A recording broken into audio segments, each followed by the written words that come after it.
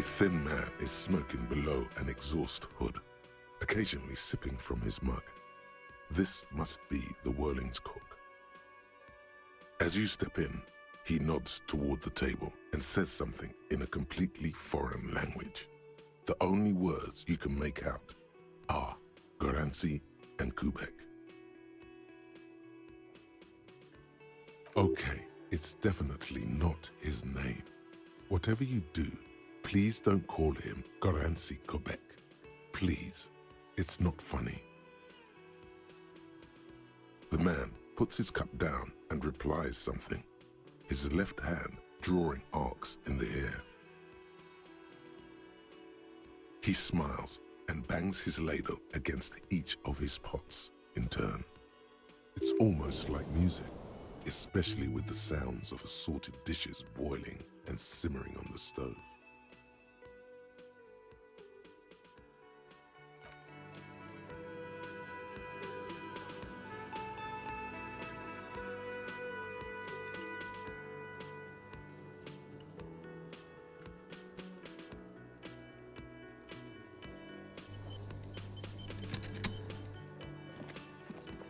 You see a heavy steel door with a prominent dimple lock.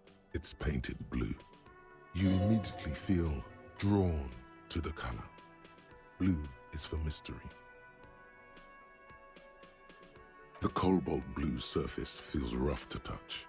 The stainless steel door is flush with its frame on every side. Old cobalt paint, rough on the fingers. 40, 50 years since this was painted, maybe. The door does not budge. You do? It's a door in the back of the kitchen. Why do you care where it leads?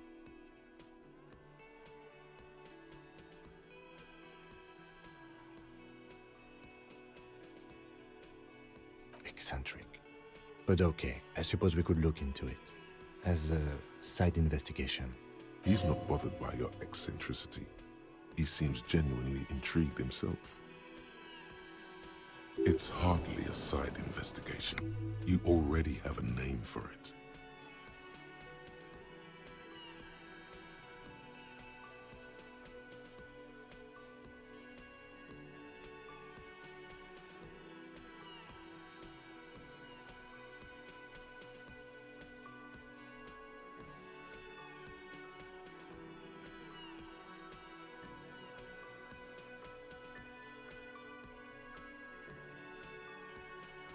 It's hardly worth a title. Anyway, Gart is the person to ask about this. The cafeteria manager.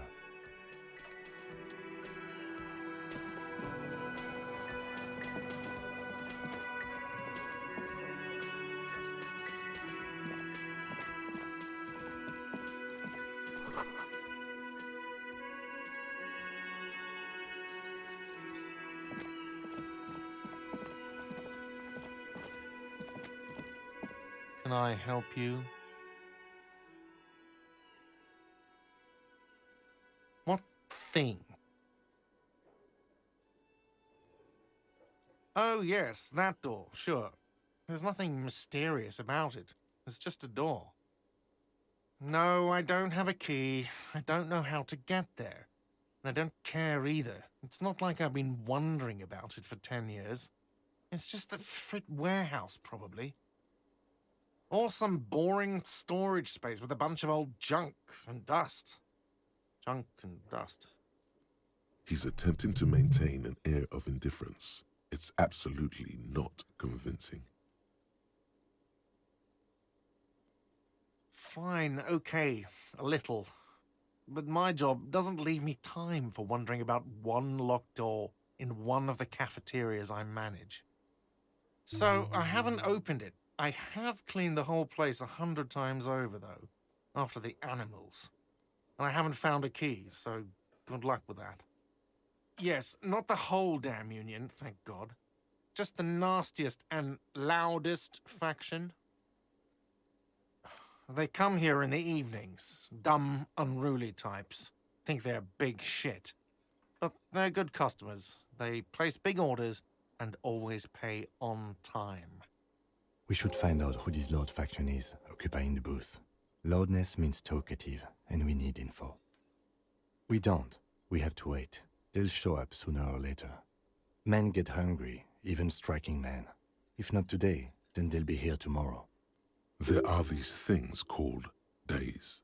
You sleep between them. He's saying they'll come after you've slept. Just making clear you got that.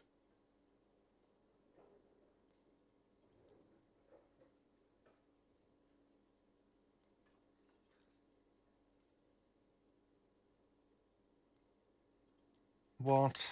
By the way, you should come back to this thing-based questionnaire if you see anything interesting in the whirling later. How strange. I certainly didn't put them there. The trash collection service? CS Municipal. I don't see why they would put anything in the trash, though. Ah, the elusive CS Municipal. I doubt we'll be able to track down who was sent here last and when. This will have to be one of those little threats that solves itself down the road. Thank you anyway. Sylvie had the keys before I got here, and I can vouch for her. I can vouch for all my stuff. None of us would tamper with the crime scene. Yes?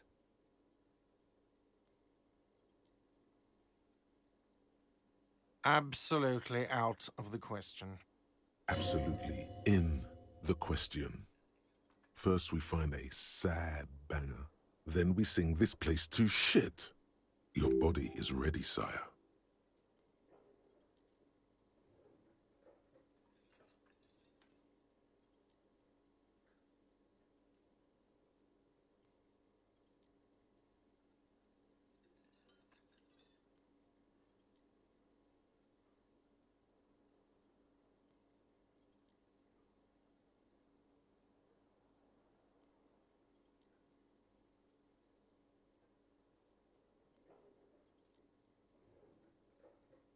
Yes, have you got it?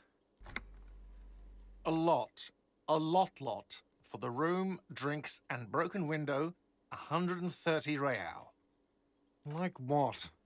I was rarely enjoying talking about the money you owe me.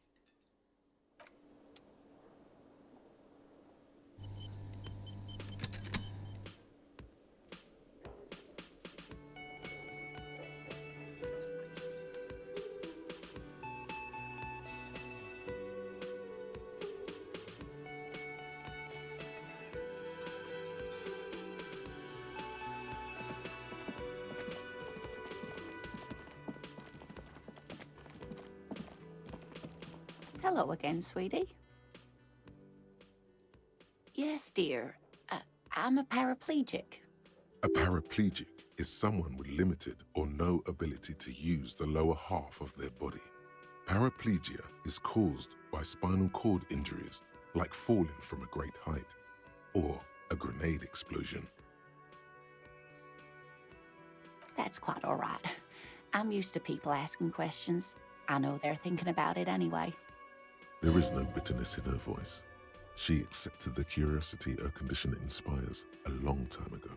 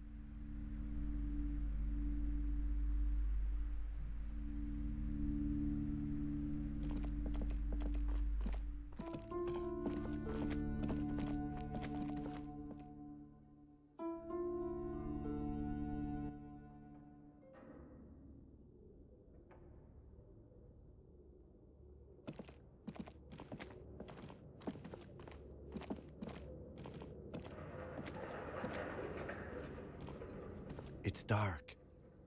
And the flashlight works a lot better if you hold it in your hand. Right. Now let's get to it. Some areas are inaccessible without your flashlight. After you've acquired it, go to your inventory and equip it in a held slot to continue exploring.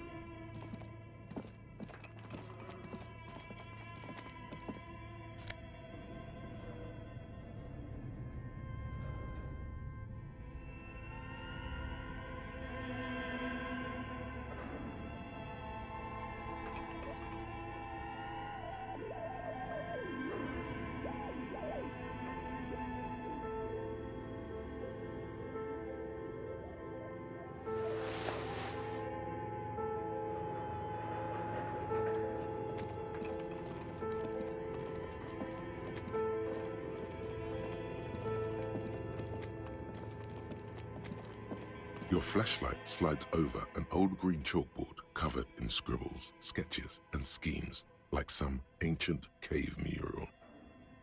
Some of the writing has faded with age, but you can still make out sections here and there. Photos and drawings have been pinned to the board. These lithe, pointy-eared creatures appear to be different types of welkins. You make out autumnal candle welkins casting wax-based magic. Translucent welkins with organs shining under their skin, and even ether welkins hailing from the vast emptiness of sidereal space. Who are all those creatures? Fantasies of a tortured, feverish mind? You should adopt one of those welkins as your persona. No longer a mere man, but a welkin. One of the welkins, towering among the rest, appears to be different, however. It's Vara Hamira, a high welkin, his face white and scarred like cracked marble. This is clearly a welkin supremacist. The note says, all non-welkin races will be purged. The Haldor, the Tuorg, the humans, and even headless men, all of them, purged. Imagine a world filled only with welkin, green welkin, dread welkin, and the high welkin to rule them all. An inordinate amount of time has gone into drawing these little welkin creatures.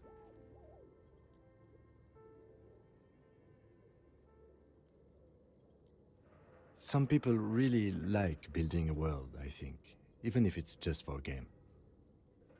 This looks like concept art for a project. It's not really real. Political commentary. That one has a great beard, too.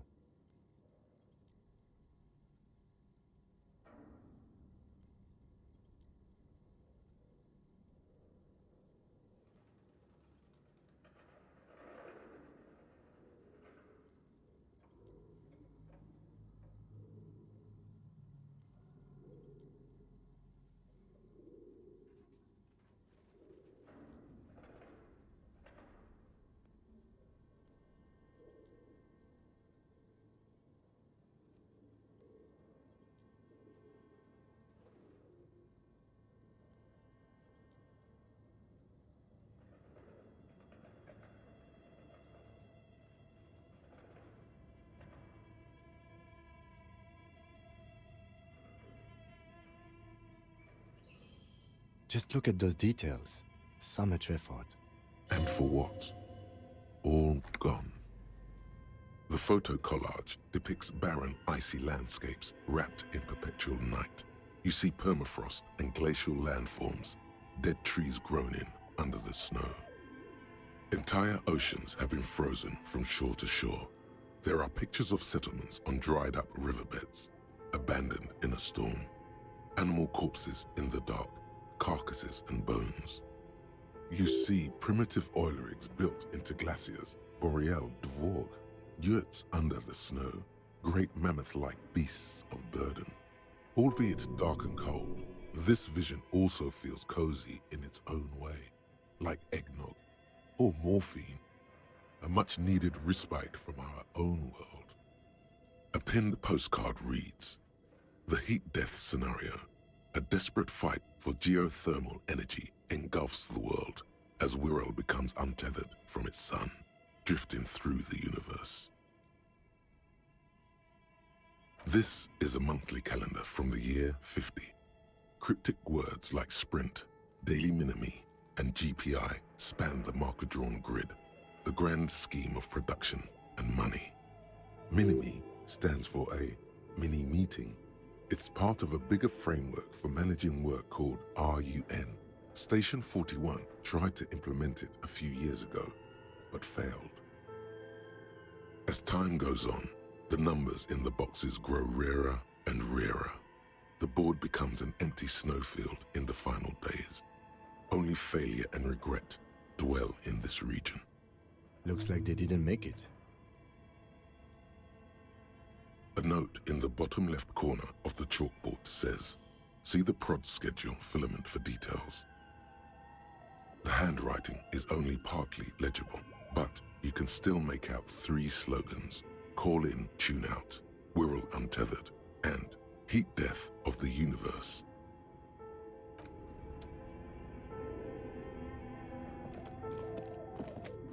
This old fireplace is covered in lines drawn in blue and red marker, the mesh spreading over the stone like blood vessels on alabaster skin. It looks ghostly and strangely ancient. The whole thing resembles Kadran mosaic tiles. Very pesantic. History classes, students with their textbooks open, studying the roots of our civilization. Those aquarelle blue tiles looked beautiful in the sun. Radio frequencies, it seems. UKV 123.6, UKV 123.7, UKV 123.9. Some written notes, too. Sparse and cryptic. Unclear. It looks like a cardiovascular system split into veins and capillaries. Very advanced. Perhaps the web is comprised of radio stations, all lead back to one red heart, titled the Game Master Frequency. A note says, this one can listen in on any station it wants. Looks like a surveillance program. They must have had massive airwidth. These things don't come cheap. Someone very important. A conductor for the hundreds of story threads that pass through the Game Master's frequency. Whoever decides to call in to a call-in station, it looks like. All of this is gone, left unrealized. There's no way a little basement studio working here could pull anything like this off. My God. It's as if the less money they had, the more ambitious their project became. Exactly. This schedule, I know doom when I see it. The company was running out of funding.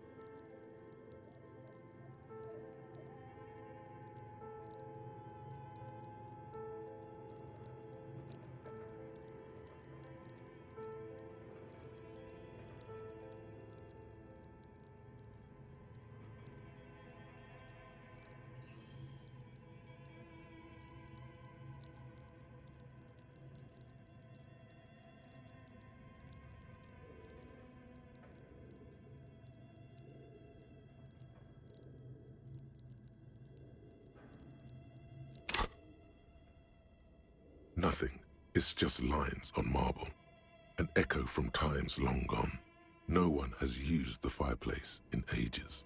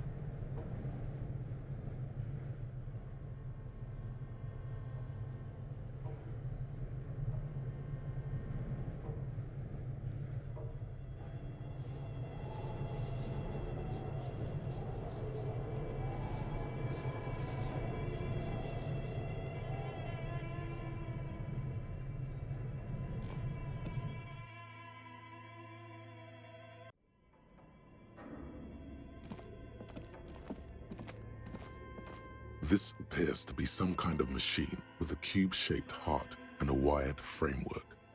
The keyboard has a rectangular on-off button. A piece of paper still hangs from the printer. The radio computer. Just sitting here without anyone inside. This is the Ream Civic radio computer, model RC5120, equipped with a Feld mainframe and a Ream-compatible printer. We have one of these down at the station, but I never really learned how to use it. The machine lights up like some prehistoric animal stirring from its slumber, revealing fluorescent play and print keys on the keyboard. The hatch on the machine's central compartment is wide open. It's empty like a beehive without its brood. Some cables have been left dangling, disconnected.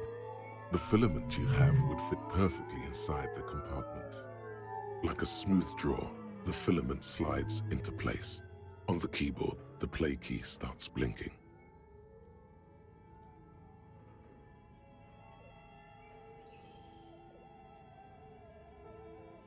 A bar of fabric right above the keyboard starts producing a soft hum. The sound of static seeps through the machine's planar magnetic driver. Have you stirred the ghost of the doomed commercial area from its rest? Could this be its dismembered heart beginning to flutter? Oh no. It was already glowing and now it's also making a sound. It's probably some alien CO-like technology. The static gets louder, slowly filling up the abandoned hall, until a voice speaks out, crackling and old, cutting into the air. Good afternoon. Fortress accident en rue de Saint-Ghislaine. This is East Insulindian Repeater Station 1. Please repeat. Is this the production schedule? The filament you have inserted into the reader. Yes. Is that the production schedule? Good. Please repeat the password. Password? Of course it would have a password. That's why there's a human administrator involved. No. A hint system is not part of the protocol for repeater stations. Still no. I am contractually obliged to protect the privacy of the filament holder Fortress Accident. Without filing a warrant with Lintel, I cannot give you access to this filament. I'm afraid we are not doing that, unless we want to wait for a month. Now, can you please repeat the password? Received. I will register this login attempt. That sounds bad. A login attempt. Something a criminal would do. Don't worry. Passwords have a way of turning up sooner or later. Fortress Accident. Is there anything else I can do for you today? Good. Please repeat. Received. Don't worry. Fortress Accident. Fortress Accident is the company on whose name the terminal you are currently using has been registered to. One moment. Fortress Accident SCA produces revolutionary interactive call-in radio games. That's what the catalog says. That's not bad.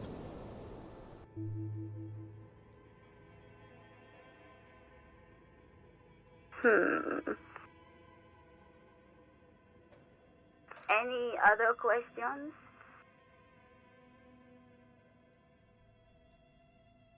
Yes, I am alive. I am 74 years old and my name is Yvonne. She repeats passwords. Programming people are all paranoid.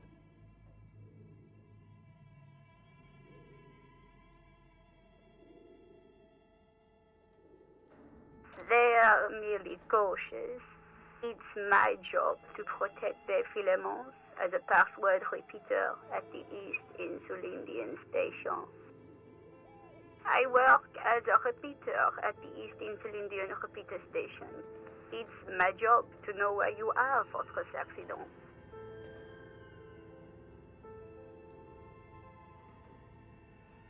As for me, well, I am sitting in my cubicle, surrounded by a wall of radios. Doesn't it get lonely, sitting there all by herself? Lonely? Why would it get lonely? I get to talk to people all day. That's why she does this. Now, please tell me if there's anything else I can do, Fortress Accident. Thank you, and goodbye. Tiles on the cube are still smoldering, casting the framework in a soft glow. Fluorescent play and print keys shine on the keyboard. Nothing happens.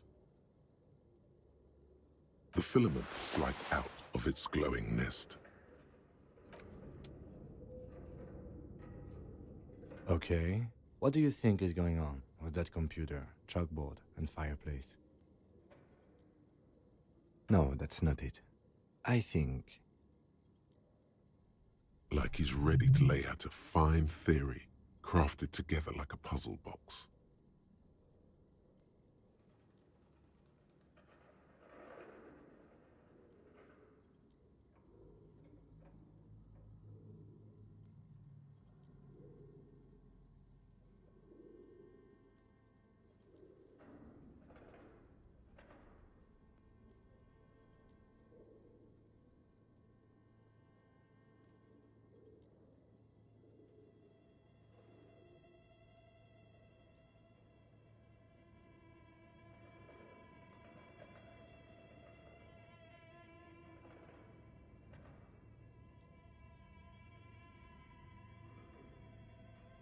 It looks like one of those popular pen and paper role-playing games, only these people were trying to automate it. make it work on radio computers.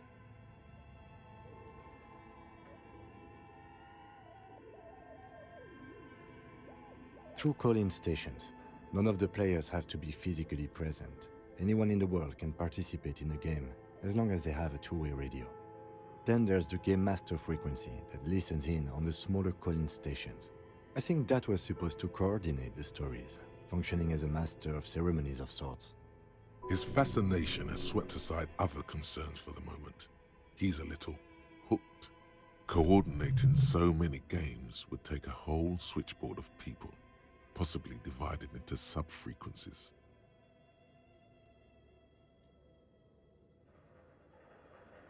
Not to my knowledge. They make automated games in Graz, Messina, Königstein. You know, places with industry. But I don't think anyone has attempted to create an inter-isolary game before. We just don't have the technology. Indeed, those Welkins are a dead giveaway. Role-playing people love that stuff. The world looks like a modified version of the WeWorld board game, with hit death thrown in. Super cool. Someone should give them millions of real immediately.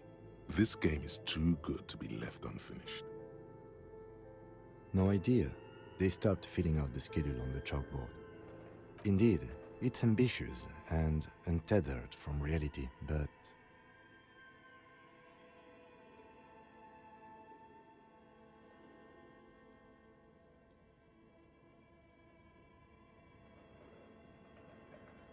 Ah, yes, the doom of bad business practices.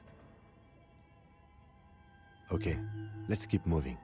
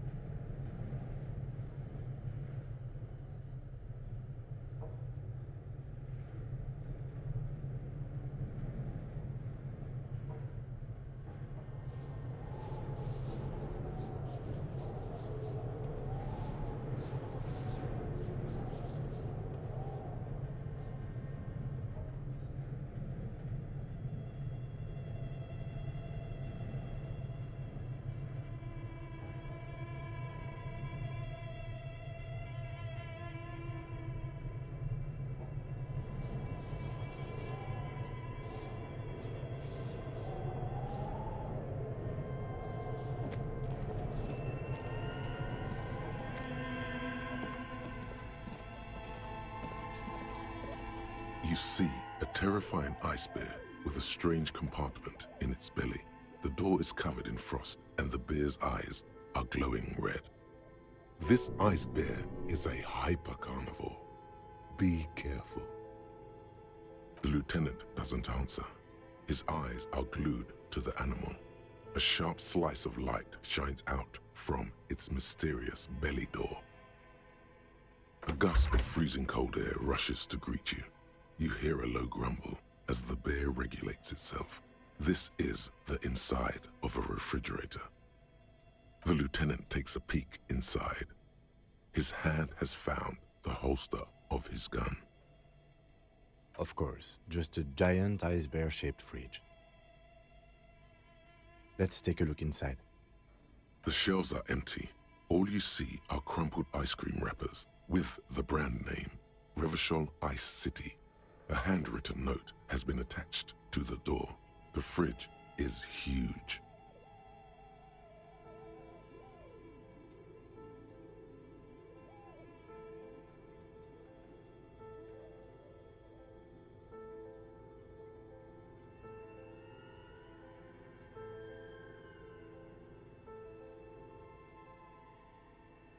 pocket the note and the little fridge magnets keeping it on the door.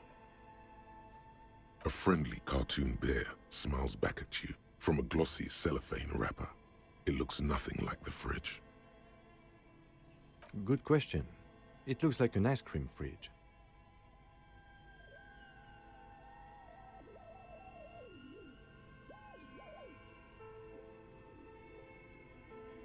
I know. What an unfortunate marketing choice. What is even worse, the bear is still costing them money to this day. The fridge buzzes with energy. The electricity bill on this thing must be catastrophic.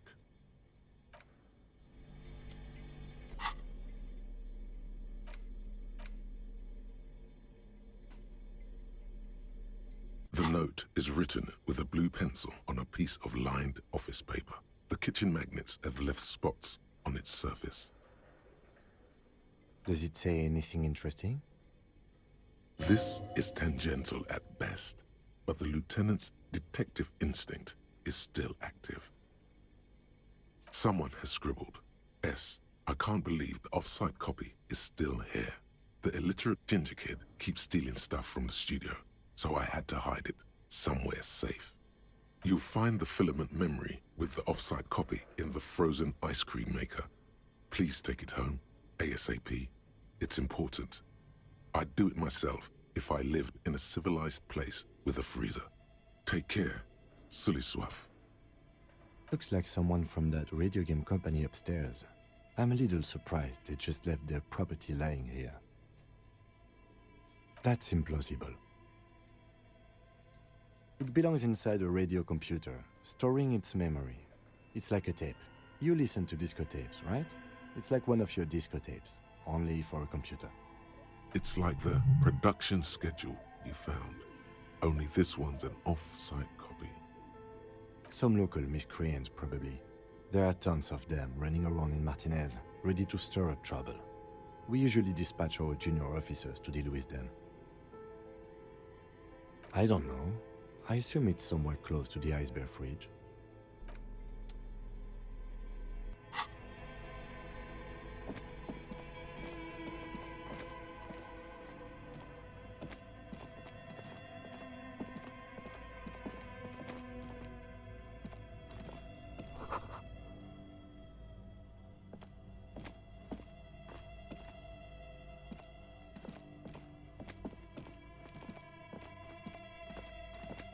A few bricks have fallen off, revealing a compartment behind the wall. It's too dark to see in. Seems like an old bunker from the Revolutionary period. Look at all those rifles. Must be an old weapons cache. There is, yes. And there also appears to be something inside the hole. Interesting. Do you want to take a look? Your hand reaches deep into darkness and spiderwebs. Rummaging around, you find rusty rifles hidden away. Are these any good? Most of them are rusty and inoperable, like the rest, but one catches your eye. A bolt-action model with a fine wood stock, in better cosmetic order than the others. That's a rare sight. Seems to no longer be functional, but still a beautiful thing in its own way. It means there are firearms, albeit inoperable, still lying around in Martinez. It's an interesting coincidence, I would say. Might come in useful in the future. He likes this find.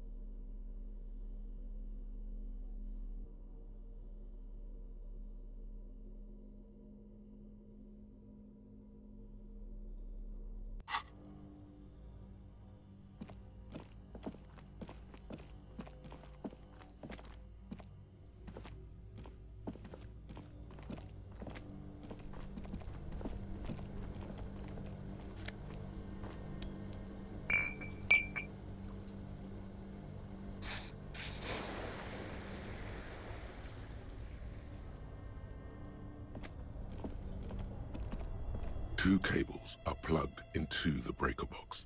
The red one leads to the ice beer fridge, and the black one to some kind of a buzzing fridge-like thing nearby.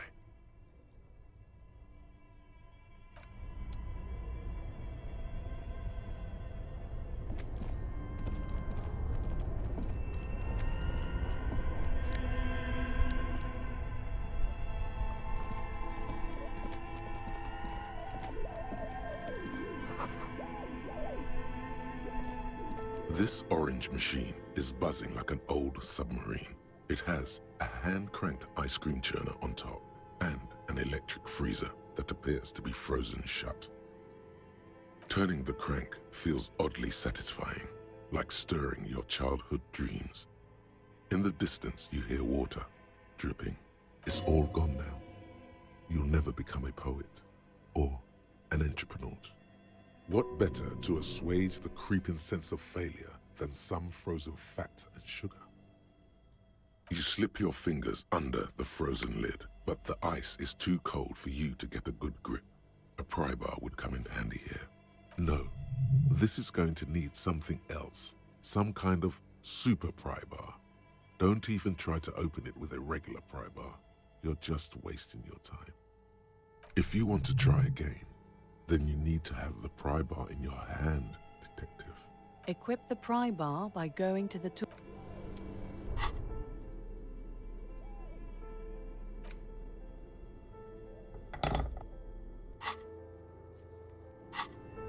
This orange machine is buzzing like an old submarine. It has a hand-cranked ice cream churner on top and an electric freezer that appears to be frozen shut.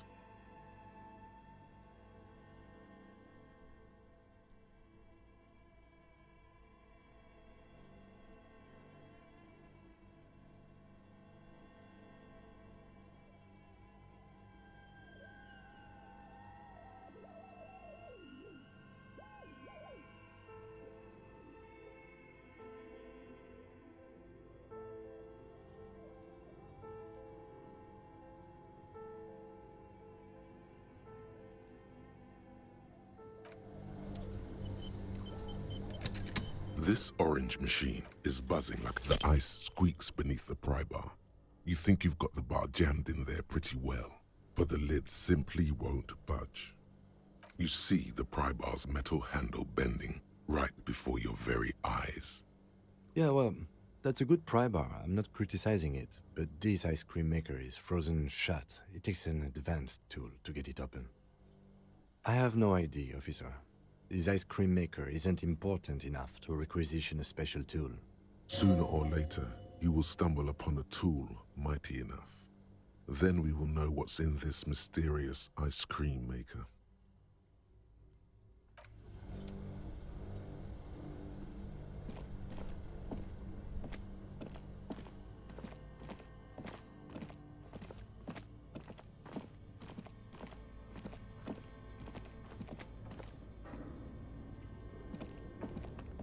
A thick layer of coal dust covers the furnace, coloring it pitch black. Looks like this furnace has a face, and it's a face of agony. Looks like it. Looks like an old central furnace used to heat the building. It's connected to the chimney. No one has used it in ages. No signs of any recent fire. Only dead rats. It's dark and grimy here. In the darkness you can hear chatter. It's coming from above. A voice or several voices talking to each other. Near the smoke chamber, upstairs. What are you doing?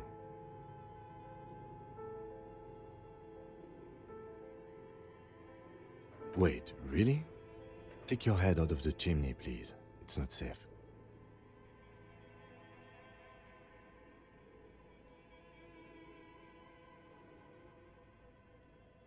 You're right. The rooms do look like they're connected. But malignant entities don't exist. At least not the supernatural kind. Then what was the chatter you heard? A lush layer of coal now covers your skin, sinking into the wrinkles. Your hands look ancient. Maybe you could paint something with this coal. Leave a cave painting for future archaeologists. No, That would be stupid.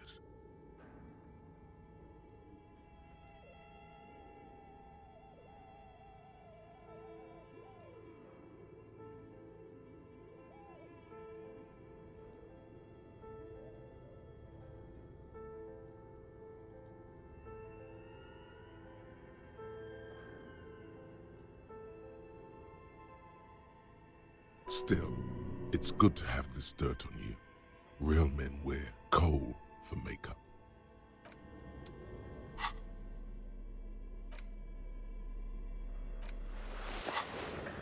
A thick layer of coal dust, a lush layer of coal now covers your skin, sinking into the wrinkles. Your hands look ancient.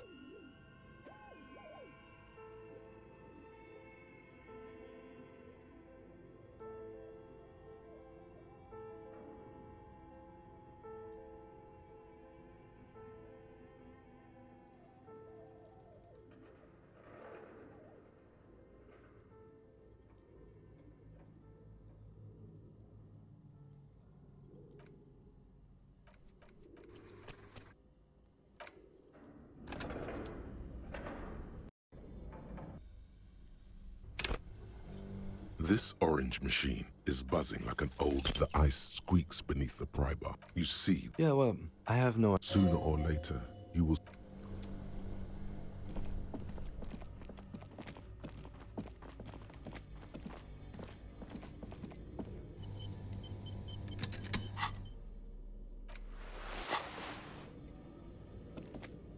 A thick layer of coal. Looks like this furnace has a face. Looks like it. No one has used it in ages. It's dark. What are you doing?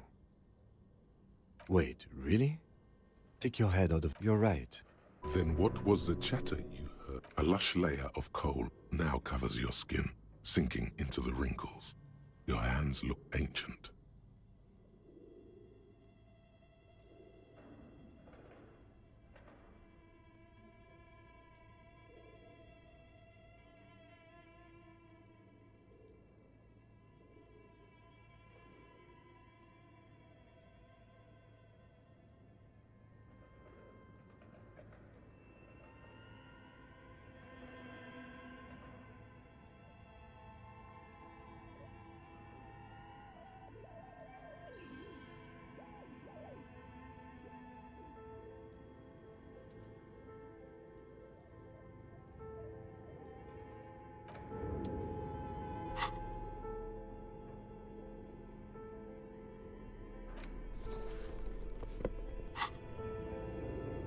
A thick layer of coal dust covers the fur. A lush layer of coal.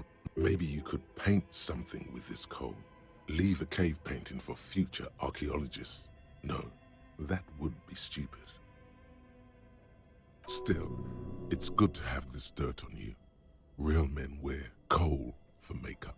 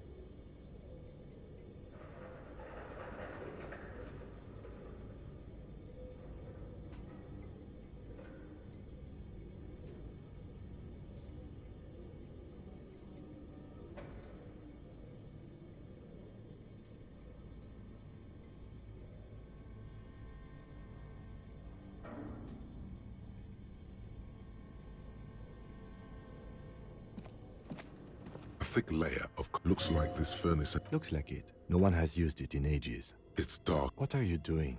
Wait, really? You're right. Then what was the chatter you heard? Something breaks loose in you. A mighty bellow echoes throughout the chimney's depths. The chatter of tiny voices above suddenly cease. Then... Hello? You've awakened the entity. And it's a woman. Of course. The malicious entities are always women.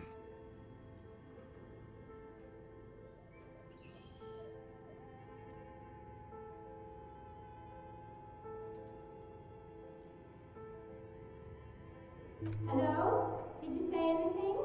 I can't hear you. Please come upstairs. There's a safety curtain on the second floor. I'll open it. You hear a low rumble upstairs. The sound of a curtain being pulled aside. After you, officer.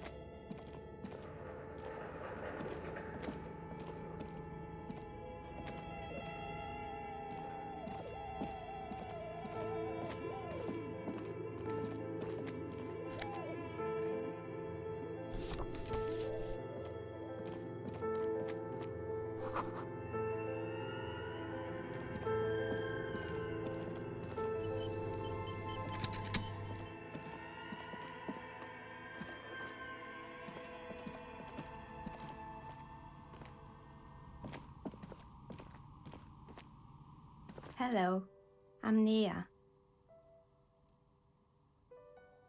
Did you try knocking on my window? I must have missed you. I've been listening to my Melius. So what kind of dye are you looking for? Could this be the malicious entity? Perhaps it's wise to go along with this masquerade for now. She's got a direct view to the backyard. You should interrogate her about the lynching.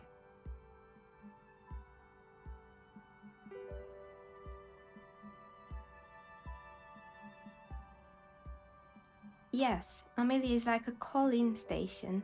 You need a two-way radio to access one. That's why I have these. Mostly, they just teach you to swear in different languages. But some of the stations can be quite interesting. I was so absorbed, I must have missed you knocking. Then how did you get inside? By the south entrance? You know what? It doesn't even matter. What matters is that you're finally here. Let's talk dice. Did you have something specific in mind? I'm a novelty dice maker. Tell me the name of your role-playing system and I'll make the die you need. That's why you're here, yes? As she speaks, her bone-like fingers fiddle with a ring. Her bones light, but her hands strong. Role-playing games? You know the one made by Fortress Accident. Does that count?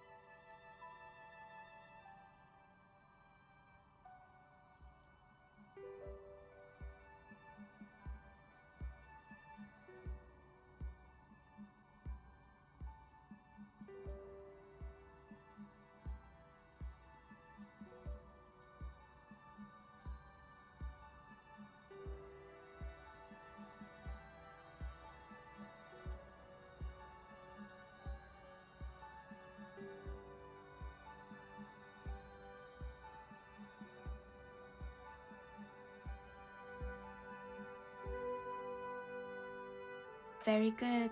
My rate is 10 real per set, unless you want something really unusual. Take a look around and see if there's any particular stone you want to use.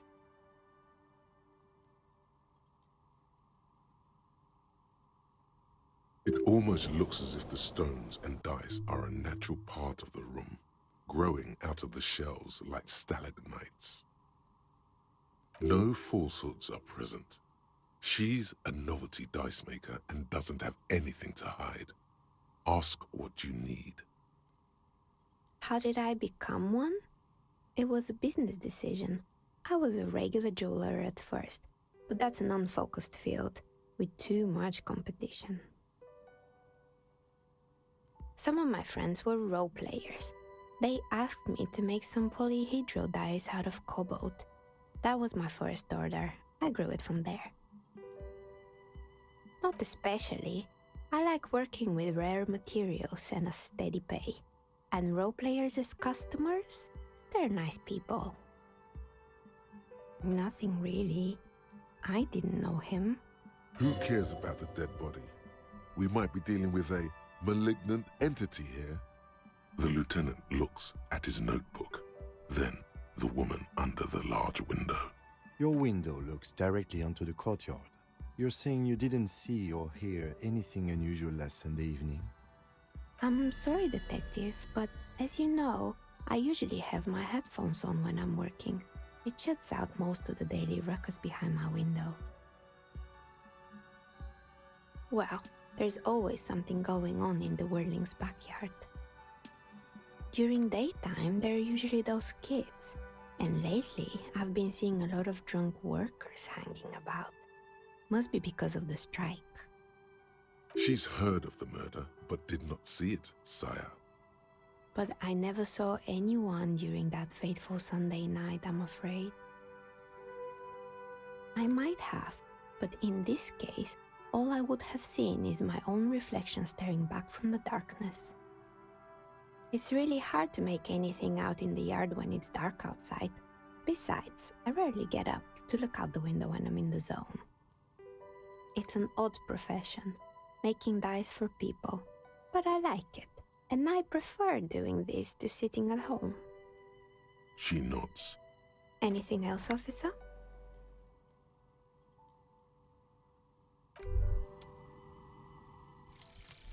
Jamais vu. Derealization. Jamais vu. The opposite of déjà vu.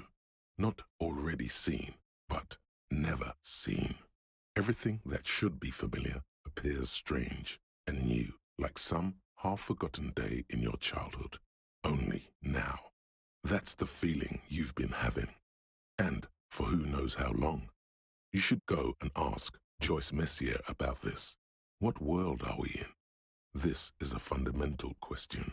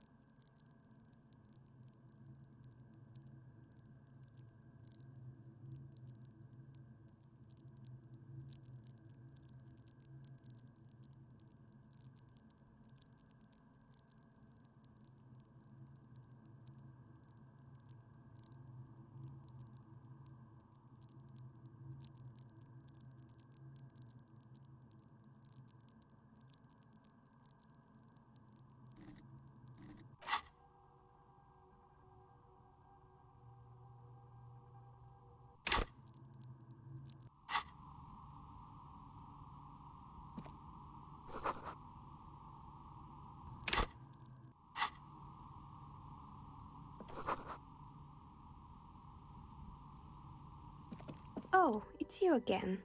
Are you looking for a dye? We're inside the chimney of an old central furnace. It's strange, I know. But when I arrived here, all the other rooms were taken, so I had to build myself a makeshift home. Besides, I don't really have to pay any rent here, so that's a plus. Plaisance was right. There's an entity living in the chimney. You should ask her about the curse. Creative. I've heard the stories, but I don't think those stories are true.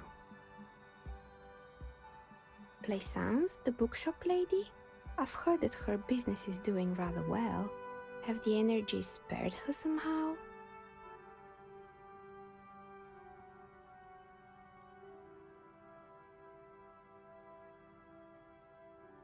Oh, right.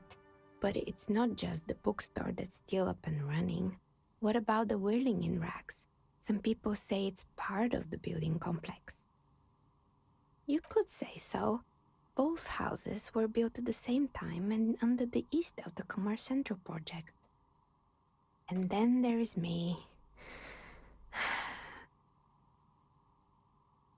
I've been here for 14 years, selling novelty dice to role-playing enthusiasts.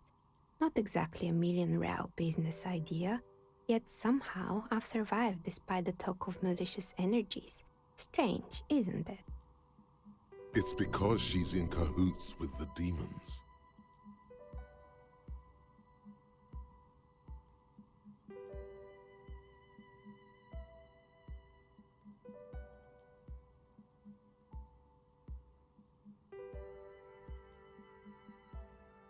Maybe it's just because she's so talented that she's been able to woo the curse.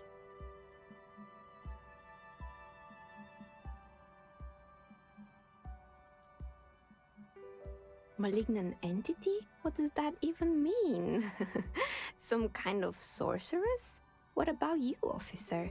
Do you think I'm the malignant entity? The jig is up. The she-demon knows you've uncovered her true identity. Time has come to face the source. Fear not, for the forces of the universe are supporting you in this psychic quest.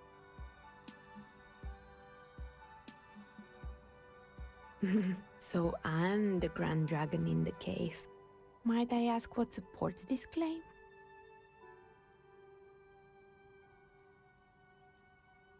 Oh my, I've revealed myself. You better call the exorcists. Of course, how convenient. Well, if you ever find a way to explain all those inconsistencies in the curse, then let me know. That's all she has to say on the subject. She has been thorough and truthful, as far as we can see. Plaisance needs to hear about this. Perhaps if you combine your psychic energies, you will make sense of the situation.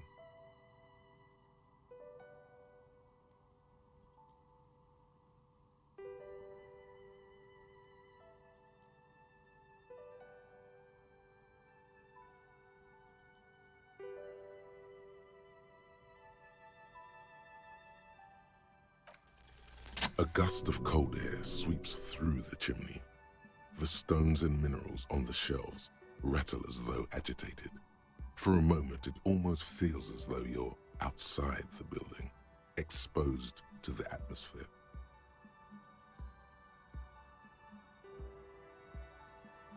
Didn't we already talk about this?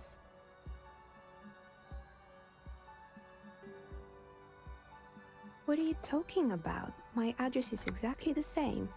Rue de Saint-Guilain 10.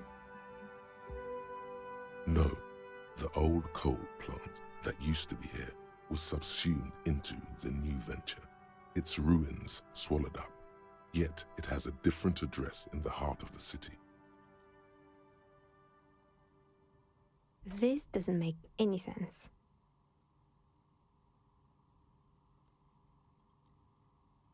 Are you saying my business was spared because of a technicality? Where is this coming from?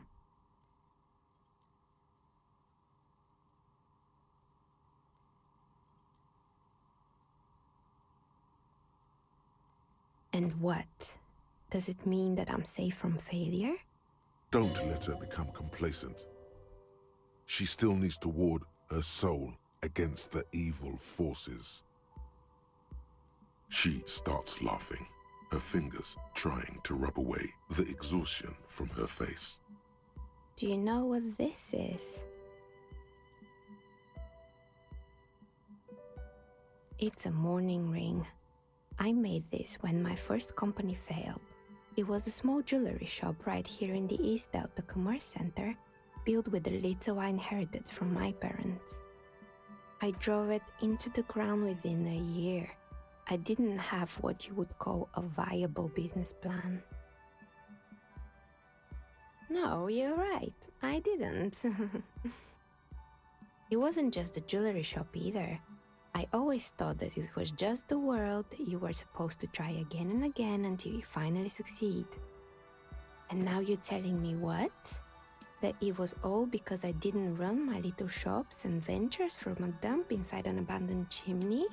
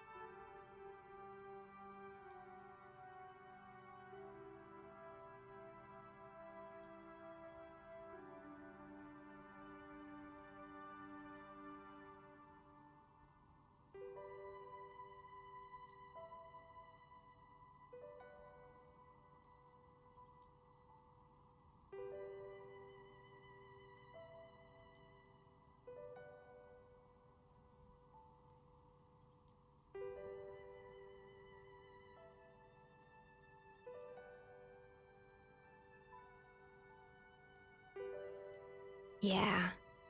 Or maybe it's the entire world that's cursed. It's such a precarious place. Nothing ever works out the way you want it. That's why people like role-playing games. You can be whoever you want to be, you can try again. Still, there is something inherently violent even about dice rolls. It's like every time you cast a die, something disappears. Some alternative ending or an entirely different world. But anyway, thanks for sharing your theories, officer.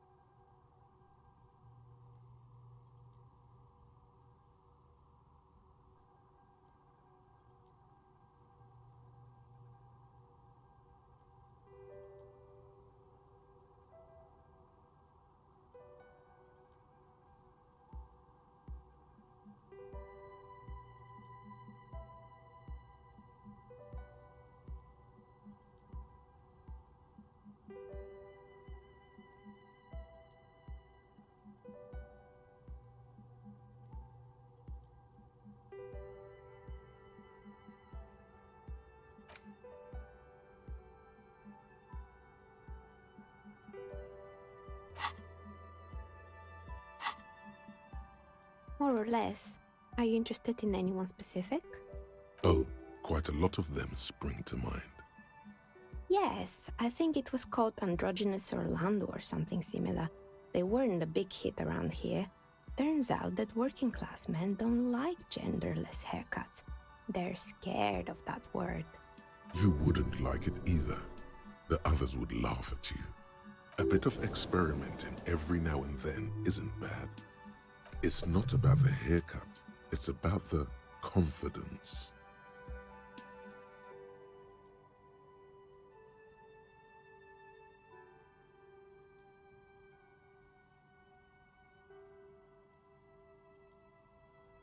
Me neither. I just wanted off my face. Fortress Accident, the radio game studio. They were an interesting bunch. We talked about role-playing systems every now and then. Once, I even saw two of them get into fisticuffs over Wiro. That's understandable. Fantasies are serious things. The mind is the drawing board of history. They certainly took their work very seriously, even if they seemed to be chronically liberal with their schedules. The usual, they ran out of money and couldn't get the project done on time. Well, I did hear them talking at times.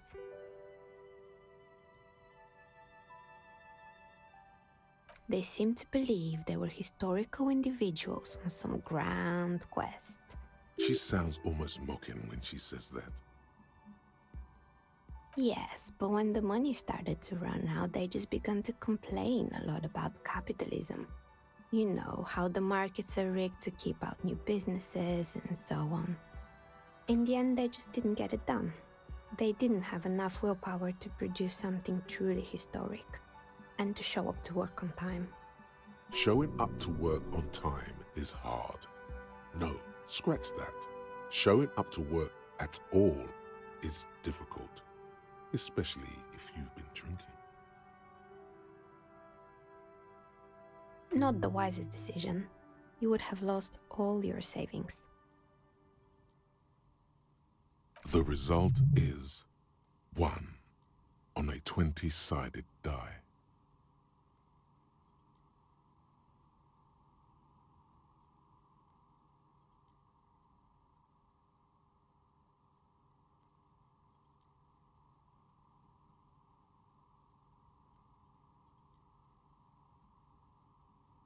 The dice is black and filled with little silvery flakes, like snowfall.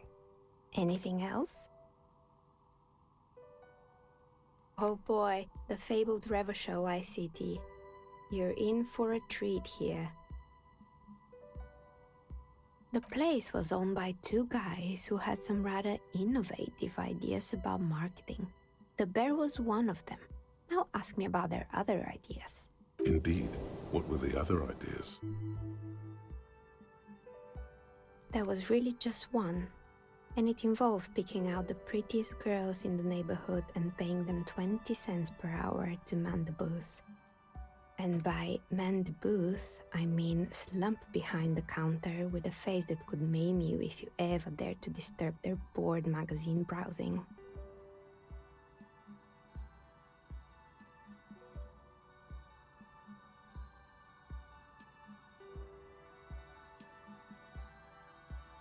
It didn't. Occasionally the girls had their friends over, which doubled the amount of hairspray, skin problems and mood swings behind the counter. And they already had the bear. The bear. Of course not. The bear was terrifying. No one wants ice cream guarded by a hostile apex predator. To make matters worse, the fridge didn't work too well either, and half the ice cream. Eventually, Ravishell Ice City lost the price war to its rival, Glacé 5000. Glacé 5000 sold caramel sundaes for only 5 cents a piece, out of regular fridges.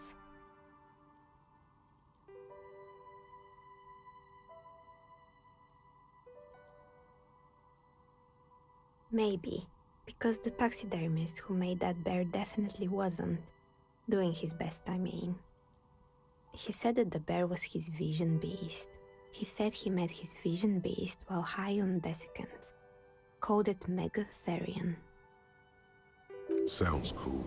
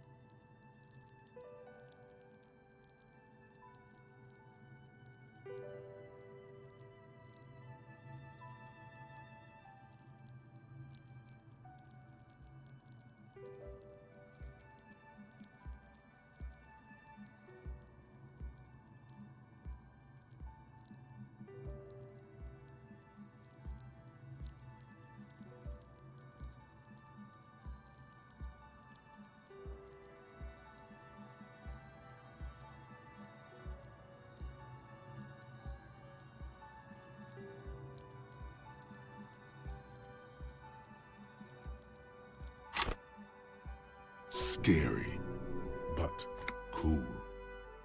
Megatherion, a mega wild beast. It's an imaginary beast that guides you through life by telling you to do more drugs, mostly. A wise and noble beast, guiding you toward the land where the streets are paved with drugs.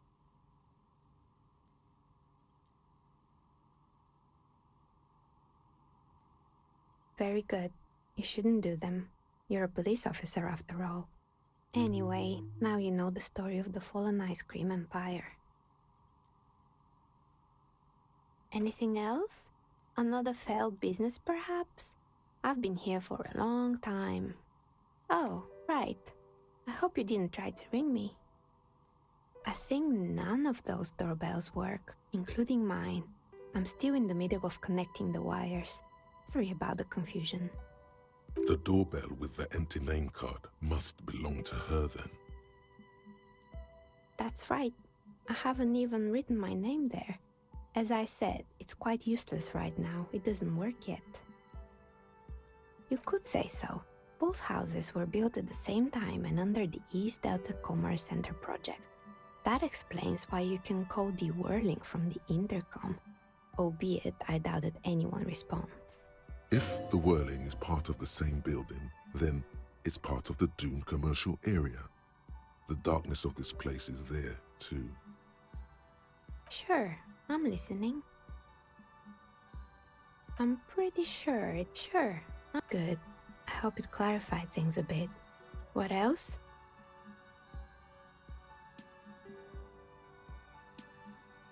Of course. Tell me what you have in mind.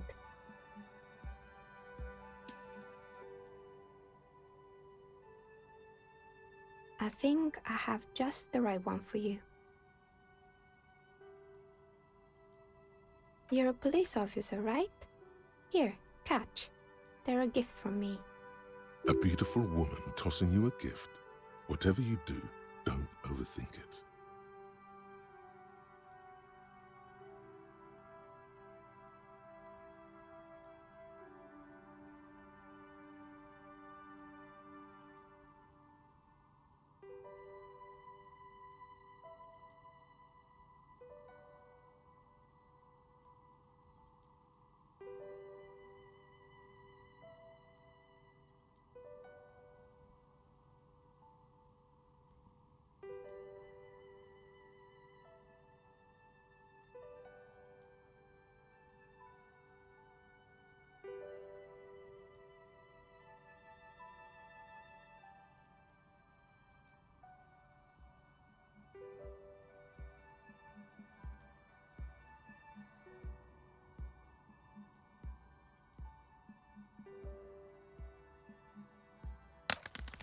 You overthink it. Your hands can't agree what to do, and the two dice drop to the floor and scatter in opposite directions, like pearls from a broken string. The blue one disappears down the pit in the center of the room. Ah, down the drain, like your career. I apologize, officer. That comment was unnecessary. That one is made of bloodstone with a lapis lazuli inlay. The other one was the inverse. They were a set, you see, but now the set is broken. It's a shame. They might have brought you luck.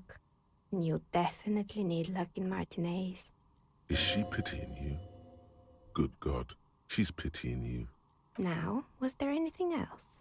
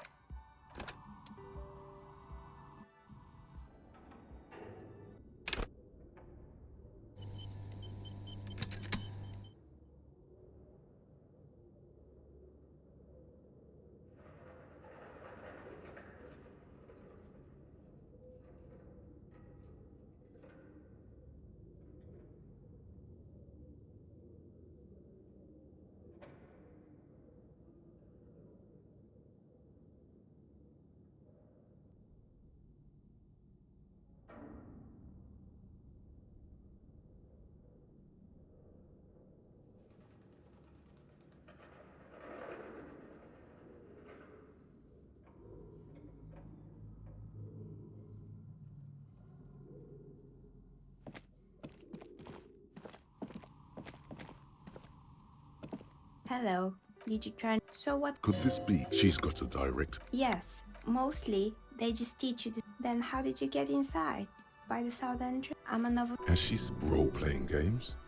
You know the one made by Fortress. Very good. Take a look. It almost looks as if no falsehoods are present. How did I be? Some of my friends were not especially. I like work. Nothing. Who cares? The lieutenant. Your window. I'm sorry, detective, but as you know, I usually have my headphones on when I'm working. It should, well, during day. She's heard of. But I never saw anyone during that fate. I might have. It's really hard to make. It's an odd profession. She nods. Anything else, officer? Jamais vu. Derealization. Jamais vu. The opposite.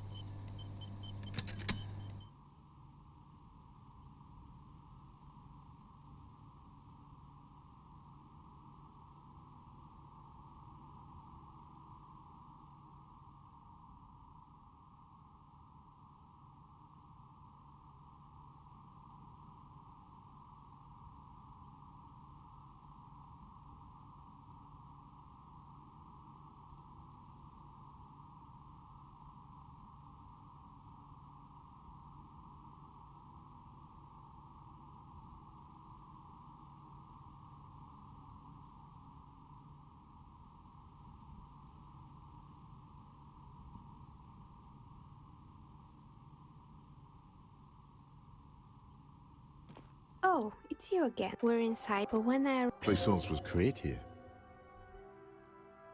I've heard the stories, but I don't think Plaisance, the bookshop lady? I've heard that her business is doing rather well. All right, but it's not just the... You could say so.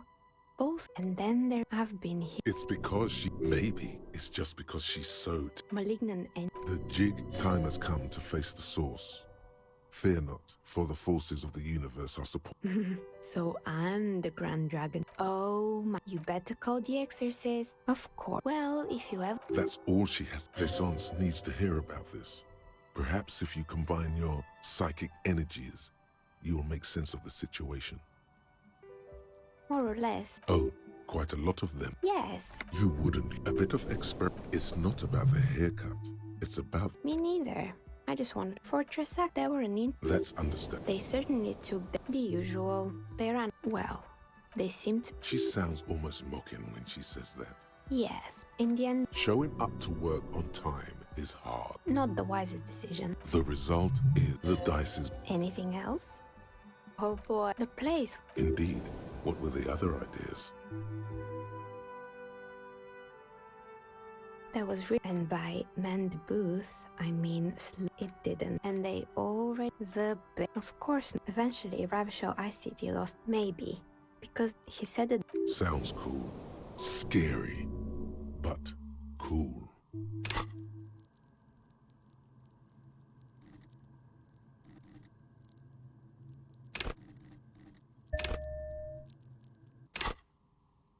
Megatherion. A mega wild beast. It's an... By telling you... A wise and noble beast. Very good. Anyway, now you... Anything else? Oh, I think... The doorbell with the empty name card must belong. That's right. You could say so. If the whirling is part of... Sure, I'm listening. Good. I hope it clarified things a bit. What else?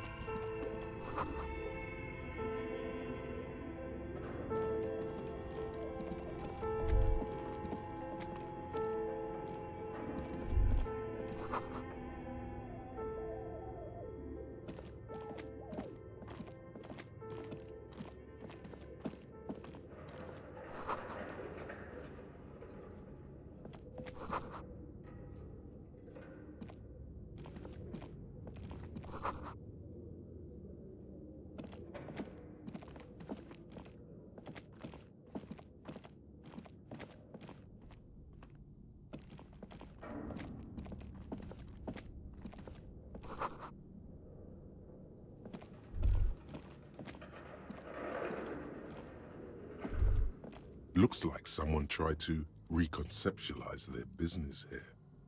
Look, the skis and rotor blades both bear the same slipstream logo.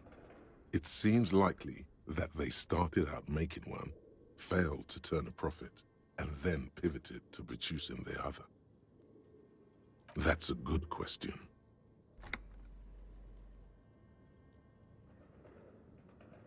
Reality is ruthless.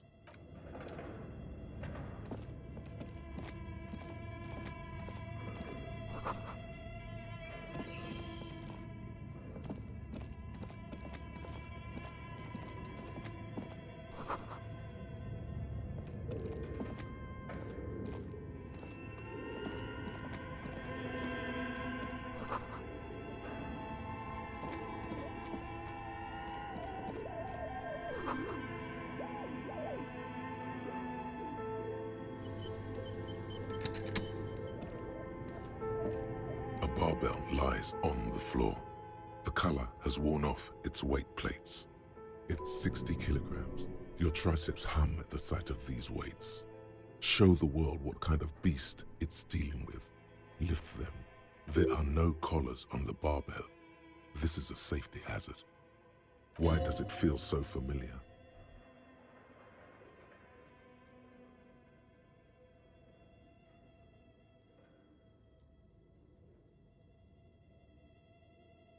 No, it's not that. It's the stale smell of rubber, the squeaky sound of sneakers, your bruised knee against the mat, and a whistle. Then the feeling is gone. It's just a memory from another life, when you were young and fit. You're right. The weight may fall off. Better not touch it then. It would be a violation of EPIS safety regulations if the gym was still operating, but it isn't. No one's supposed to come here anymore.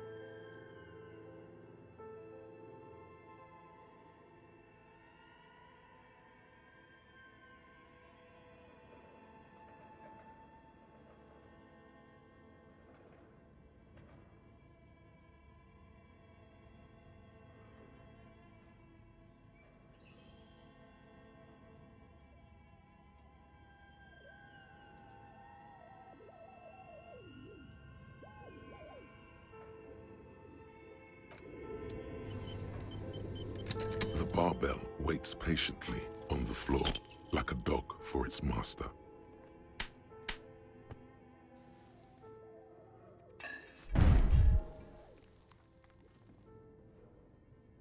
You manage to hoist it off the ground, but the barbell feels wobbly and dangerous. Your hands slick with sweat. Turns out you're no beast, just an old man with bad form. See? See? This place is cursed. Maybe it wasn't such a good idea to smash through that back door.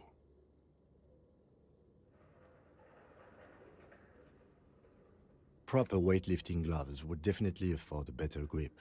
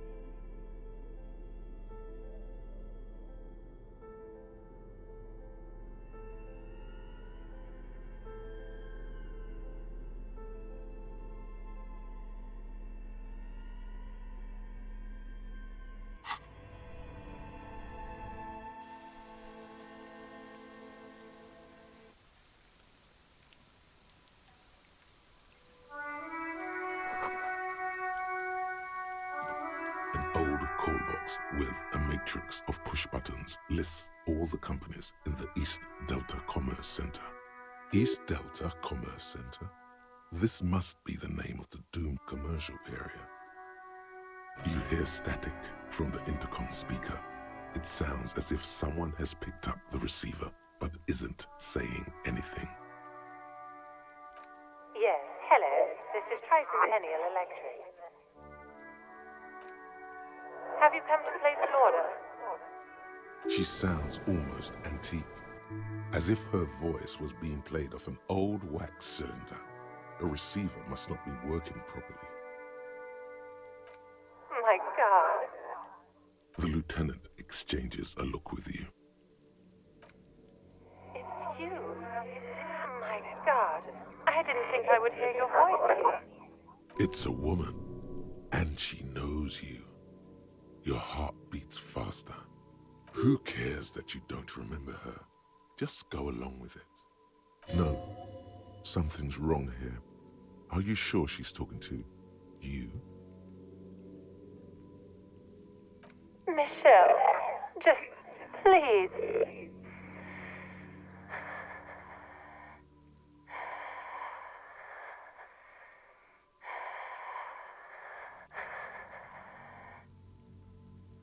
Why did you even call?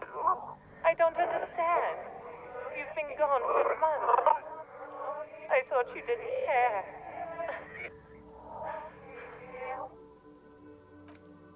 Ever since I came to work here, it's been different. As if my mind's been wiped clean. A spot of static overrides her words. When she speaks again, it sounds like she's submerged. It's so nice. It's so nice to be able to finally meet again. She sounds like she's about to cry.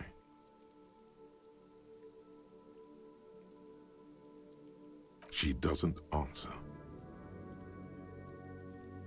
Silence. The only thing you can hear now is static and waves washing ashore on the bay. Another seagull passes by. It's getting cold standing here, staring at the silent call box. I don't know what happened either. We should probably stop playing with this thing. You press the number sign on the keypad that terminates the call. 12 name cards on the call box read.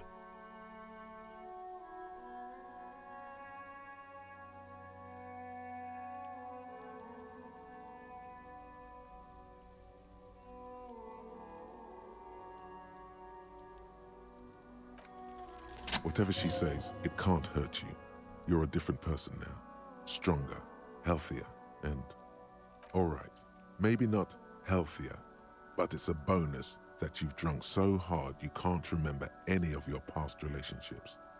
Oblivion's the ace in your corner. There's a light buzz as you press the doorbell, waiting for her to answer the call. It's cold outside, and you can hear the wind blowing into the speaker. A strange metallic taste fills your mouth as you stare at the intercom. Yes, hello. This is Tricentennial Electric. Have you come to place an order? My God. Here come the bad vibes again. Relax. Distance yourself from it. It's you. My God. I didn't think I would hear your voice again. Wait, is she... Michelle, just please. Why did you even call? I don't understand. You've been gone for months. I thought you didn't care. Is this some kind of joke? The voice from the intercom doesn't answer, but you can hear her breathing. Wind blows into your microphone again, crackling and echoing in the box. Your hands are getting cold and your breathing becomes visible, forming small silvery puffs in the air. ever since I came to work here, it's been different. As if my mind's been wiped clean. It's so nice. It's so nice to be able to finally forget about you. And then it hits you. She tries again not to cry, and still doesn't succeed completely. Her quiet sobs sound old and distant, as if her voice is being played off a wax cylinder. Anger boils up in your chest.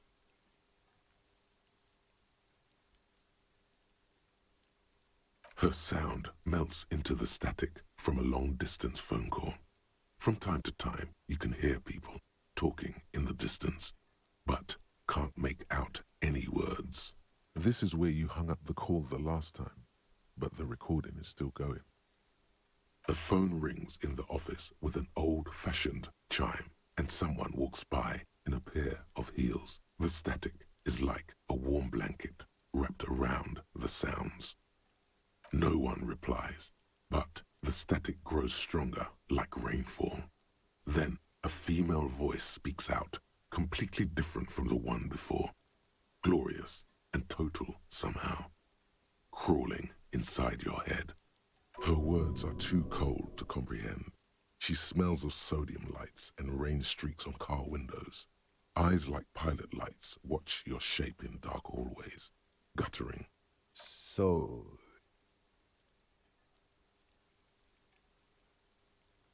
It was a recording trapped in the circuitry from some ancient tenant. This sometimes happens. Shall we conclude here? We have other mysteries to solve. I don't have time to explain it to you right now. Maybe sometime later. Don't take this the wrong way, but during our short stint working together, something weird is almost always happening to you. That is true.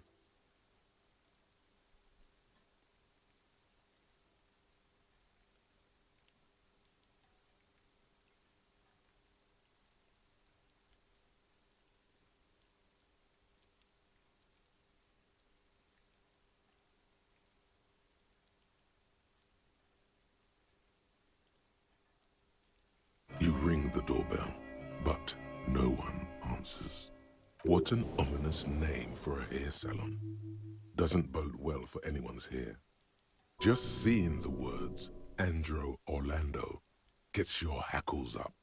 Its very existence is a threat to your masculinity. To say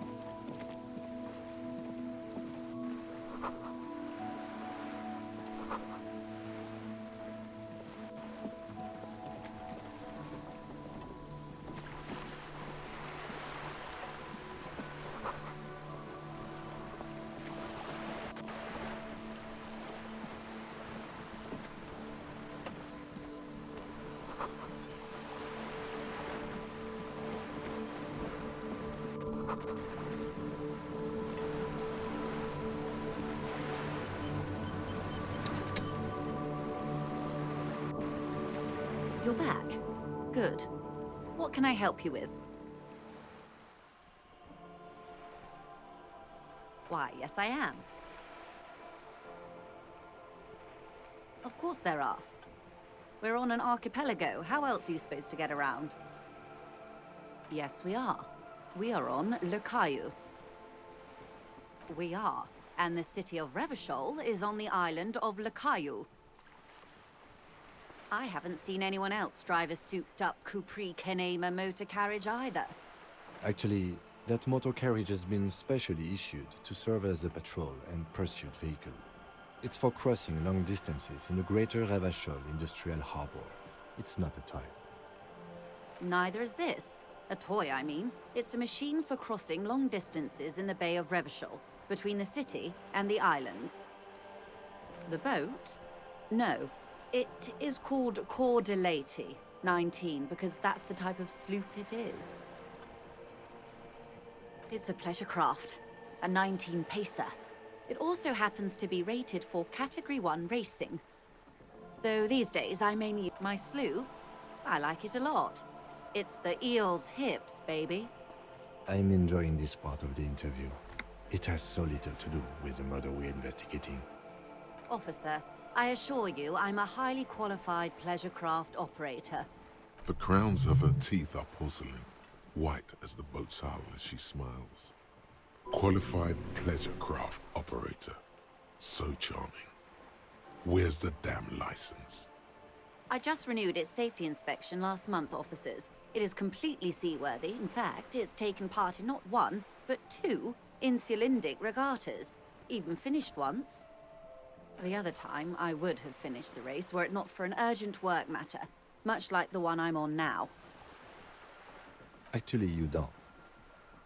It is a little-known fact among those who police that the Wayfarer Act specifically denies the RCM the authority to demand anyone's operator license. I was just being polite. Even school children know the Wayfarer Act.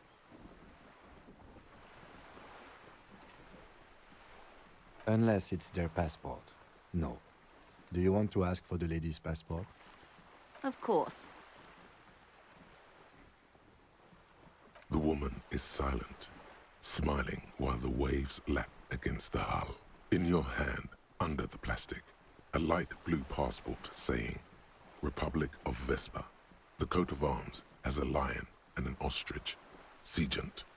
The Republic of Vespa, formerly the Republic of Vespa Messina, was once a dual kingdom. An amicable parting of ways produced two constitutional monarchies. Vespa, the richer of the two, is an occidental nation known for its proximity to the Pearl and its exotic financial derivatives. It is a stable country, and yet there has always been something ominous about its perfect stability. It's a place at the edge of the Mwindi Isola, overlooking the Obi Sunt Isles, fracturing into the great unrest of the Pearl. The woman, born in the year 3 in the commune of Revachol, smiles at you, face adorned with frown lines and crow's feet. The photo is recent. The name reads, Rejoice Leighton Messier. Yes, but please don't call me that. Joyce is much more efficient. My husband is. I have dual citizenship. A Vespertine is handier when traveling. She nods and returns the plastic bag to her coat. Good.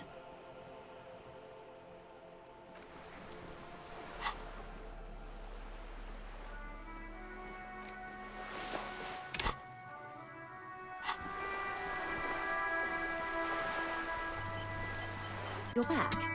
Good. What can I help you with? More lessons in basic reality?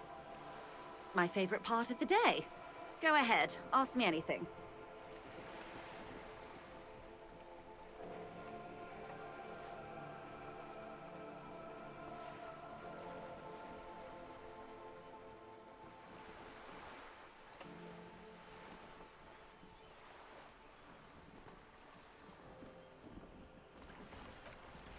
What is all of this? The scent, the sound, the air. What world?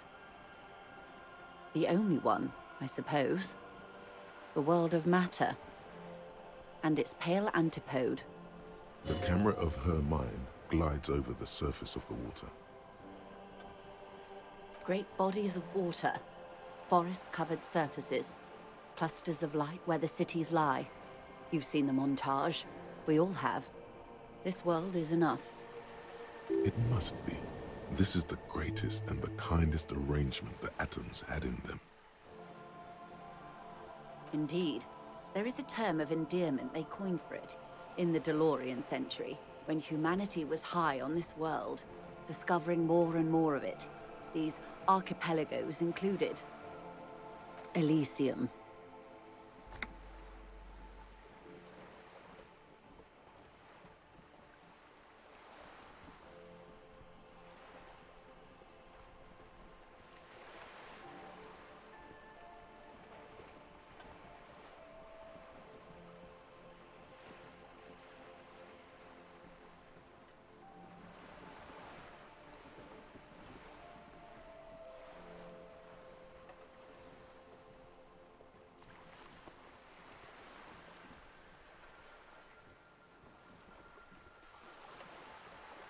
Not in this case, no. That sounds more like something the Mesk petrofascists might say. The Confederate Republic of Mesk, the world's largest state by territory, has fallen into an especially nihilistic strain of nationalism lately. It isn't enough to call us animals. Even animals aren't animals. They're like you and I suppose. Living organisms don't identify with abstractions. Elysium is for particular beings. It does. There are those who would call it hell. A term of hatred that originates, like many such things, with the Mesk petrofascists. Oh, you want a picture of the world? There is no complete set yet, dear. They're having some trouble reaching orbit. Great things are difficult to achieve. For now, we're viewing the world from the inside, sideways. That's looking less and less likely, Detective. You wouldn't know it from the tabloids, but the ORG nations have been launching weather balloons into the lower ionosphere since the 30s. ORG, Occident Revichol-Grad. There's a steadily increasing trickle of images. Between the big three, they're piecing together a dark grey corona. Yes. Pale covers 72% of the surface. There are grey flares and prominences, even arcs above entire isolas. The images are blurry, but if there was a sphere in there, it certainly looks like it fractured a long time ago. A cold fear seeps into you. You seem to be spooked. Please don't be. They say there is a rarefied envelope of matter surrounding the darkened disk of our planet. That is, if we are still living on a planet. Or, to speak more plainly, imagine vast swathes of land disrupted by nothingness. I am sorry, dear. It must sound quite terrifying through the acute encephalopathy. Even scientific positivism isn't entirely convinced about what we're dealing with here. But this is one of the greatest questions of our time. Maybe when they get the complete set together, it will jolt us out of our rut, bring us together, however naive it may sound. You have misimagined it. I don't have the power to convey to you the effect and geometry of the images that depict our world from below low orbit. It's like the crowning of the world. It's insane. Very disco. You'd love it. See? Everyone finds something worth holding on to in this world, however wasted its opportunities. Suddenly, You're conscious of yourself standing there, on whatever this all is. Your arms hang down by your sides. The lieutenant observes you both, silently. He adjusts his glasses.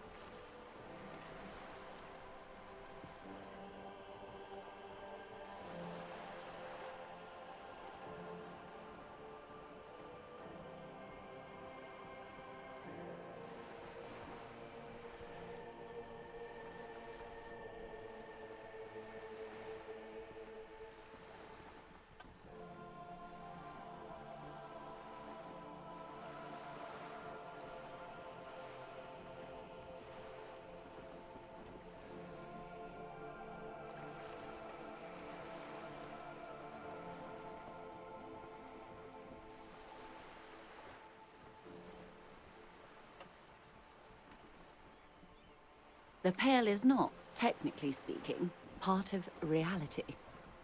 Yes. Also, I think we've had enough excitement for today. Remember, we have a cadaver to attend to. Of course, Lieutenant. Let's try something else.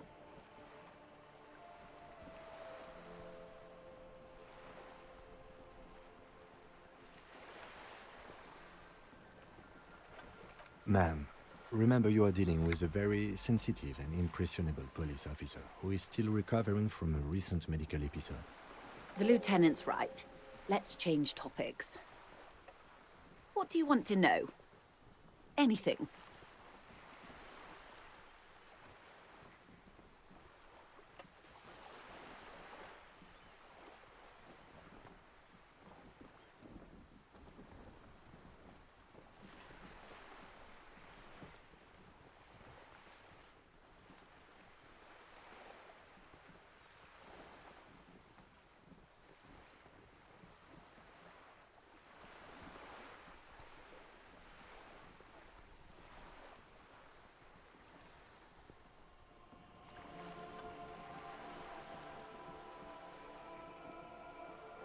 Glad to have been of assistance. The little that I know. Anything?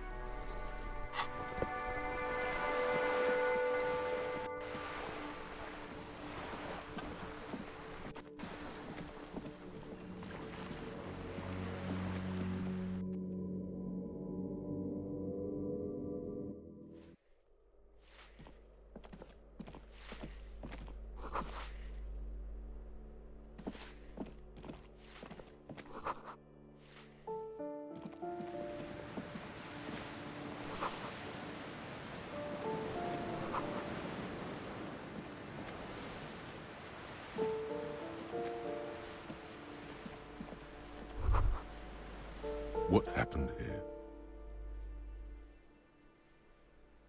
It will still be accessible through the apartment next to it. That one didn't have a door. Sadly, nothing of great value remains here. Indeed.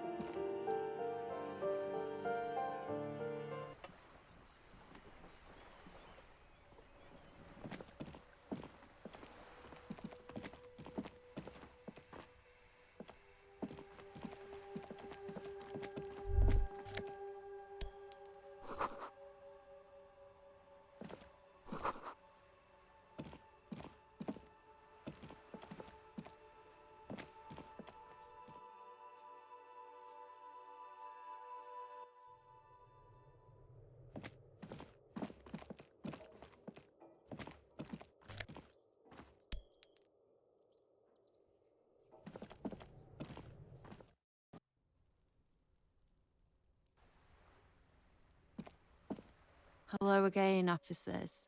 Have you come to admire my mural? Ooh, not only have you found my address, you've discovered my biggest secret. I'm a coal miner. It doesn't have to do anything at all. Nothing does. Like me. Right now, I'm doing nothing at all. The inspiration will come to her once hell is set loose on the streets.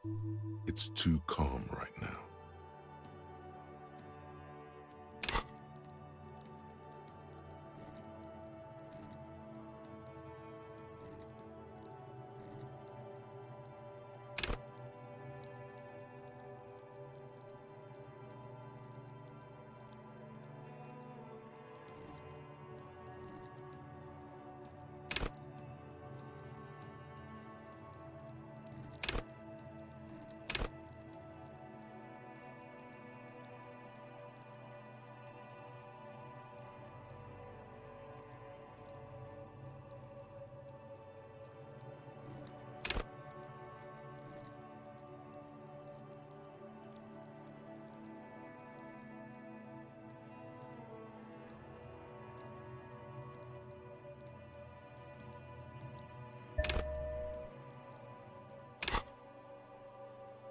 Yes, I keep hoping a shaft will collapse on me, but somehow it never happens.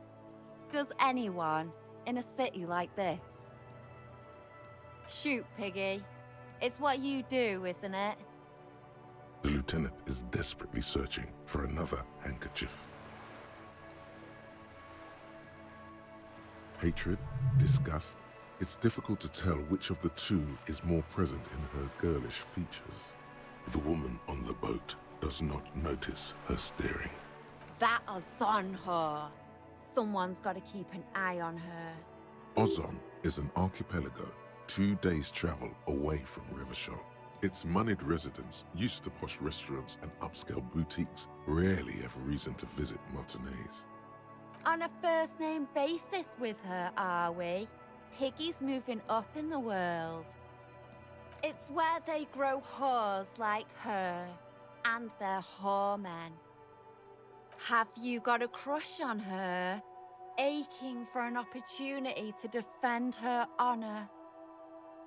I ain't no snitch, Pigstein. Go forth and forage in someone else's shit. No shortage of squealers in these parts. Actually, there is a shortage of people who talk to us in a normal, calm, informative manner.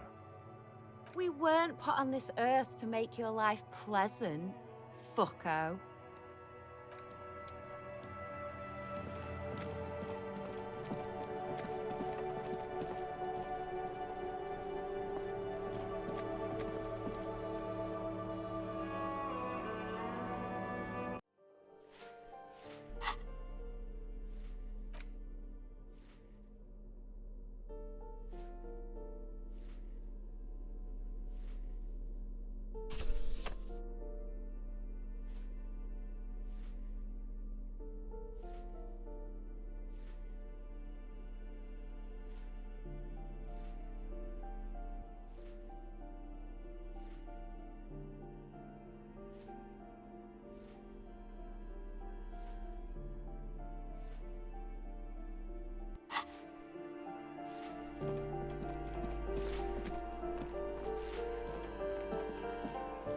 Give me a moment.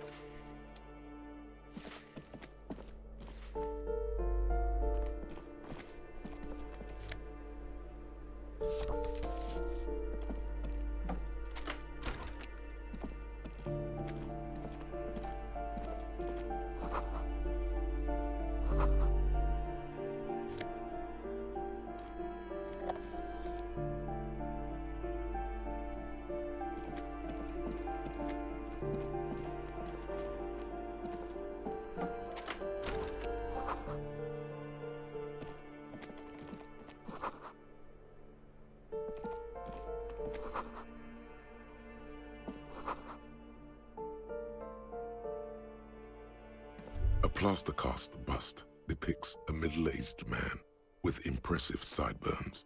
The name on the plinth reads Kraz Marzov, Krasmazov, nom de guerre, was an economist and a theoretical historian.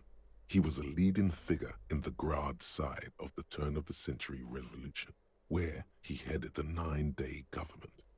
Mazov is considered the father of scientific communism, Mazovian thought, or Mazovianism. The White Star, the photos on the wall.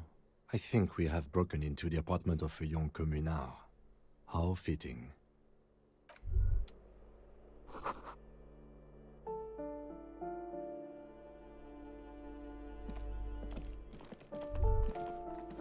That isn't just a 5-pointed star. It's an inverted white pentagram cradled in a wreath of antlers, the iconography of communism, in other words. I'll keep my armistice handy, detective. He doesn't actually reach for his gun. The star and antlers was developed in the 6th decade of the last century and quickly adopted by Mazov and the communards during the revolution. Even today, half a century after, the star and antlers retains the ability to evoke hope, disappointment, and fear in equal measure. To symbolize the toppling of the old order. Also, some social democrats were already using it. The wreath of antlers represents a natural crown. It was about building a society that could exist in accord with the natural world, and at the same time above it. Because white is the color of peace. Nothing at all yet. Right now, it's just meaningless shapes on a wall.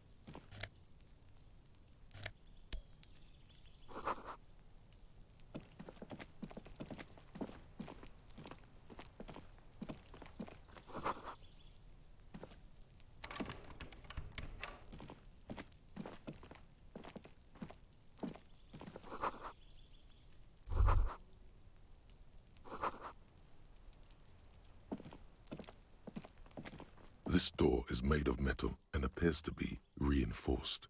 Someone here really values their security. Number 28. This is where the cleaning lady said the smoker on the balcony lives.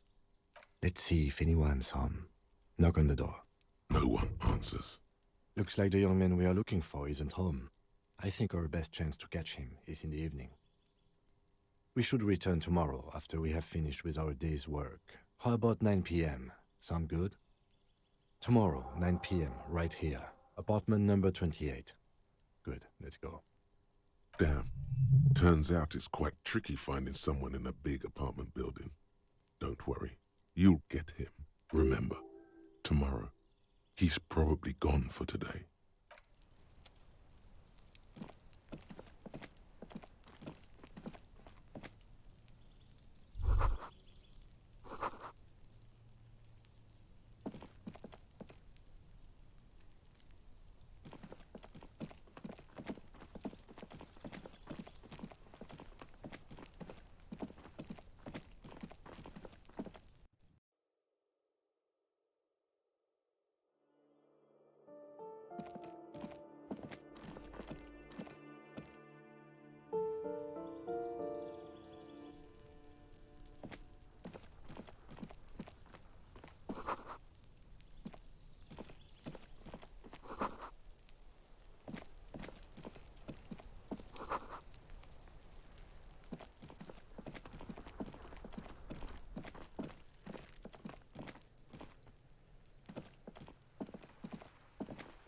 Just an ordinary wall. Nothing to see here.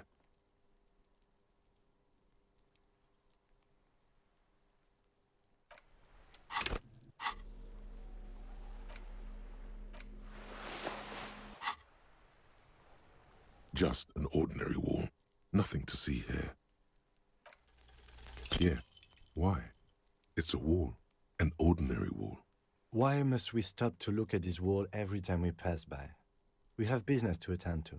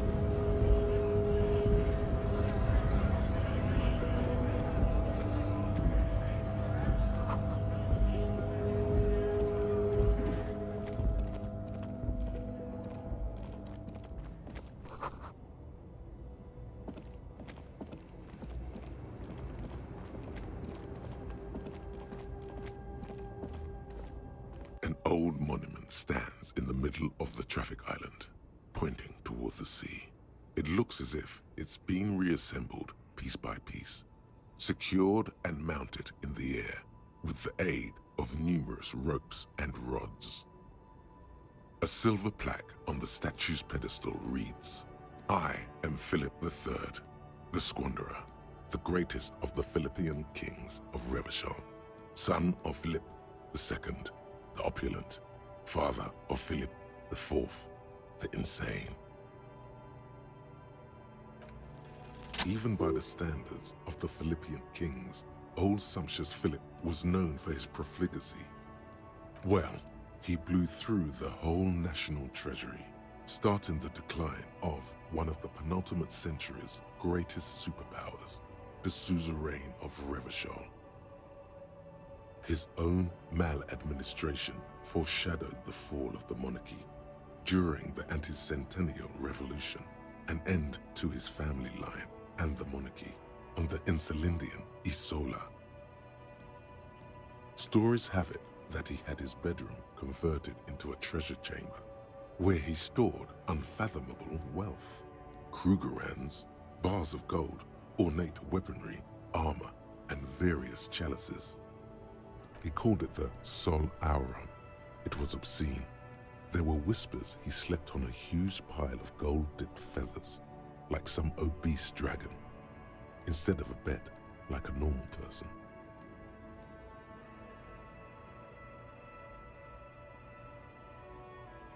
But wait, you haven't even heard about his fabled cocaine addiction. You see, old Philippe wasn't just good at squandering the national treasury on gold and ceremonial weaponry, he was also a prodigious snorter of nose candy. Not just any nose candy, though. We're talking Royal Philippian Blow, allegedly twice as potent as the stuff you find nowadays, and purple. Philippian cocaine was purple.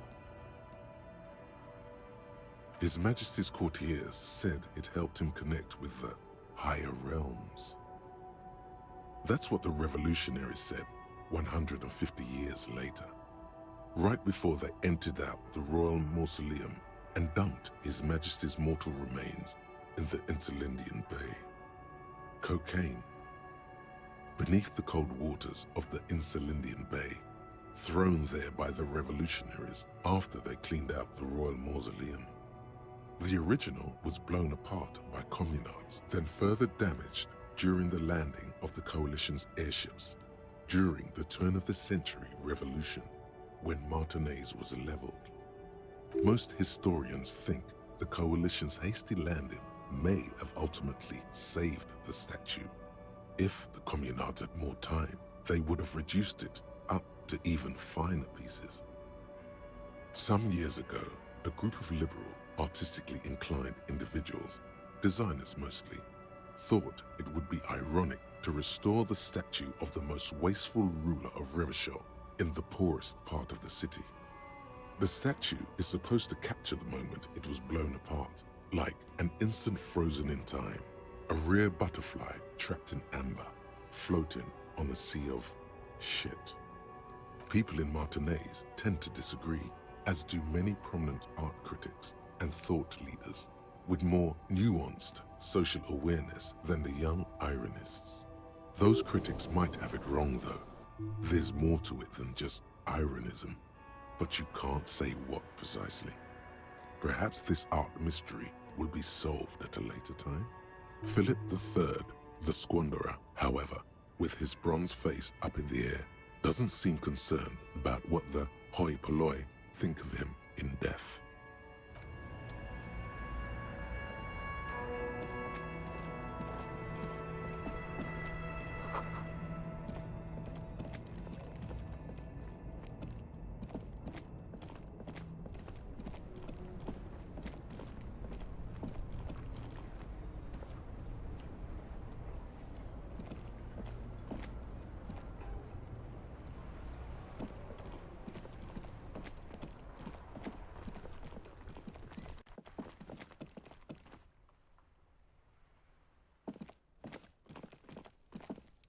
The tracks are as they have ever been, a bit more worn perhaps. Fortunately, the street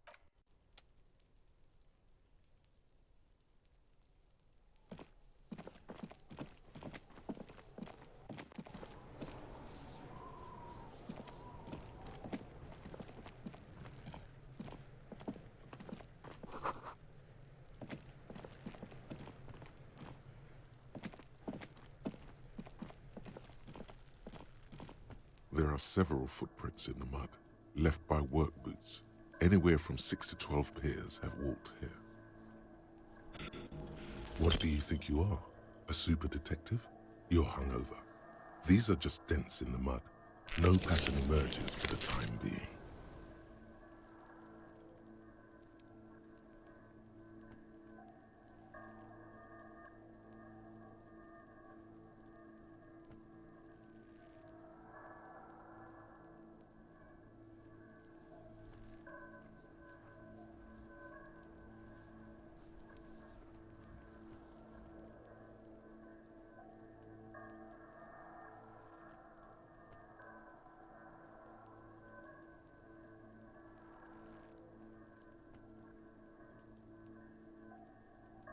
Heavy workers' boots with reinforced toes and hobnails all over the yard. Isn't this something an industrial worker would wear? Noted.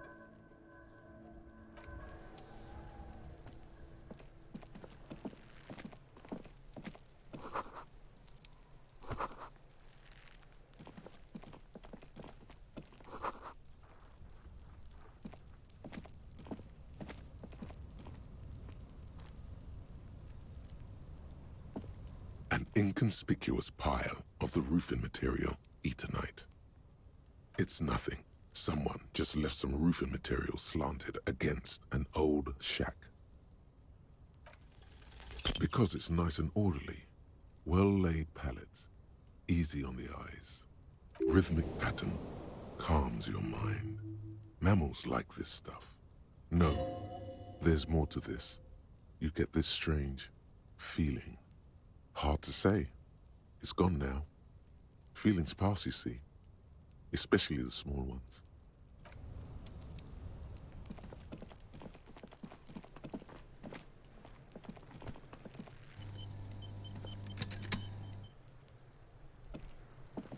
Kuno's got this! If there ever was such a thing as an ugly kid, then this is it. He's almost exquisite in his ugliness, like a gremlin. Oh yeah, nappa comfy, Kuno!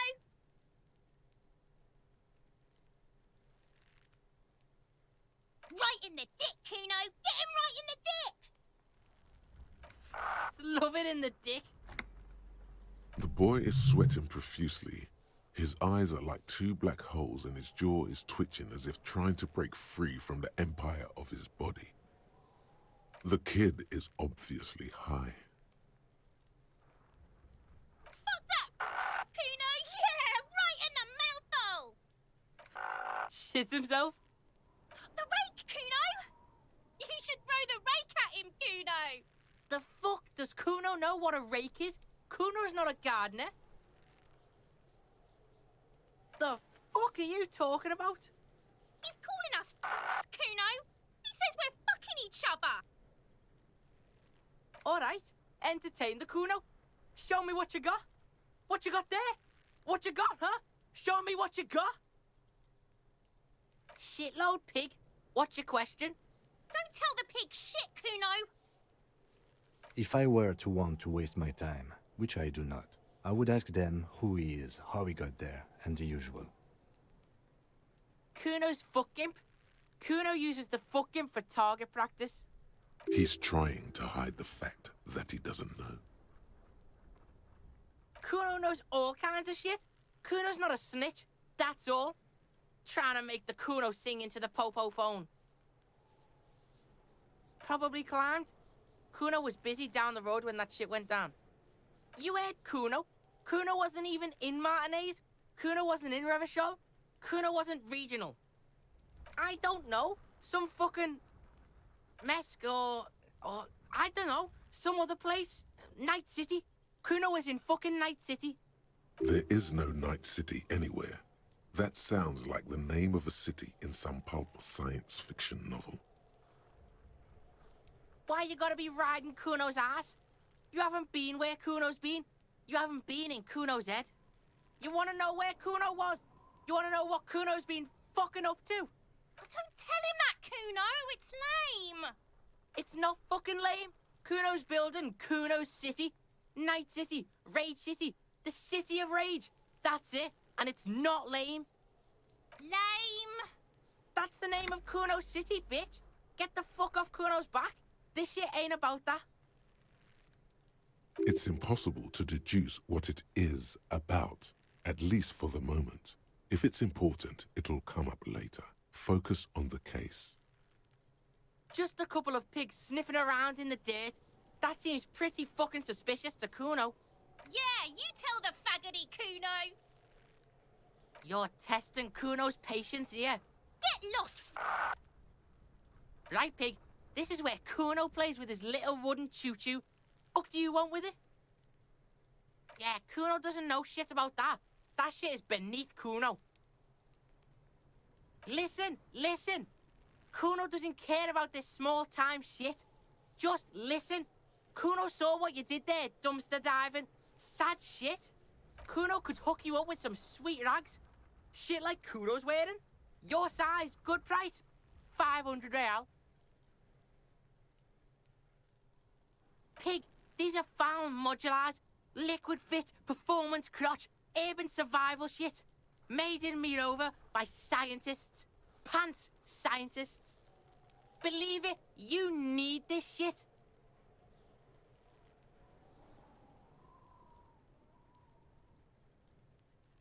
These could drastically improve your chances of survival in the urban wilderness. Coach Physical Instrument endorses these pants. They are tartan ready. They will also make you into an idiot.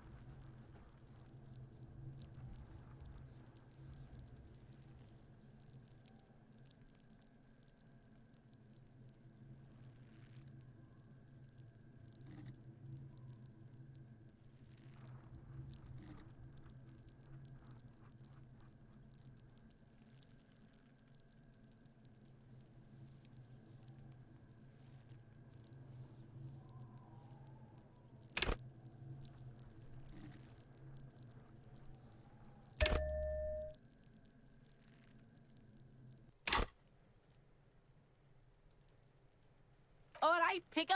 Shit's rolling. Don't do business with the pig, Kuno. He's gonna steal all your money, Kuno. As you can see, Kuno and C don't trust you. Can't do business without trust. There's more to his distrust than being a pig. He feels threatened by something obscure in you. What that is, however, remains a puzzle for now. That's just some shit roofing gimps left behind, lazy dinks. There it is. That strange feeling again. As if there was more than meets the eye about that pile of roofing material.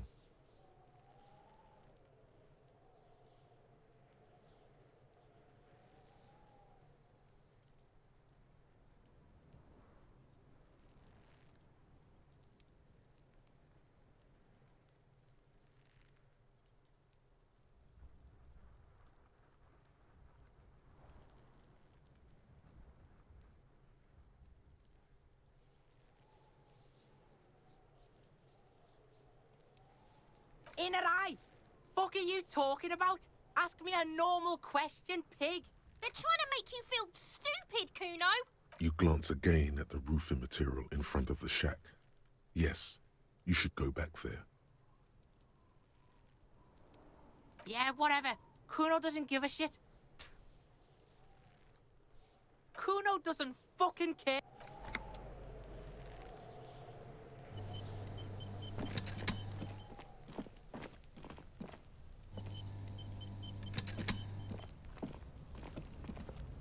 An inconspicuous pile of the roofing material, Eternite.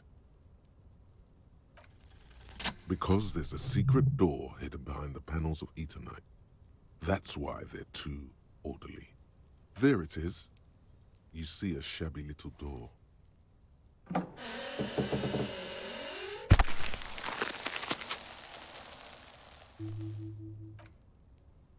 What is this, then?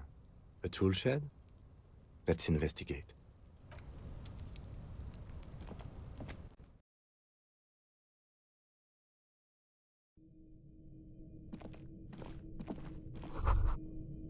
Be still, my beating heart.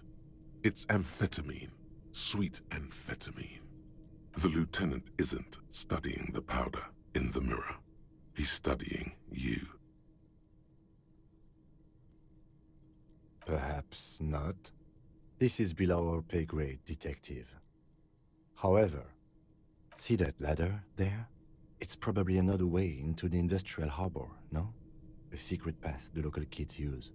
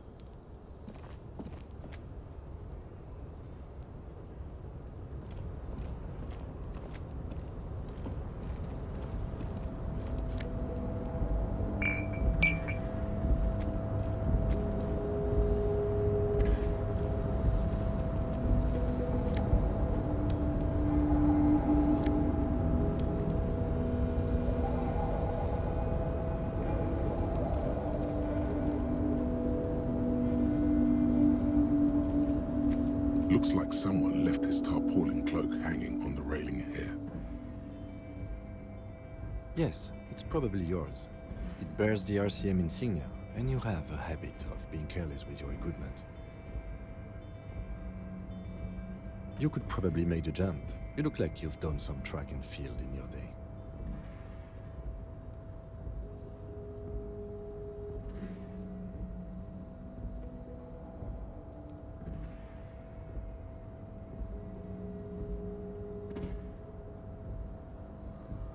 The cloak? I do think it's yours, yes. As to whether you should go for it?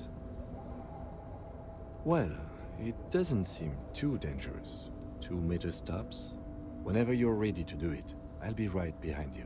The cloak looks like a bag of goodies floating in the wind. Who knows what its pockets may hide?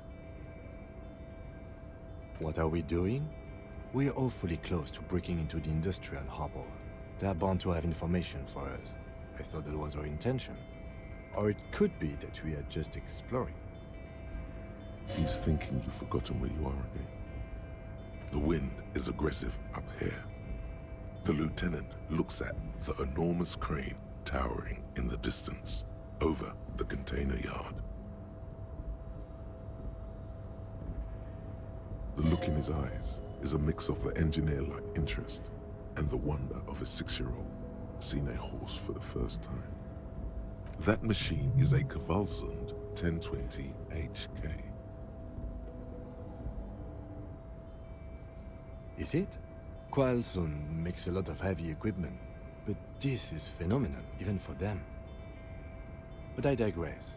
We were focusing on your cloak here.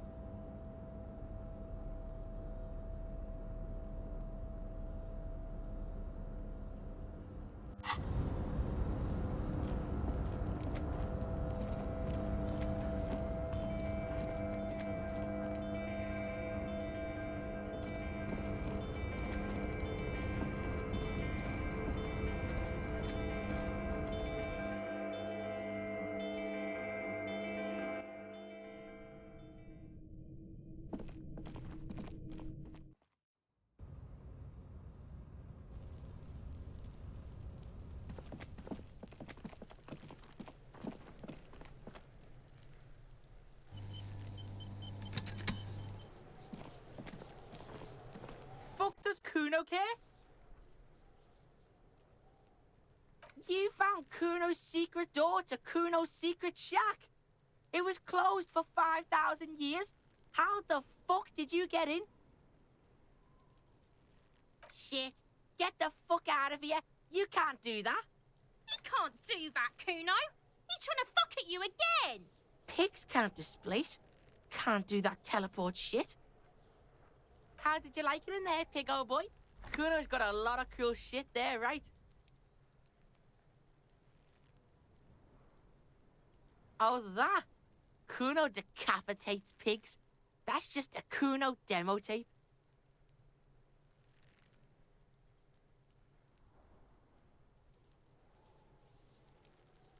What?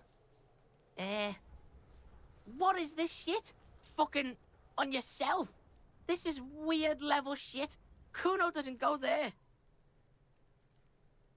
Fuck your shit back to normal. What is this? Well played. No one saw that coming. It's a vitamin pig. Don't you know anything? Yeah, it's the mag. You fucking need that shit to stay on top of your game. Kuno goes through like a tube a day, rips mag like a motherfucker, and you could use a battle. Oh, don't teach him, Kuno. He's gonna use it against you, Kuno. You're not getting this, pig. It completely takes away the hangover. It's like you didn't do anything. Like you stayed home playing with your choo-choo. Fuck you, pig. Don't do mag. You're gonna OD and you're gonna fucking die.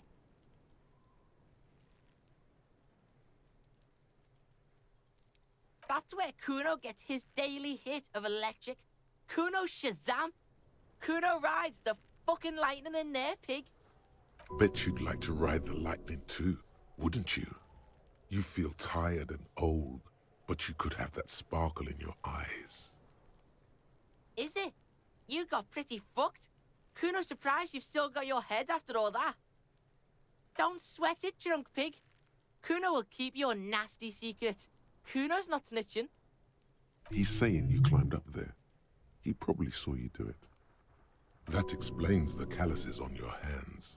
You scale the side of the building, entertaining the local kids. Yet, that conclusively explains how the coke got up there. Course you fucking can. How do you think Kuno made all the docky boys his gimps? Just got a fly, pig. Not for you, pig. Kuno can't wait to see you get all scared and shit your pants. Kuno can't wait to see you shit your fat pants. That's all there is to it then. Don't be a pansy. Just jump. Good call, Pigmeister. Don't come and talk to Kuno about his kingdom. Kuno's Kuno, pig? It's always Kuno, never I.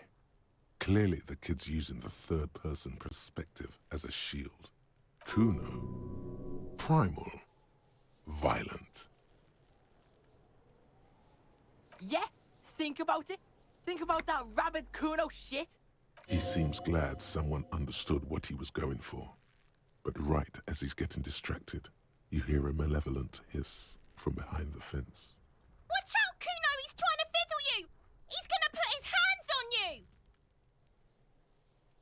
Help! Pig's got Kuno! Help! Rape!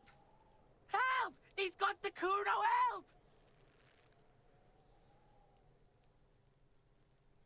Everybody, please! He's digging his dick out! Escalate, Kuno! His dick is out! You're afraid!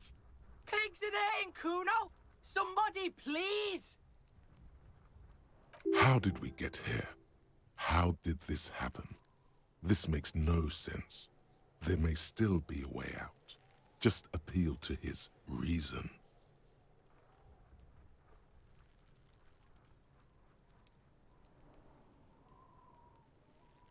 Fucking logical! Help! The logical pig is fiddling Kuno!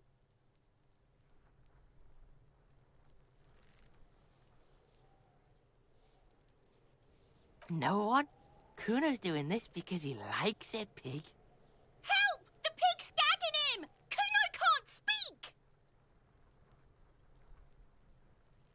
You put him up to this yourself when you decided to talk to him in the first place.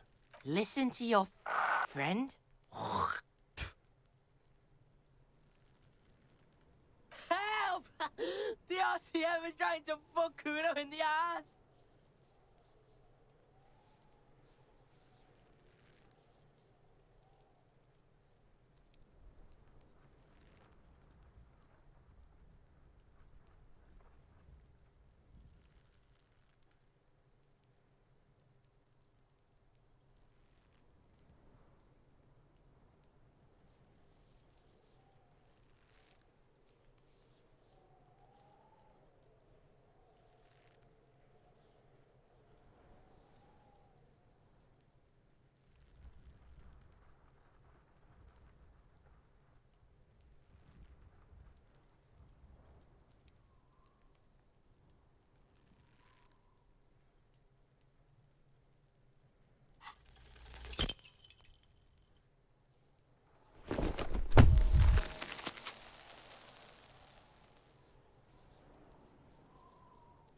You didn't shut him down.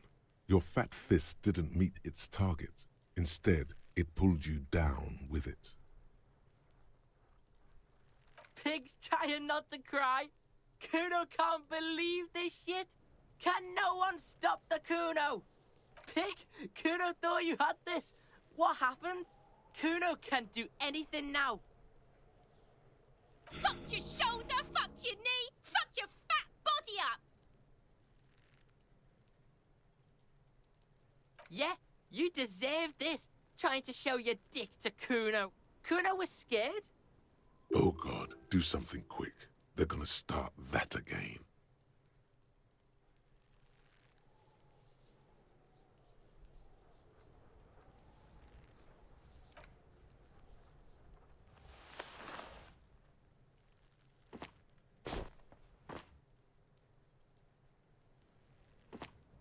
Kuno beat the shit out of the popo. Beat your fucking knee off. I told you not to tempt such forces. Now, how about we go and do something worth the public's time? Look, see? It's the fucking war pig. Try not to knock yourself out. You belittled yourself before the Kuno. Now you must seek his forgiveness.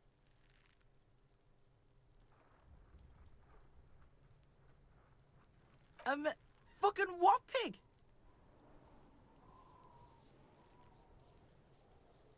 Cool what?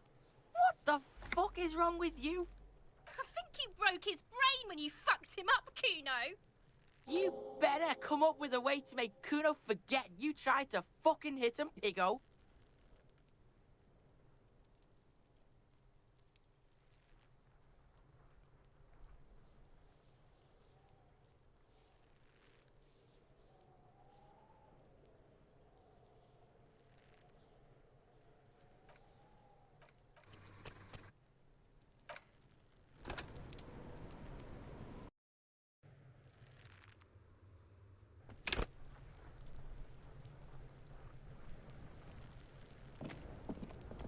Fuck does Kuno care? You found Kuno's secret door to Kuno's secret shack. It was closed for... And then what? You fucking there? You fucking Kuno's kingdom. He's trying to fuck at you again, Kuno. Oh, that? Kuno de cap... What? Fuck you. Well played.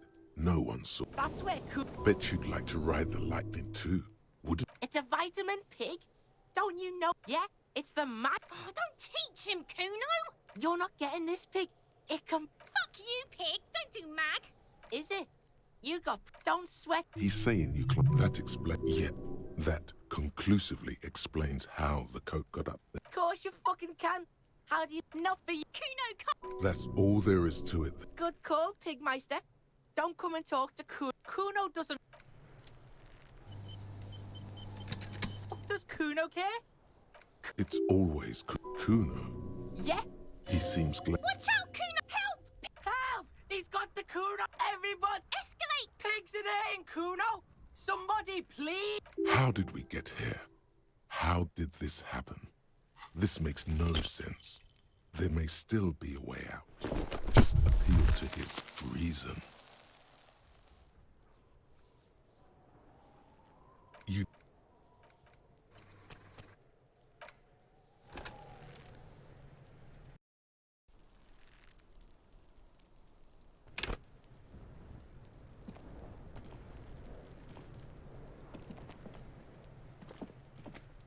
Fuck does Kuno care?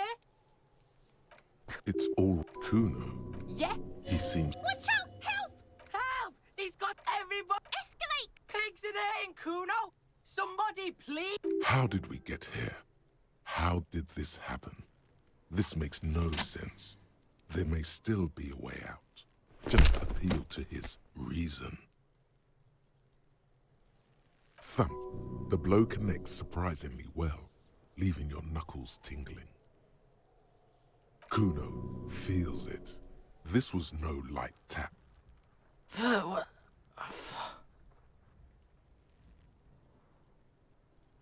Officer, this is very far from normal police conduct. Get yourself together. Okay, pig. Kuno knows to respect that violent shit. You should see Kuno's dad. Kuno's dad doesn't give a shit about anything. The creature behind the fence has fallen ominously silent. Only her eyes are alive, jumping from actor to actor. Okay, pig. Talk to Kuno. We're back in this shit. The fuck do you want? You're dreaming, pig. That's not how this shit works. A little, but don't expect anything to change. Don't let him dominate you, Kuno! Fuck his fat ass! Yeah? The kingdom of Kuno? The fuck do you want with it? No, it's not fucking Kuno's. It's ancient. Look at it. He thinks you're fucking fool, Kuno! He says you climb the ladder up to your magic treehouse. Get the fuck out of here, pig. Kuno doesn't have a magic treehouse. The fuck? A mug in the trash. Is this about the fucking clothes again?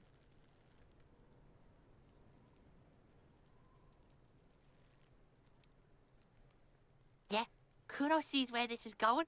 Kuno's got that fast brain. You saying you pigs are after the mug fucker 'cause he's the clothes fucker? I can't hear you, Kuno! Speak louder, Kuno! Shit, that's tense.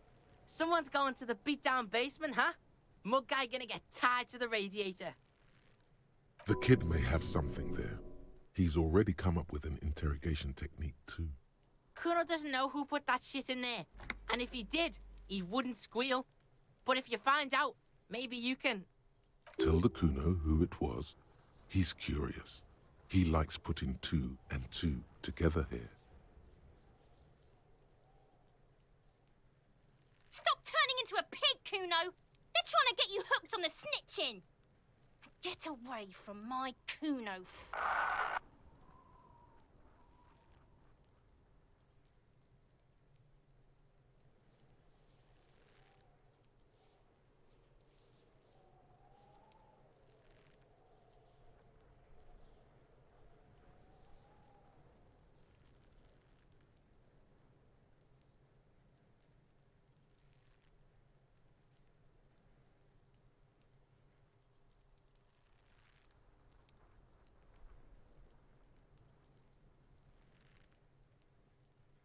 Yeah?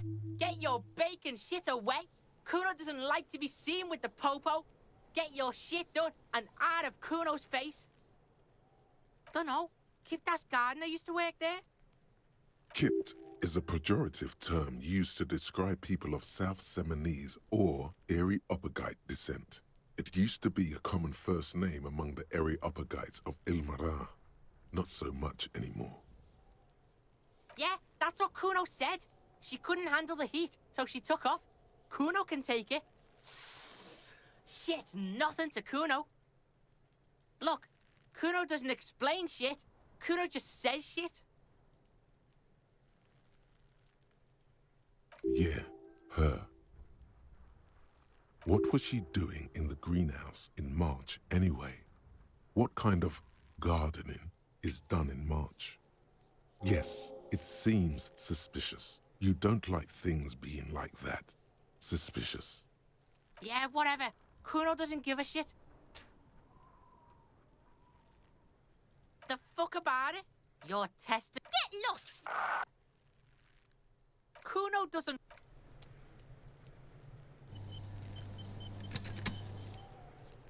Fuck does Kuno care?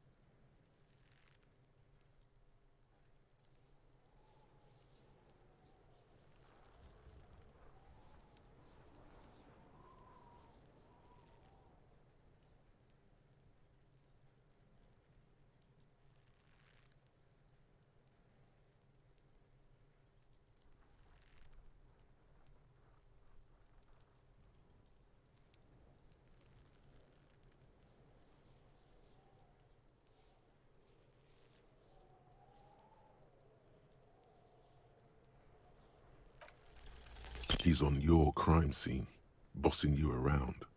And he's been here for some time too. This is where he hangs out. You have to get more out of him.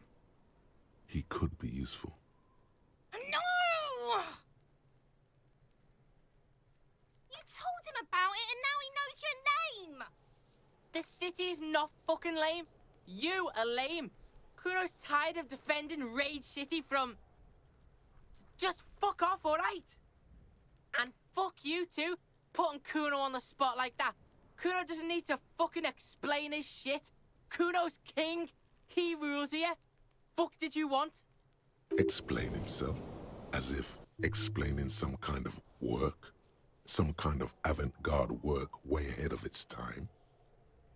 You must get to the bottom of this one of these days. Sadly, it's unlikely to happen today.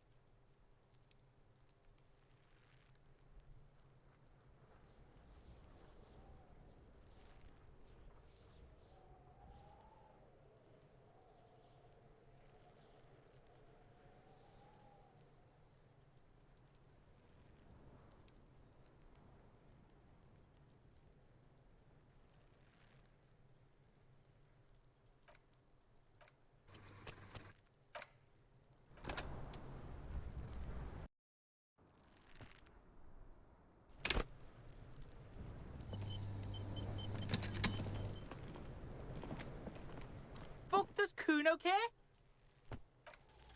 It's not Kuno. It's Kuno S.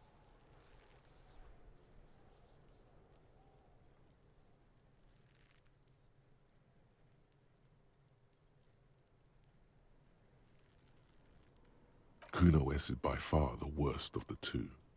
Kuno has no problem being near you, but the other hides behind the fence, afraid for her life, like she's done something very bad. She came up with that psychopathic scheme of screaming for help before. Kuno just wanted to talk to you about his name. Kuno S was the one who wound him up and directed him. All in all, Kuno respects madness. You cannot hope to outdo her on that front. You must win yourself a few minutes with him alone. Fuck you whispering about? He's whispering too. He's going with it. But watch what happens. Fuck you whispering about! If Kuno wants to whisper, he's gonna fucking whisper, okay? Let's whisper, pig. This is it. You've got him. But be careful. You can still fuck this up. Don't make Kuno look bad in this.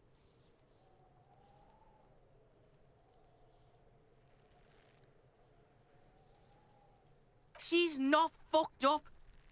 Everyone's fucked up. Stop judging shit. Wrong move. But he's whispering still. You haven't lost him. Just don't mess up again. Or you will. There are no guarantees here. Crazy? You don't know the half of it. She's not crazy. She's insane. Dangerous. She's smoked a man. She's done people in. Probably even pigs. Stop talking to him! Kuno, I'm fucking warning you! You're gonna get us into shit! She understands what you're trying to do. Yo, see? Did Kuno not tell you? Kuno told you. Kuno talks to whoever he wants. Talk, pig. Kuno's got it under control. You did it. They're separated. He's even turned his back to her, so she can't read his lips. Kuno means she killed someone. That's right. She's a killer. Like, actually a killer. He's meant everything he said before. But right now, he not only means it, he is sincere. Killing is serious shit. Kuno's always serious about the 488. 488. The criminal code doesn't go higher than 190. She's probably killed a pig too. I mean, I'm pretty sure she has. Forget Kuno said that.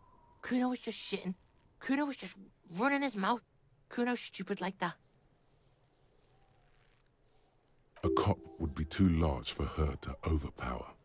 But a determined child of her size can still kill the vulnerable, the elderly, the homeless, or other children. The creature peers at you both from over the fence. There is something searching in her eyes. Fear.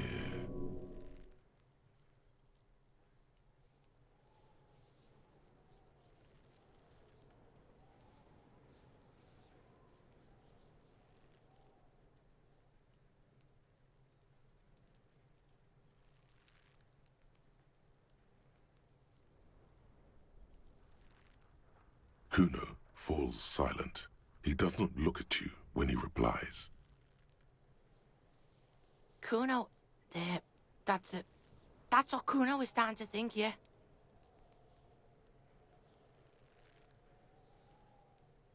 Yeah, she would have liked to fuck him up, but she didn't. Kuno wasn't around, and C was with Kuno. Look, Kuno's gonna put you at ease. We didn't do it. He speaks the truth, my liege. Yeah, she's psycho. None of that kiddie psycho. Cat burning shit. She does the real deal. Yeah. Snuff radio shit. Believe me, pig, you don't want to know. Fuck knows. She says it's the song of her people or some shit. Crazy people. The fucking Nakis. I don't know. Sounds boreal. like something from the tundra and tiger-covered cutler, Isola. Far, far away from here. As far as possible, really. You mean evil little red-haired people like her? Yes, they do.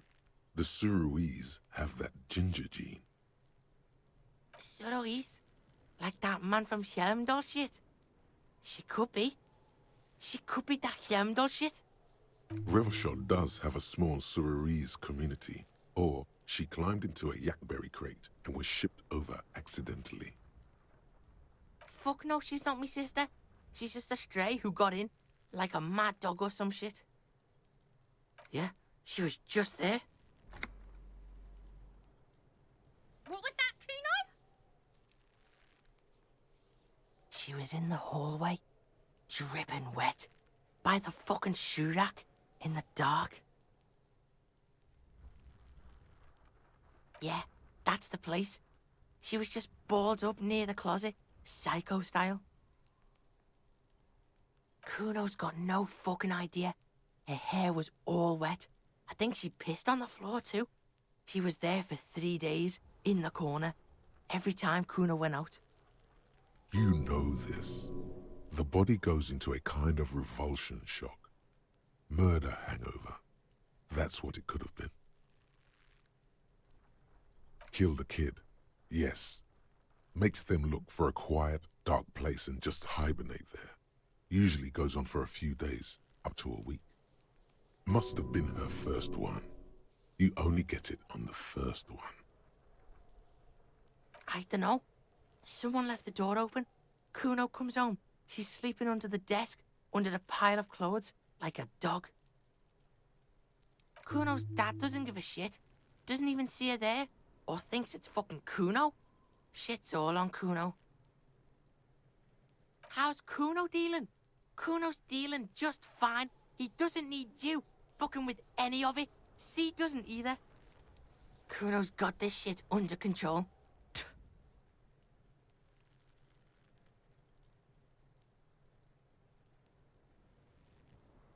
Listen, listen. C is Kuno's go-to. Kuno's protecting her. You fuck with C, you fuck with Kuno. You threaten her, you threaten to take her away. This is what it all comes down to. He needs you to take him seriously now. I'm going to kill you. I'll run when you put the cuffs on her, sneak up on you later, and fuck you up. You understand? He may not be able to do it, but he will try. Right now, he believes he will. All right, now we can do business. He's breathing heavily. That took something out of him. Yeah? What do you want? Kuno can hook you up with... Oh, don't hook him up with shit, Kuno. See? Relax. He respects the Kuno. Kuno made him respect the Kuno. You respect the Kuno, you get all kinds of shit. Kuno's gonna get you hooked on illegal narcotics if you run a little errand for the Kuno. Get you hooked, pig. Get his hook in you. Then Kuno gonna get you hooking for more. Cash in big style. Pig hooker. See, it's tension and release with Kuno. Now we releasing. The pan buying shit, that's on now too. 90% discount for Kuno's pig. Kuno can flex. Kuno flexes for hobos. Kuno sees you're in need.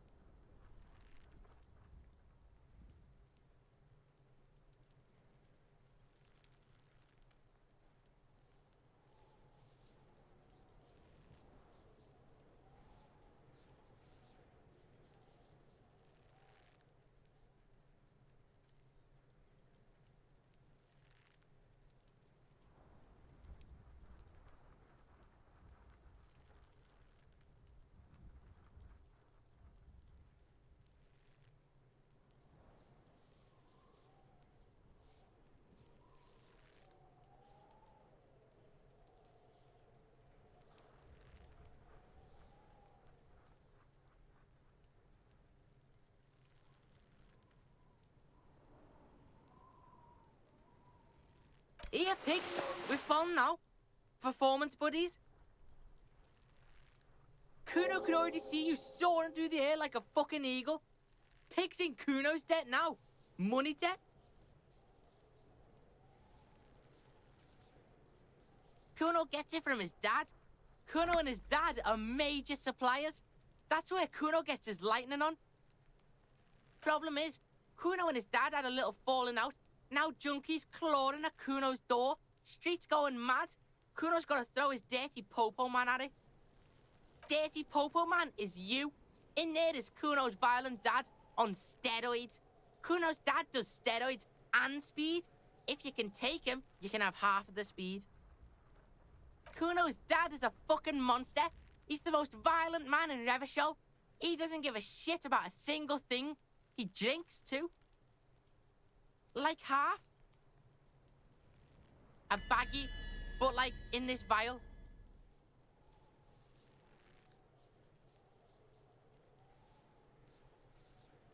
Fuck you talking about half a G?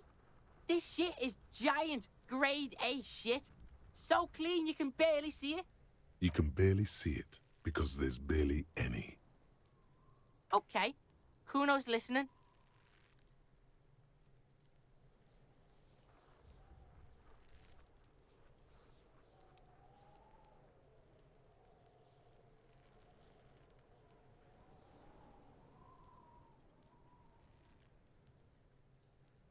Sure, whatever. If you survive, make sure to bring that shit back to Kuno. Kuno's almost out. You wouldn't like the Kuno when he's out. Just get in the apartment building. Kuno knows you already fucked your way in. Kuno knows everything. Go to room 12, first floor, and kick down the door. Police violence style. Kuno style. And then it's action time. You're locked in the room with violent fuckheads. That's it. Next time Kuno sees you, you better have his shit. What the hell are you signing us up for here?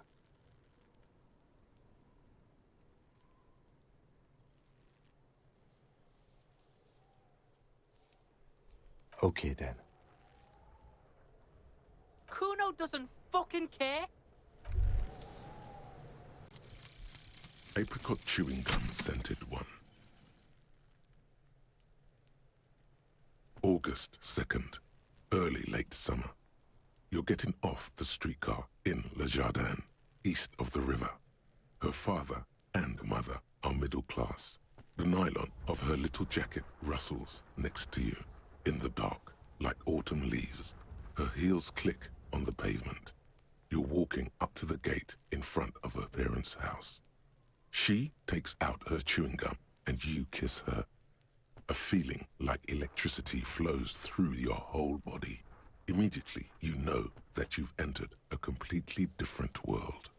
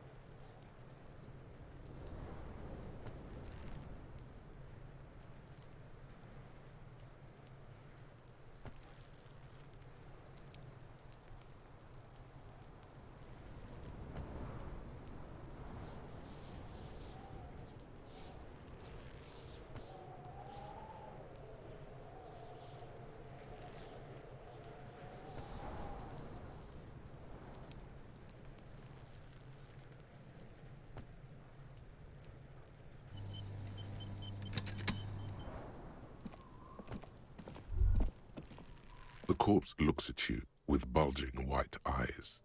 The face around them does not look human. It's swollen and ready to burst. His lips are fish-like and his tongue like a ball gag in his mouth. You seem to be holding your breath. A cargo belt twists his neck at an unnatural angle. The body below appears stiff. It's letting out an ungodly rot. The smell seeps in even through your clenched nostrils.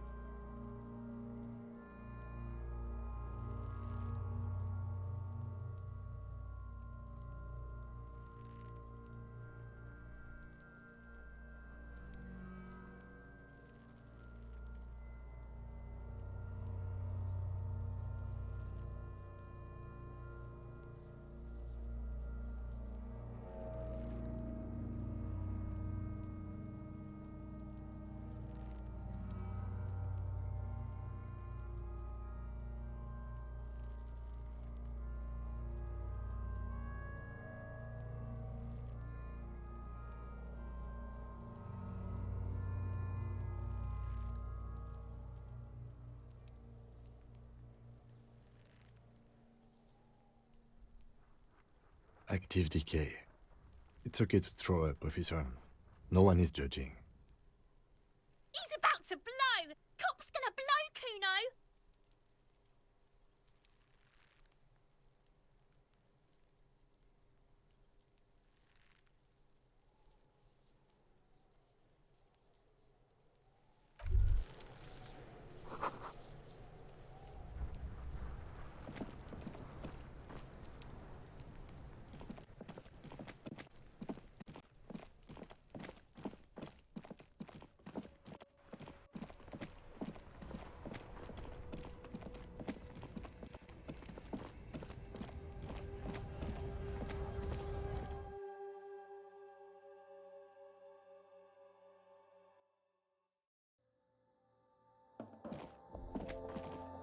You see several packaged raincoats fill a low shelf beneath a display of croissants and juice bottles. Here you go.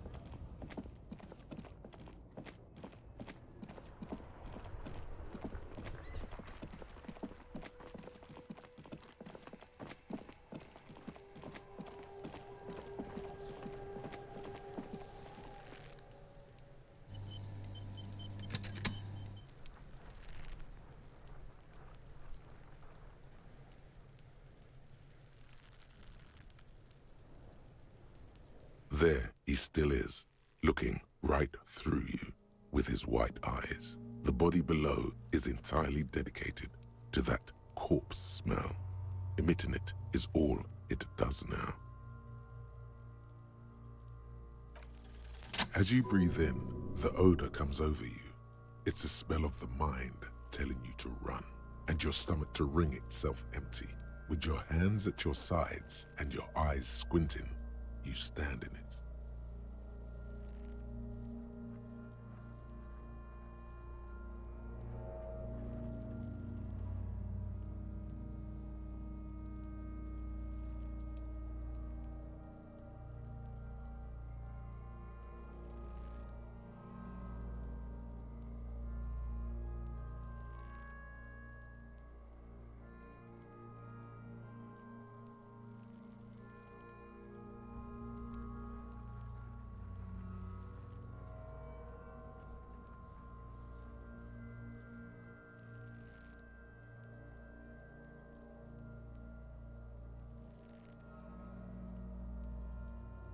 It's a puzzle.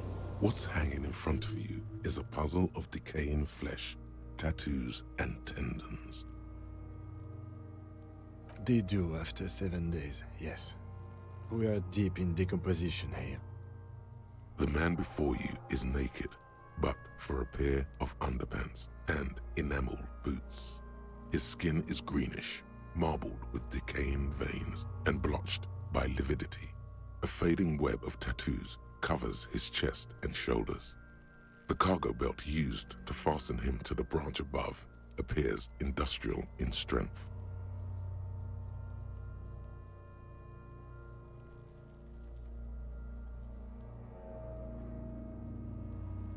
The material appears to be ceramic. Its clean white stands in stark contrast to the decaying flesh above the knee. The man wore thick polymer socks, probably for padding.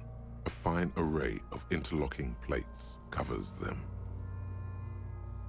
Delicate and fragile, they feel alien to the world around you, out of place somehow.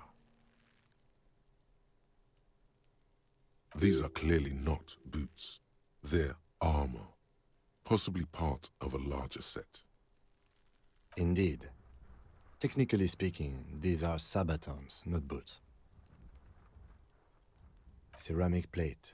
Zirconium dioxide, most likely. This is where the make would be. Under the heel. Fair weather. Fair weather model T500 VE. I'm guessing that's vitreous enamel. This is advanced stuff. The locals probably scavenged it. It would be odd if he had more on after 7 days. We should keep a lookout for these species. The armor could yield information. This is one thing he might actually know. No, I think he had something precious underneath the clothes. They had to remove the jeans and shirts we found to get to it. And this kind of armor is often worn under fabrics. Nice. That makes sense. They usually hang them completely naked for that. La puta madre, the Mazda, the Besmerties and the like.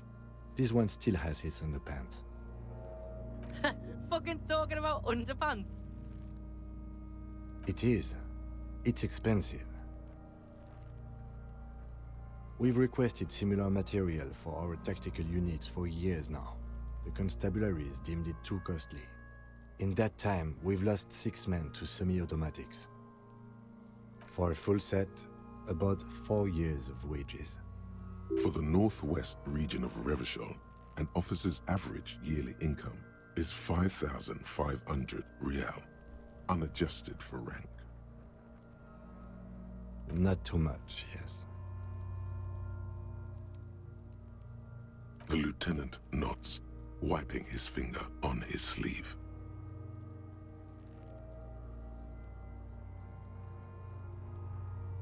It is. We've requested for a full... For the northwest region... By catching, do you mean, let's not log them as evidence? Let's steal them? Mm-hmm. It means disciplinary hearing. That's for us to find out. My initial report on the area suggests he was a security guard for the harbor company, but that's just hearsay. Just something I scraped together from my station. An area report on Martinez. I'm sure you did the same. He's not actually sure of that. He's just being tactful. I agree. This equipment is way beyond what a guard can afford. A small bell-like sound fills the air, like tapping on the side of a porcelain cup. Suddenly, your biceps coil up. Your elbow is sharp and cocked for a punch. Your fist connects to the boot with the same ding. The sound does not appear to get louder. The only difference is a barely audible click underneath. Sounds like the end of a long dice roll. Did you hear that? A click? This is a kinetic redistributor. It spreads the incoming energy horizontally, from plate to plate. When the plates connect, there's a click. That's the sound you heard. See these lines? Faint, organic lines cover the plates where they separate into smaller ones. These plates then divide into smaller plates until there are hundreds of them altogether. Like whirls of floorboards. The design looks organic, influenced by highly resistant wood materials, like lignum vitae and ebony perhaps. If trees were made of porcelain, this is what their cross-sections would look like. The smooth, glossy surface fractures into ever more intricate interconnections, peaking on the right sabaton, where you notice. The whirls are in the shape of a letter and number combination, E50, 100, 1000. Good. Can you read it to me? We have a make and a number. That's something. We can use the radio in my kinema when we're done. Either station can chase it for us.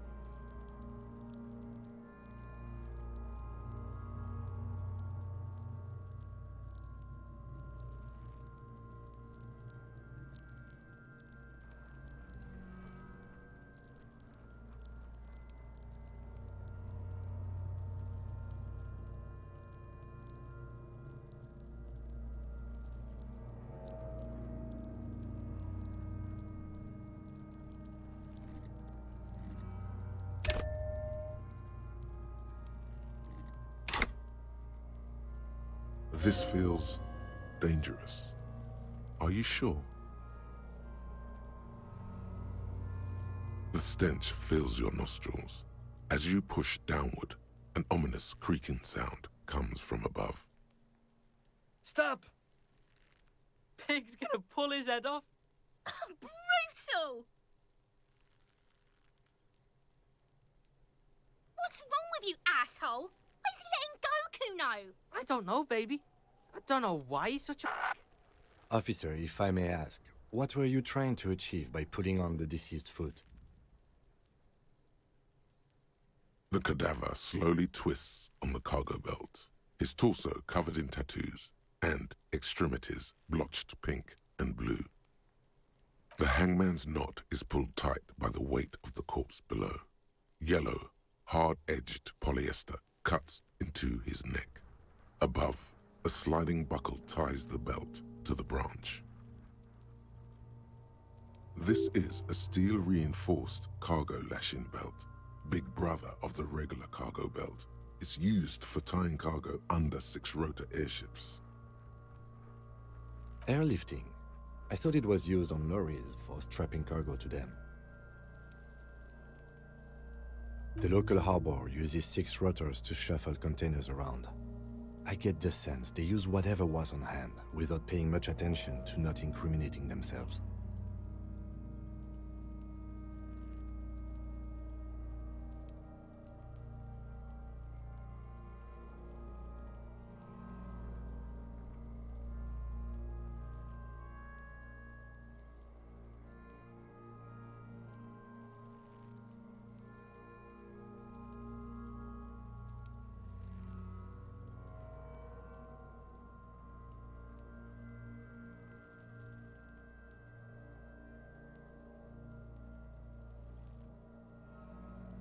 The brief suggested as much, politically motivated by the ongoing strike.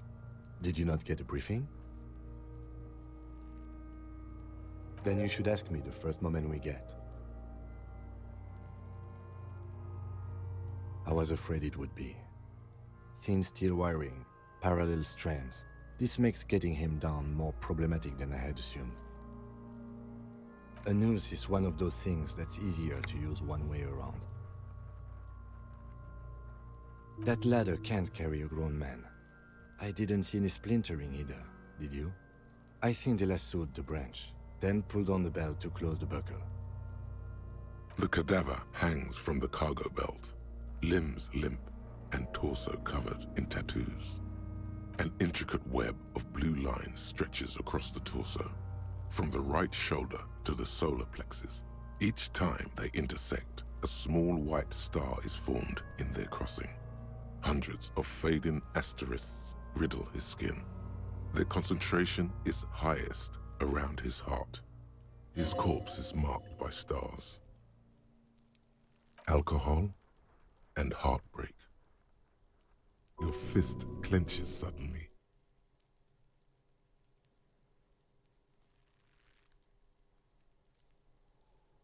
Decay is creeping on the tattoo. Already, most of the canvas that's holding it has darkened. Now, it disintegrates slowly, letting out a stink. A map of the stars. I do see some similarity to astronomical charts. Great Century Messinian, maybe. But this seems more particular. Customized somehow. As if someone left out most of the night sky, filtering it through personal choice. The principle of this filter remains unknown to you. The thought dissipates, and you feel as though you were only half right. So am I. He wears a wide leather belt around his waist and a gun holster under his arm. He takes a thin piece of milled aluminium from his coat pocket and pulls it open. Sounds like a sword being unsheathed. A small lens appears, some sort of camera. A Trigger Sunshine, Mini. Triggered is the world's leading manufacturer of intercommunication devices, primarily projectors. The camera before you looks familiar somehow. Shit, Kuno! What the fuck is that? An instant color camera. I have only 2 ampoules, so nobody move. I don't want to waste one. A sound, a shrill flash, followed by the breaking of a small ampoule of glass. You see streams of color pour onto the thick, glossy piece of paper, rolling out. In case we need it. Yes, it is pretty cool, isn't it? There is only one ampoule left. Use it wisely. It contains insight to the victim's person. By his build, I'd say this was a man of physical violence. The story he wanted his body to tell was important to him. It is his letter, to us. Someone should decipher it. We'll need to show it around. Sure, just don't lose it. The glassy-eyed corpse looks by, his mouth mute and his skin as colorful as the chemical rainbow on the photo paper, teeming with opportunistic organisms.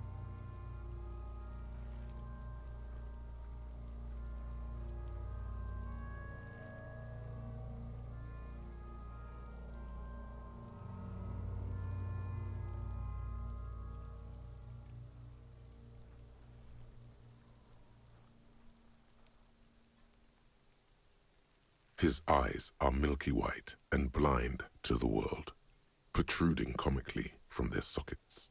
There is no one home, just subaquatic terrors there. These eyes used to be blue, baby blue. Dark brown hair grows on his head. His face is ready to explode from the organic processes inside. The death's head grin has passed. What remains is an unrecognizable mess. Good. The victim is of Occidental descent. Light brown hair, blue eyes. When he says Occidental, he means white. Originally from the Occidental subcontinent on Muindi. I'm gone. Into the wild pale yonder. In the past. Way out in the west.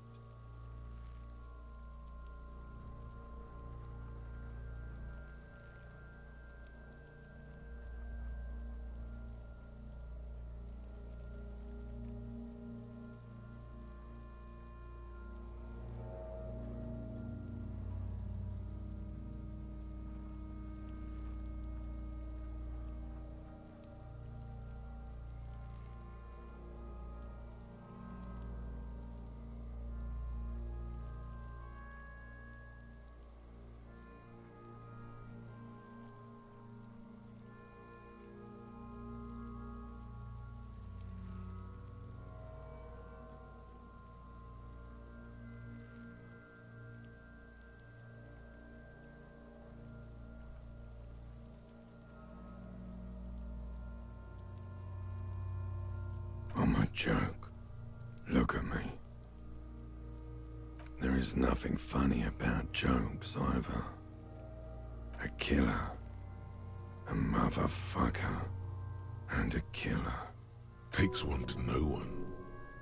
Go ahead, Cobbo. What do you mean? It's the power of your imagination. Go ahead. Ask me more questions. You fucking love questions. Because you're a copperoonie. Look at all of them go. Do you want more questions? Coming right up, copperoonie Rooney. This is getting upbeat now. Fuck no.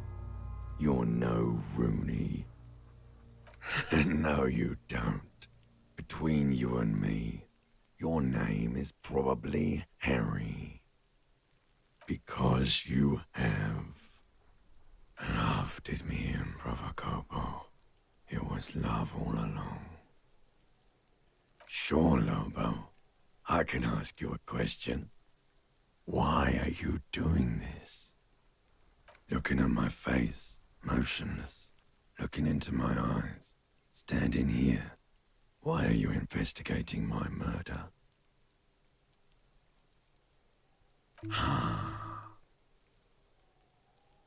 Something is on its way. Something hidden. It's coming. A miracle from the northwest, and it's almost here. You can feel it in the air, on your hands, the cold spring air smoothing them over. Come back later, Corpo.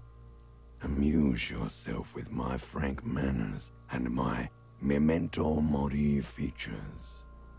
If possible, also, see me in your dreams. As you narrow your eyes, the monster before you blurs into a violent mess of green and pink. Only the lower extremities are pink with a dash of blue. His fatted hands, thighs, and his neck, just above the noose. The rest of the corpse appears dark green in the cold spring air.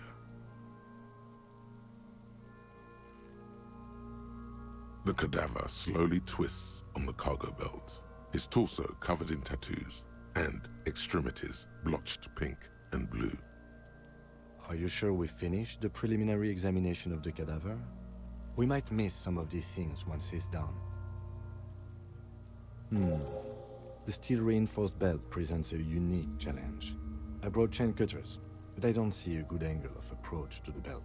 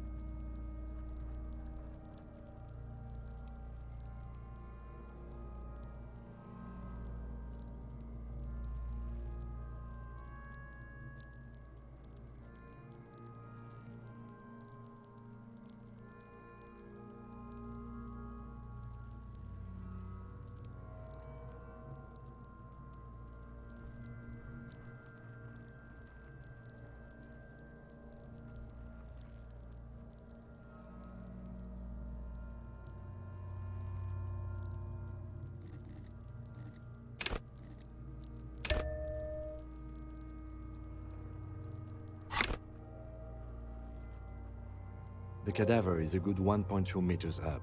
Neither one of us can reach the belt without assistance. And even if we do, there's the question of cutting the airship strength material. An acrobatic maneuver would solve this situation. Nothing can go wrong with a good maneuver.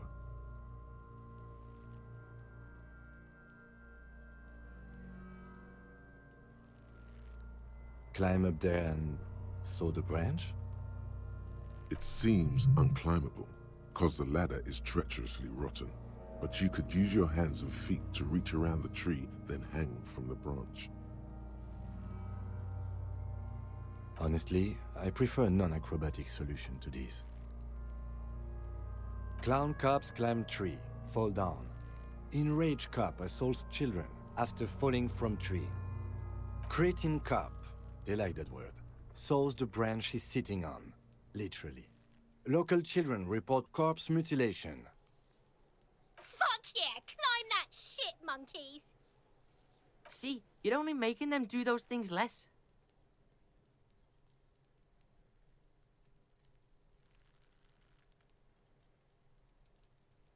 Yes, we should use acrobatics as the very last option, after we've tried everything normal.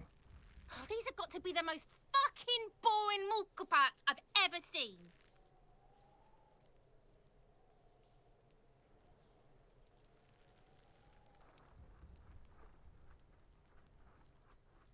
I have thought of that, yes. But the tire tracks would compromise the scene. Any prints would become illegible. That's if we get it through the hole in the fence. Also, my MC has a sloped roof. It's a sports model. The roof is slippery. An all-around bad platform to stand on. He could come up with at least 4 more reasons why not to trample on the roof of his sports model motor carriage.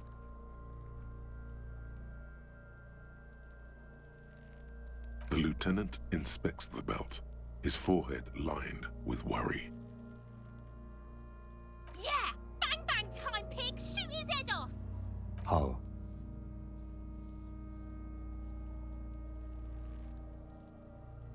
Yes, the buckle, where it ties the cargo belt to the tree. If the shot hits that, then there might be a small chance to release the belt. Yeah, now we're talking. Entertain a Kuno with some shit. They'll miss! The pigs will miss Kuno!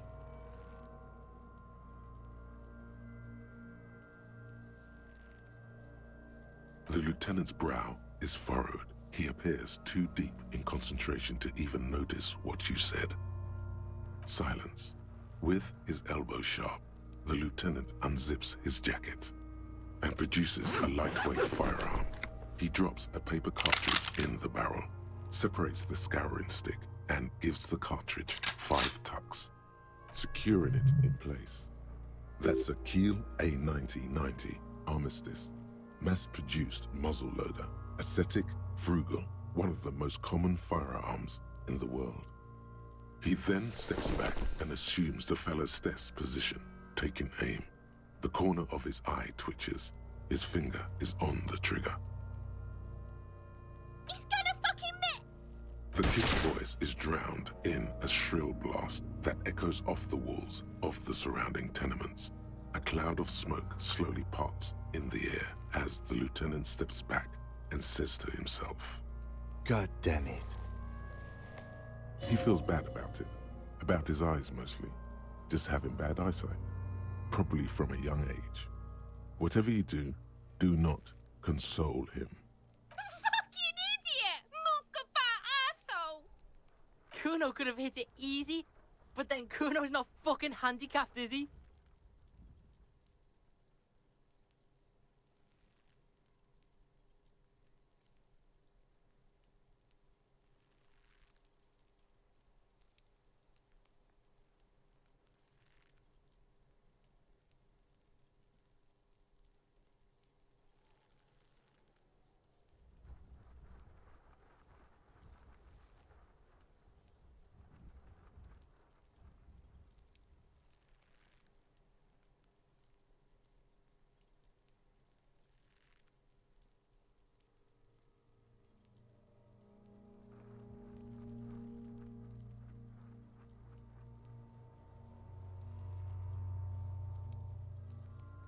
remain collegial, officer. It was an honest mistake, and I will not repeat it. I have to say, it's beginning to look unlikely we can get him down without assistance.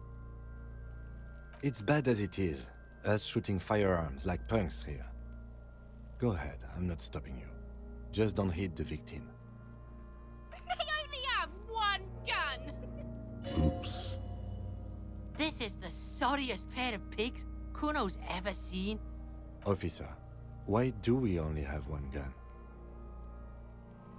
That is even more unfortunate than the badge. You need to contact your station about it as soon as possible. Try not to lose this one, please. Yeah, take it, you fucking banana boyka! Take it and shoot yourself in the mouth!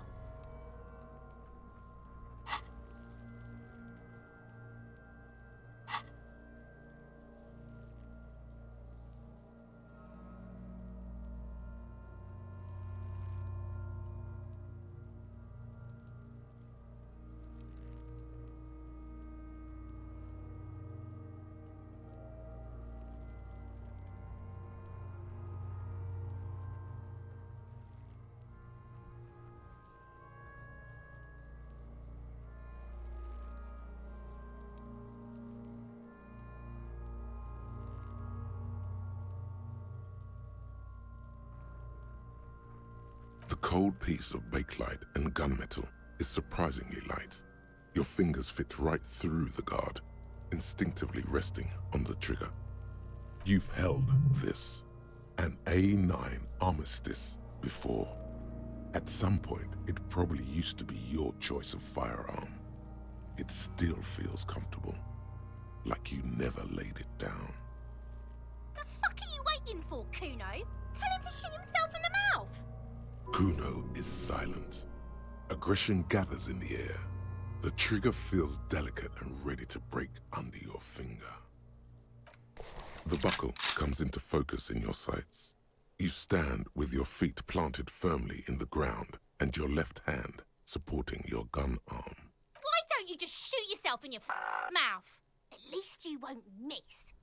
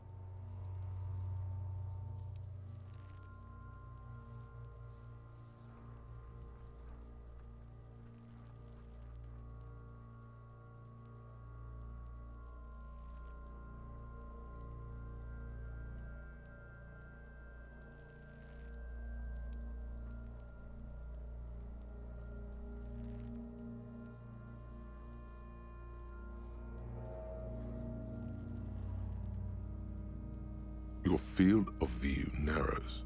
The branch slowly moves, becoming entirely two-dimensional. The metal buckle glimmers, catching the evening light as the corpse slowly rotates. Look, he's crying! You gonna cry now, fucking faggoty?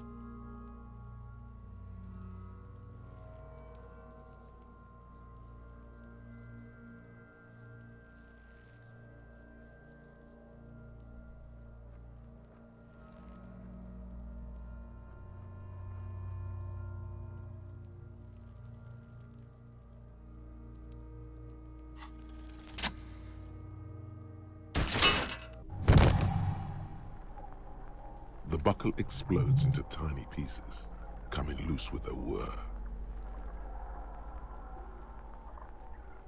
With your hand numb from the recoil, you look at the body slump down. For a moment, the man appears to kneel in front of you, looking straight at you, helpless, trapped within itself. Communism. It takes a millisecond for the association to flash within your cortex. You have no idea where it's coming from, only that it's right. Then the rigor in his muscles gives up, and he smashes sideways into the spring mud, letting out a horrid stench. By being a damn good shot. Ace is high.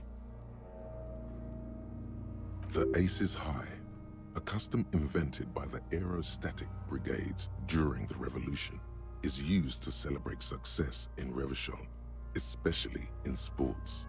The gesture is spread across the world, despite the defeat of the revolutionaries themselves.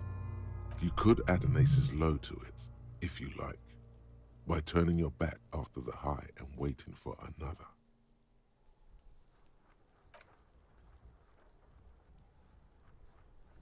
The high arrives with a sharp slap.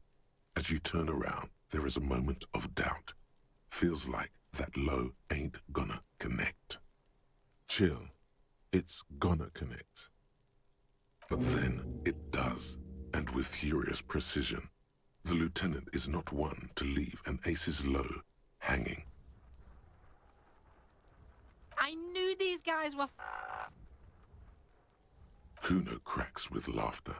Sounds like someone strangling a seagull. It's clear he enjoys himself. I knew they suck each other off. We will perform a field autopsy and determine the cause of death. But before... Excuse me.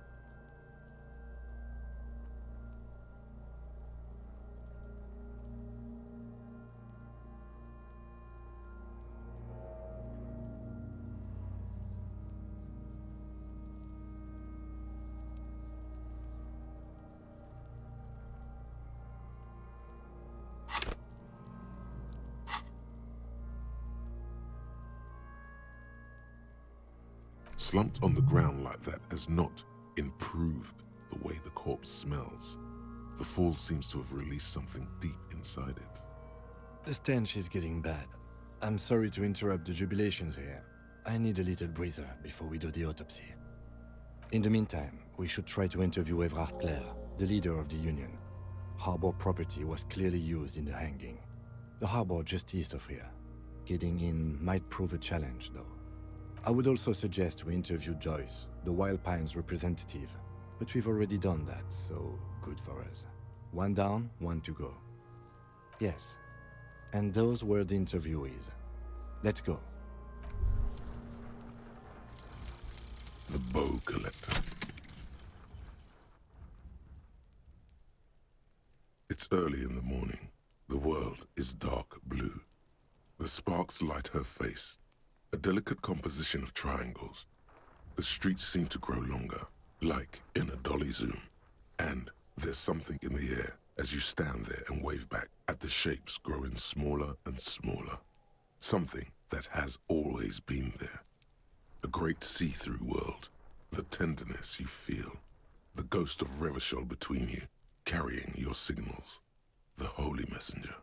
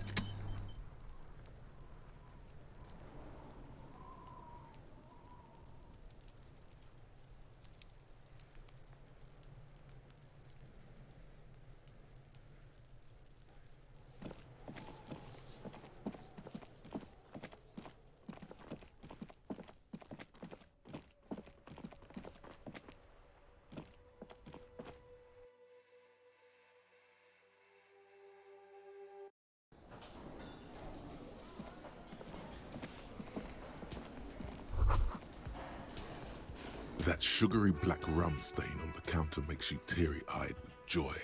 It's almost touching how syrupy and sticky it is. How long have you been up already? Oh, excuse me. Do you have something better to do than lust for sweet syrupy rum and lemonade? With a twist of lemon? Maybe lime. Maybe who cares? Just rum.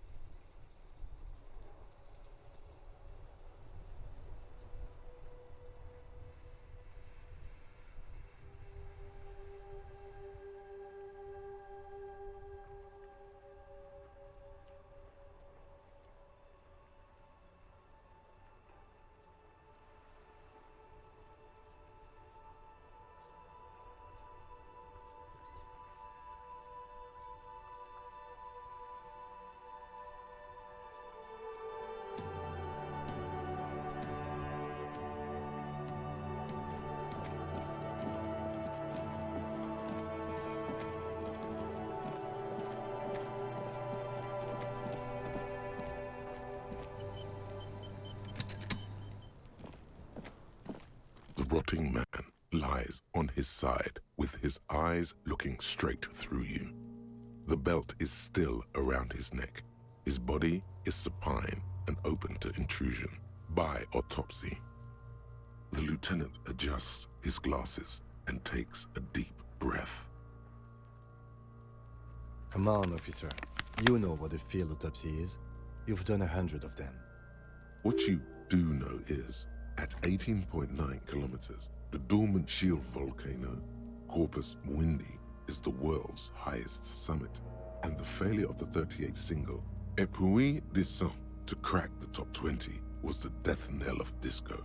But what a field autopsy is, you have no idea.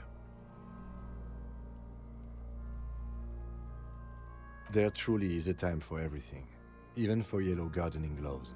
However, they are lacking hygienically.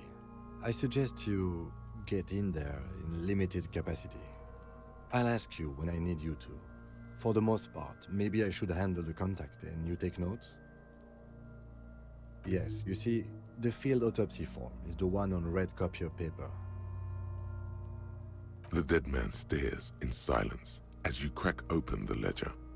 The bright red paper is covered in boxes and lists, describing the condition of his skin and organs in 3 parts. Above those, an 11-field info form needs filling out first. It begins with, That's you. Not an energetic start to an autopsy, I agree. Pig's messed up. Kuno feels pity. Just leave it empty, officer. the corpse lies there, indifferent to your retrograde amnesia. The next box says, KK57-0803.0815. Next. NA. Next. NA. Roughly 50. the corpse looks ageless, like meat on a hook. Teeming with opportunistic microorganisms, letting out a foul-smelling diamine compound. Your eyes turn watery. Mondial. Subgroup Occidental, as per your observation. The pudgy mess looks neither mondial nor occidental. It doesn't even look human. The next line says, as you read it, you think, that leaves out dark-haired Mesk, Sal, Sarah Mauritian, Kedratic. Lighter-skinned occidental means this man could be Vespertine, Oranese, Messinian. Those 3 are on the table. A solid guess, Mr. Racial Profiler. Also of note, your unconscious racial profiling machine ruled out Messinian before, despite all the copperoonies and Kobos. That leads Vespertine or Oronese. Continue.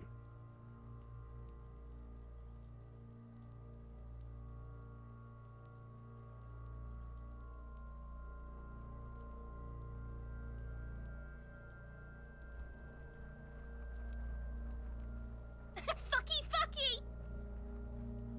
Male. Pigs can have sex! Nor does he look male, with his pregnant belly and indistinguishable face. We're still going with March 4th, 51. What else? 9. Body identified by is non-applicable. 10. Case number is the same as the coroner's case. KK 57 0503 0815 listens motionless, with the cargo belt still around his neck. Only one box remains. None, at least not after the initial examination.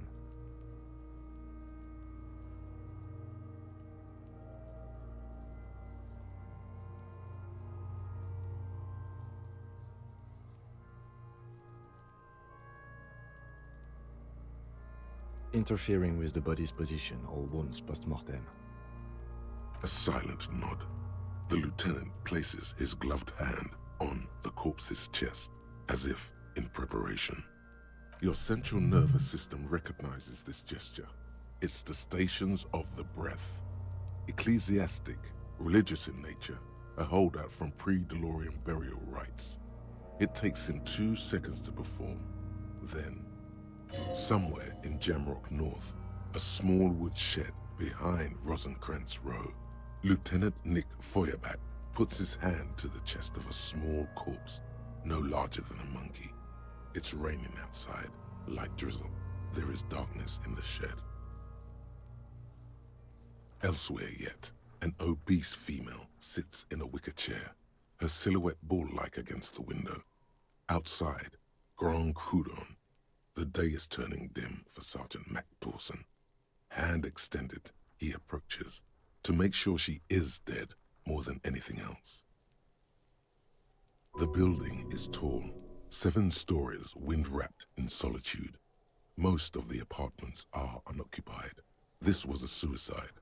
The other, an accident. The small one. And so, all across Jamrock, Coal City, GRIH, 42 deceased persons found today. 42 stations of breath. We should start the post-mortem.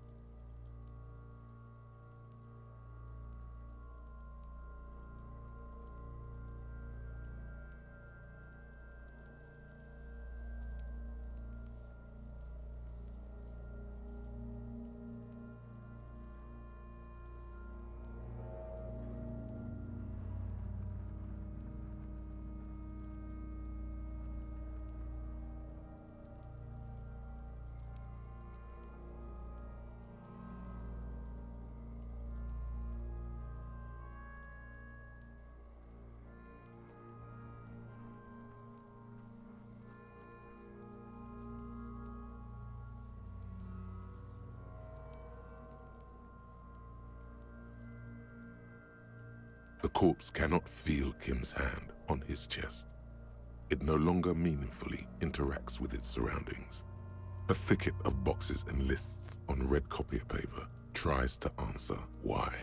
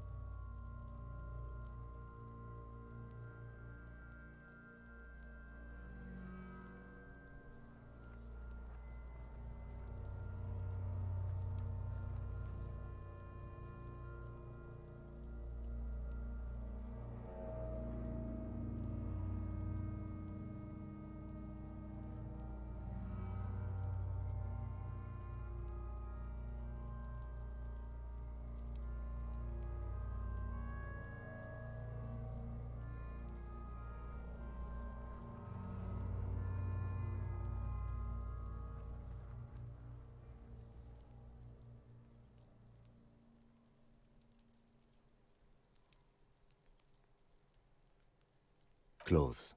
The deceased wears armored boots and white briefs. The make of the briefs is Babrodin, I think. Let's see. See, it's happening. Babrodin, yes. Inexpensive. Size M. Color white. The disappointment is palpable. The red-haired thing was expecting something more lurid. The boots are ceramic, vitreous enamel. They are fused to his skin from blood flowing downward post-mortem. Removal of the boots is left for processing.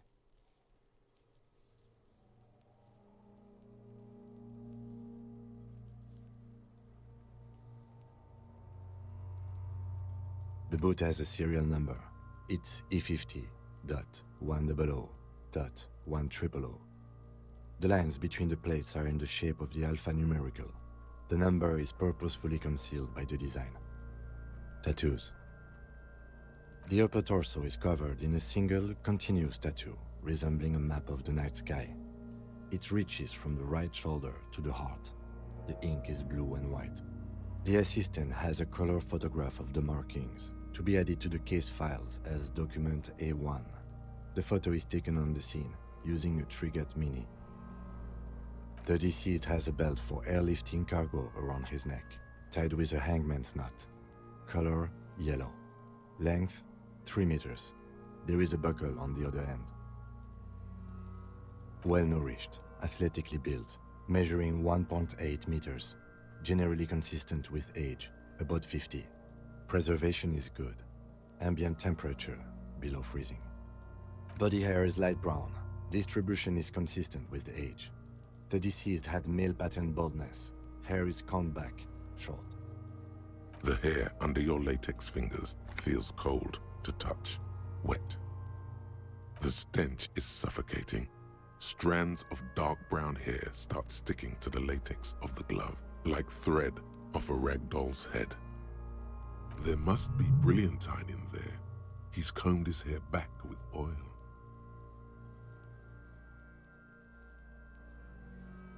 More hair sticks to the glove. Hair off the rain-soaked head of a dead man. There are bumps and dips on the skull below. An alien landscape. For a fraction of a second you feel something. An irregularity. But then it's gone. Too minute to register in your mind. There, dead man. You were someone's child. It's all over now. What was what? Brilliantine. There's brilliantine in his hair.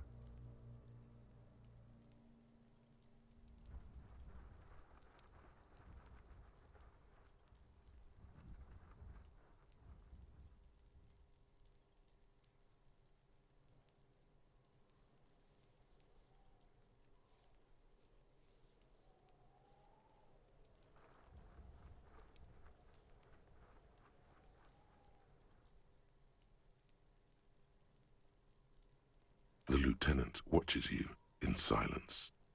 That was some sick shit, Sekopa. Lividity is consistent with hanging. The head is congested. Contusions are present on the head, chest, and thighs, consistent with stones thrown. Low velocity. Fucking low velocity? You think Kuno doesn't know what you're talking about? Velocity was fucking max. Talking shit about Kuno's velocity.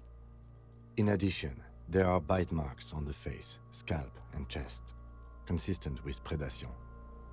Ligature mark.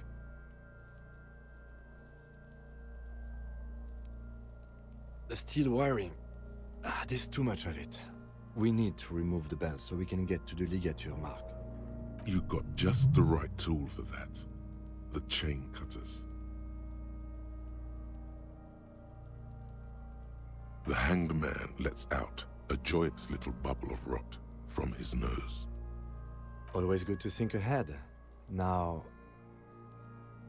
we need to cut the belt to see the ligature mark below. Carefully, with as much precision as you can. See, my pig is gonna fuck his head off. No, he ain't. Your pig's a boring fuck.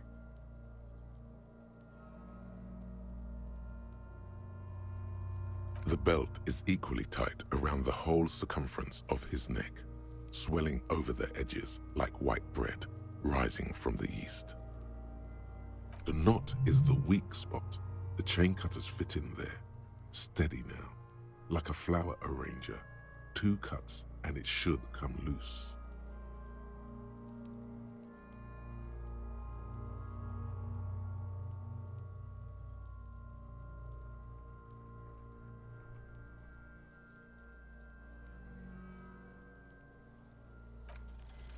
After some deliberation, you sink the cutters into the knot tying the belt together. You squeeze the rubber handles together, sweat forming on your brow. Snap! The knot is slashed. Another cut and the belt falls apart like a flower bouquet, revealing the dead man's neck and the dark red ligature mark around it.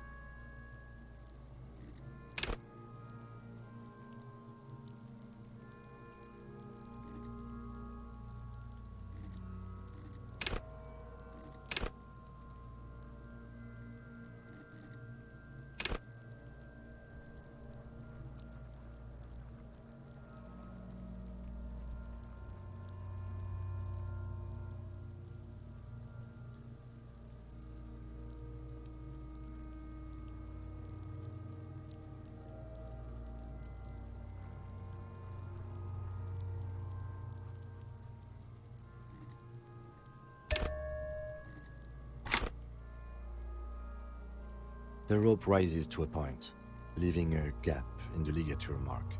The suspension point is in the back of the neck.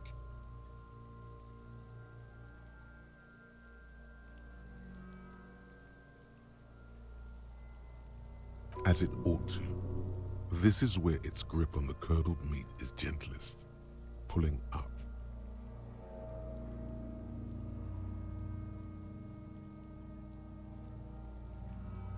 Hemorrhaging is observed on the skin, above and below the ligature mark. The mark is well pronounced, consistent with a drop from 1 or 1.5 meters. Chest is intact, normal contour, abdomen is protuberant, pelvis intact, genitalia... No! Let's get out and see! I fucking knew it! This is clearly what they've been waiting for, ever since the autopsy began. The lieutenant is trying to make it as boring as possible. Genitalia is male and unremarkable. No evidence of injury. Back is symmetrical and intact. Upper and lower extremities are intact, but asymmetrical. There are combat injuries on the right hand, thigh, and hip. In addition, I see smaller, residual scars, too numerous to count, covering about 30% of his skin. Last item. Hands.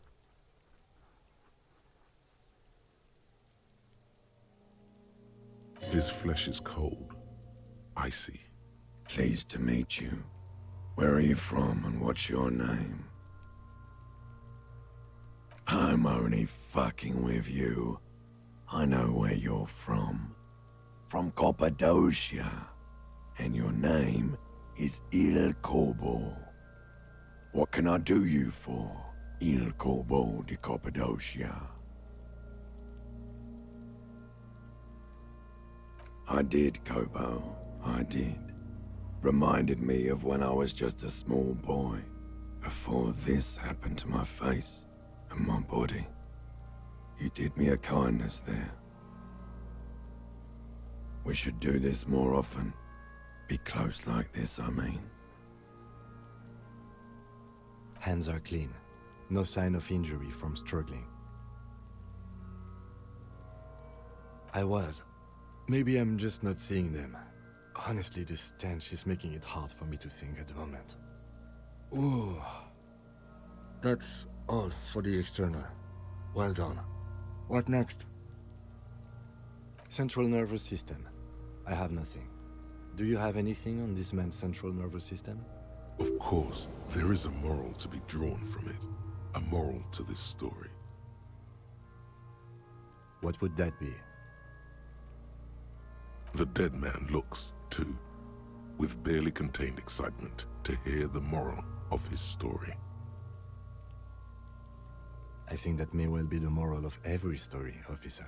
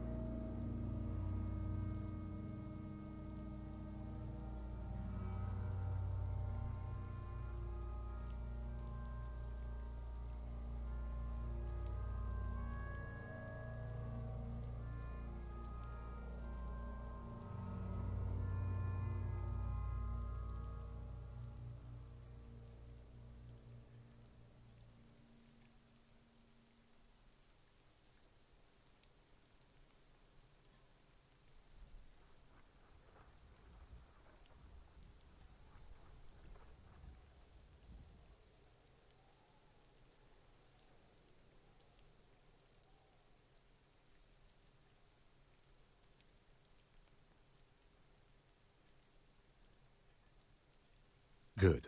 Musculoskeletal. Purge fluid is coming from the mouth. Not injury related. Eyes and tongue protuberant. Hyoid bone. Let's see. With his eyes almost closed, the lieutenant puts his hand on the dead man's throat and begins to massage it, gently. A rotting smell erupts from the mouth. Purge fluid runs down his lips, black and viscous. You hear cracks as the lieutenant moves his sharp fingers inside the flesh, like the creaking of an old house at night. Yeah, jack that fucker off! The hyoid bone is fractured. The rest of the musculoskeletal system is intact. Unremarkable. Respiratory system.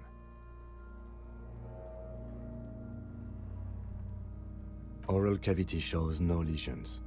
The victim has received dental implants, possibly after a combat wound. Mouth swollen, hemorrhaging present in mucosa of the lips and mouth. No scream, no sigh of relief rises from the darkness inside. It's humid there, sickly sweet air, unlike anything living. You feel like throwing up, straight in that mouth. It's hard. You taste stomach acid in the back of your throat. A contraction. Your throat pumps a little something from your stomach and into your mouth. You're forced to swallow, just to keep looking. Inside, you see darkness. Just a mess of meat and darkness. There are ancient mysteries down there, Kobo. Ask me later. Hemorrhaging present in mucus. Hepatobiliary, Na. Are you a hepatobiliary expert? Neither am I. That's it. Same for toxicology and serology, NA. Unless you have untapped reservoirs of knowledge there? Like a toxicology screening? At this stage, I doubt processing will find anything, even if he was brimming with cocaine. But still, you should add a request. Cardiovascular. The body exhibits lividity in the lower extremities, feet, hands, and neck, visually consistent with the hanging. Gastrointestinal. This will do. Digested semi-solid food in stomach. Voila.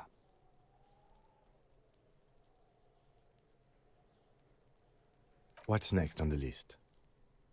Let's see. We have bite marks, contusions on the head and chest, and a ligature mark encircling the neck. You'll need 3 fields. Leave a 4th one too. Be thorough if you want maximum results. Head, chest, and scalp bite mark injuries. Predation by birds has caused damage to the body. Odontologist does not need to be consulted. And your opinion, officer? Agreed. Next injury?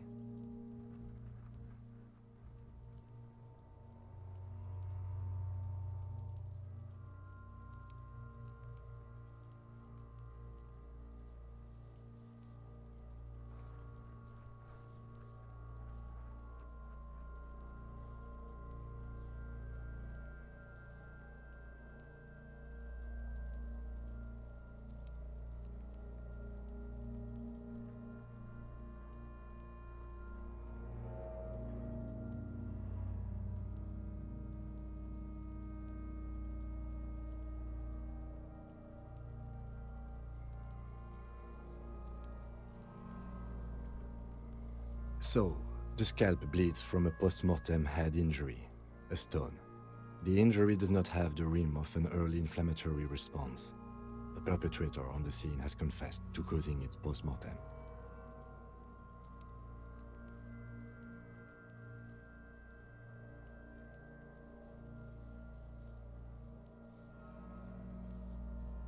At maximum velocity, fucko! Has confessed to causing it at maximum velocity.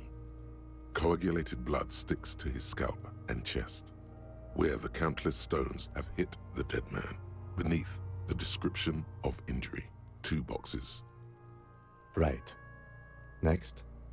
A dark red abraded ligature mark encircling the neck, with a gap on the nape measuring, let's say, 7 centimeters. The hyoid bone is fractured, the cervical column intact.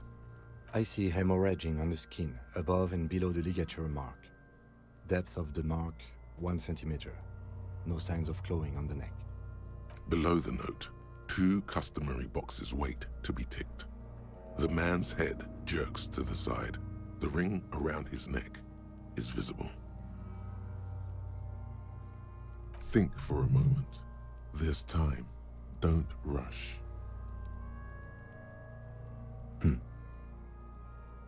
He is deep in thought, eyes fixed on the bright red ring around the dead man's neck.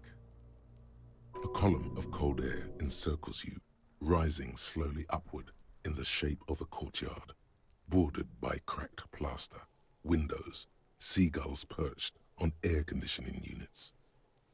A small green enclosure in the middle of a corral of tenements, Cape-side apartments, whirling in rags, and the fortress wall of Terminal B.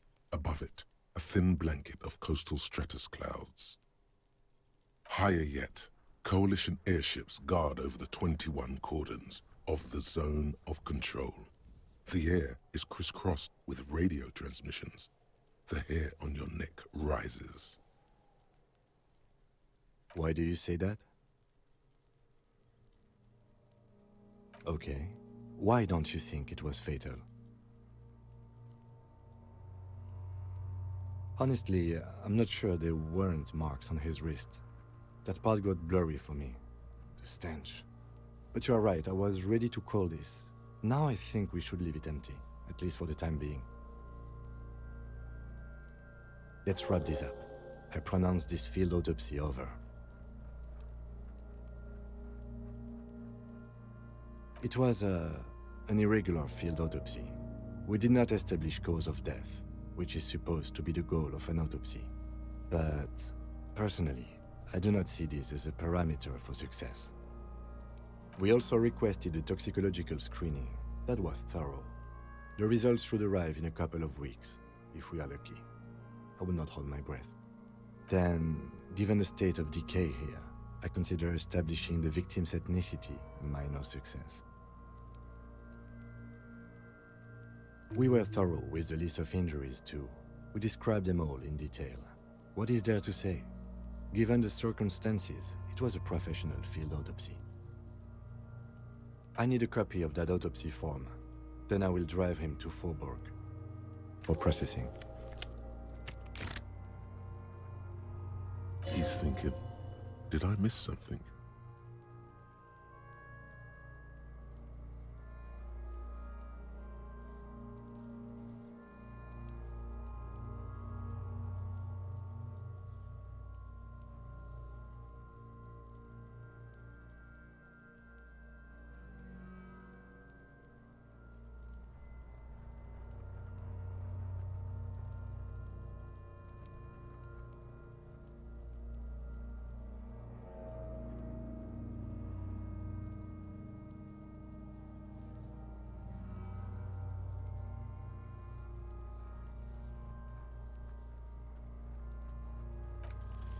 Your arm reaches out and your eyes close, as if by their own volition.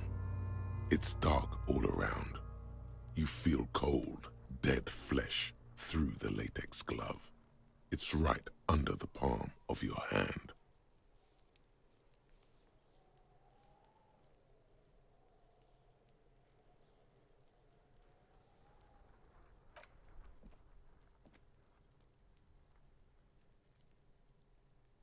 His face, his cheeks, his nose, his fat, swollen lips.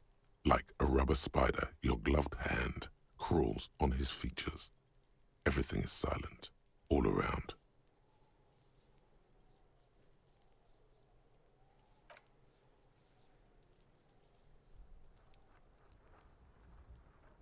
The oral cavity is cold and moist. A ball-like tongue attaches itself to the base of the mouth, lolling around like a scallop. You're on the right track.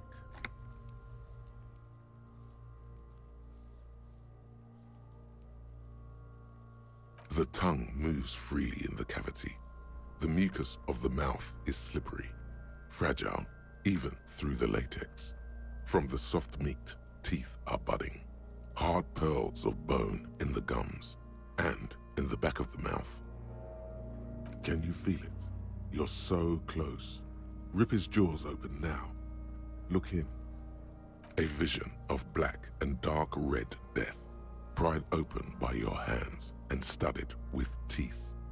Looks like he's laughing. Death fumes rising from his throat.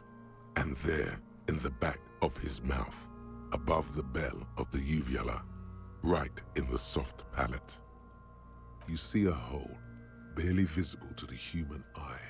It is swollen shut, almost vanished. No larger than 0.4 centimeters in radius, the edges appear darkened. Keep going. Kuno nods, too. He takes a step closer. A black trickle of liquid runs into his throat from the wound. Your index fits right in there. A tight tunnel of flesh opens up. Tissue damage. Wide enough for 2 fingers. As you push both in, you reach through his mouth, right into his brainstem. The fuck is happening? Ah, shit, see? Yes, that's what this part is called. You've seen the drawings. You've studied them. Your yellow fingers slide into the remains of the limbic system. There is no resistance. It's gelatinous. The slug-like structures are damaged too. The tearing extends deep into both hemispheres. The lieutenant answers with the sound of his pen on paper. fucking cavity, see? Quivering with awe. Your fingers are all the way in now, reaching toward the inside of his skull. The cavity goes further, but the entry wound isn't wide enough for the rest of your hand to follow. All the muscles in your body harden. Time to enter him.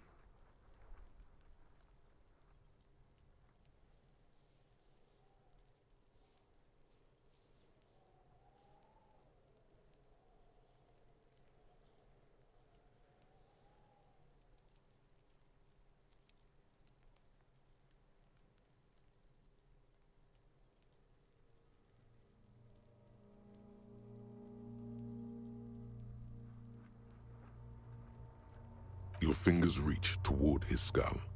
His cerebral cortex feels like jelly. Cold jelly.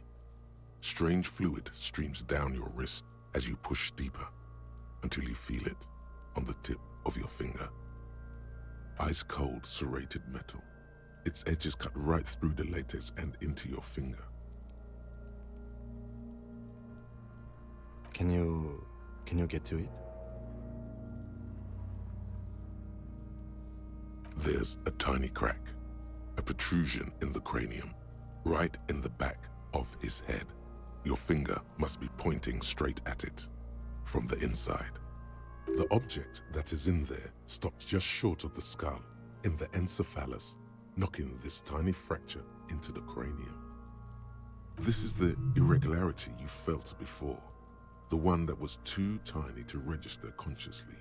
We have the makings of a very small exit wound here. Forget about the fucking exit wound, Beano. The pig is wearing him like a fuck puppet.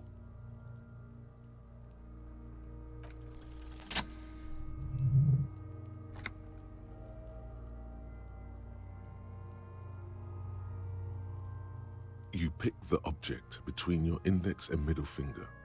It feels sharp, like metal. With your face twisting from pain and concentration, all you need to do is just... The inside of the head feels cold and smooth, like a glove, sweat dripping down your brow. Careful not to lose the prize between your fingers. With a plop, your hand emerges from the mouth. The garden glove is covered in blood right up to the wrist. Between your fingers, a small flower, a blossom made of lead. Fucking beautiful! A bullet.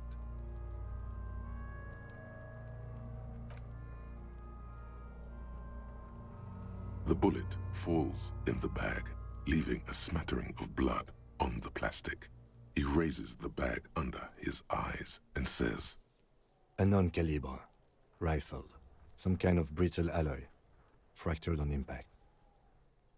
No, you deserve it. We can log it later. We need to add an item to the injury list. Injury number 4. Oval entry wound with an abrasion color. Soft palate, back of mouth. High velocity. Temporary cavity in brain tissue. Small exit wound on the occiput. How does that sound? Opinion, fatal injury.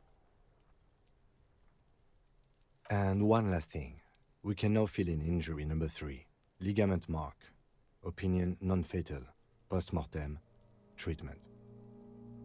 He's proposing the bullet was the real cause of death, and the hanging an attempt to conceal this fact.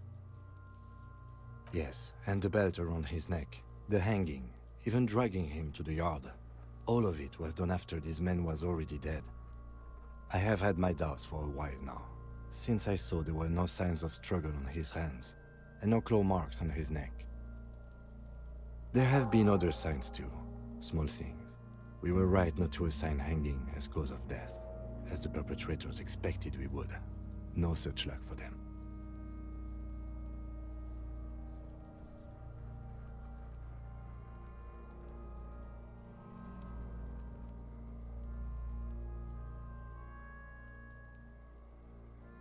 There is, of course, the very real possibility he was both shot and hanged. To put him out of his misery? It's possible, but it does not explain all the other dubious things here. Lack of struggle, primarily. I may be intellectually sloppy, but I prefer one theory at a time. And this just smacks of treatment to me. That's for us to find out. But this, it will make finding them just a little easier. To hide something.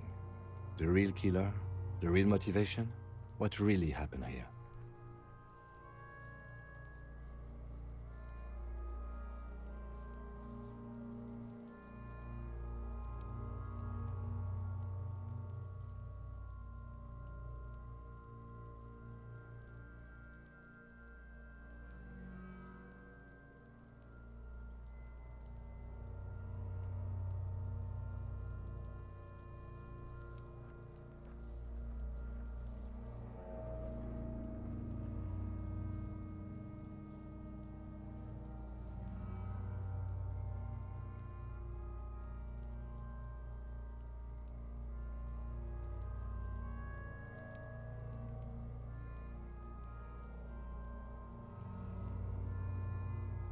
Oh, you really do. I am glad to hear you say that. Your room in the Whirling in Rags should come with a bathroom. Be sure to make use of it in the evening. Yes, we should take a closer look at it. I am certain it has more to tell us. This little thing could reveal much about the weapon that shot it. We put him in a bag and carry him to the holding pen of my kinema. The body bag should contain the odor for the duration of the transport. I would drive him to processing, but it's too late to do that today. I'll do it first thing tomorrow. No problem. One more thing.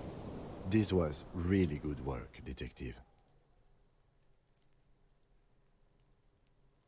Shoot, Looney Rooney. Oh yes, Gobo mi Lobo. In the gift horse's mouth. Tracts and wakes and waterways. Ancient materials buried. Just a small gulp away, my beloved Gobo. A small gulp away. Huh? You're misquoting me, Rooney. I said communism killed me. Love did me in. Come back later, Corpo. Amuse yourself with my frank manners and my memento mori features.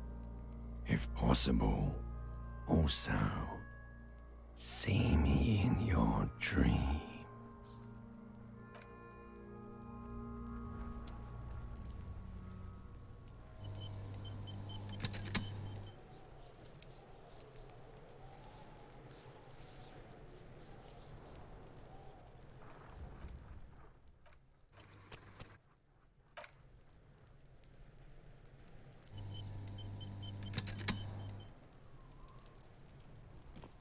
We should think about calling it a day, maybe. The nights are still miserably cold this time of year. We should take care of that, then. Let's talk to him anyway. An officer of the RCM shouldn't be sleeping in the street. We'll figure something out. Though he finds this situation frustrating, he is doing his best to not make you feel any worse than you already do.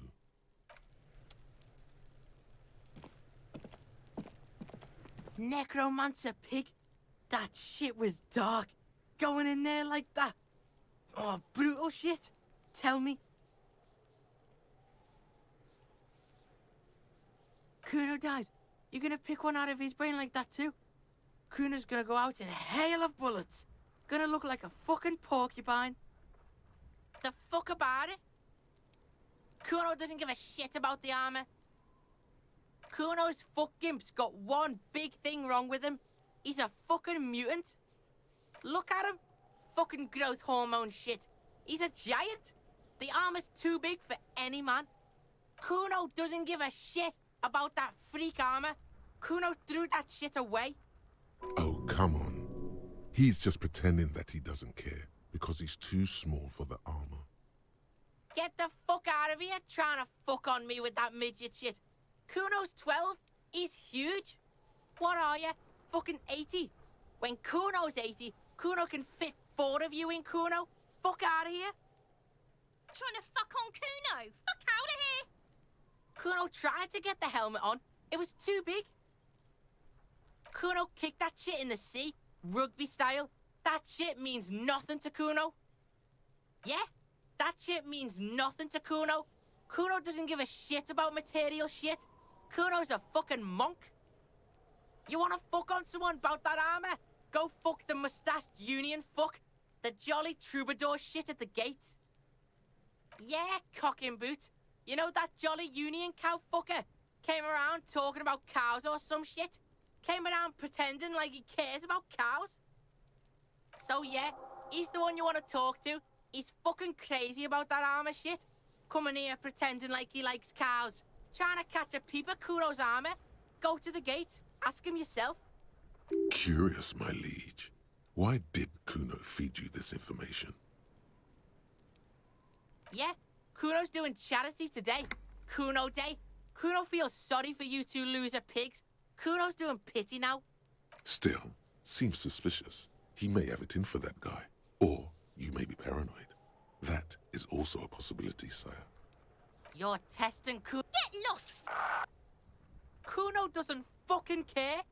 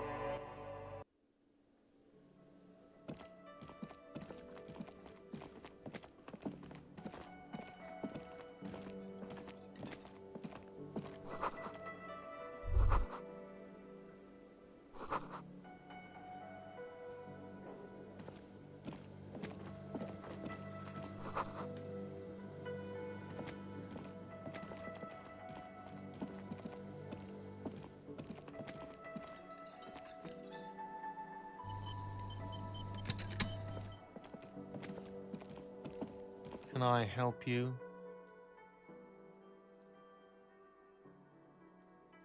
Yes, have you got it? Does that arrangement include you paying me what we already agreed you owe me?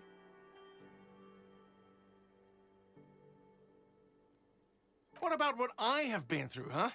You're not the goddamn protagonist of this story. I am. This is my hostel cafeteria, and I need my money.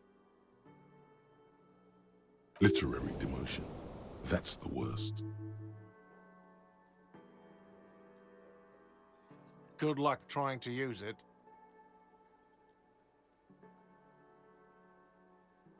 Draconian measures.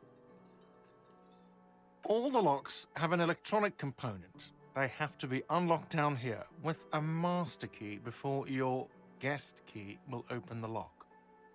Not until you bring me the money. Okay. I might have something in my motor carriage we can use when you're done here. I really didn't want to resort to this. The man is thinking. Oh, Lieutenant, we're done here. Yes, have you got... Does that arrangement include you paying me what we already agreed you owe me? As a police officer, you must understand that I cannot take you at your word without evidence. Evidence being money. You can't stay here without money. Not until you bring me... Okay. I really did... Oh, Lieutenant. Yes, have you... Does that arrangement include game? Everything is just a game to you, isn't it? Not until you... Okay. I really did... Oh, Lieutenant. we're done here. Another thing. Great. Yes?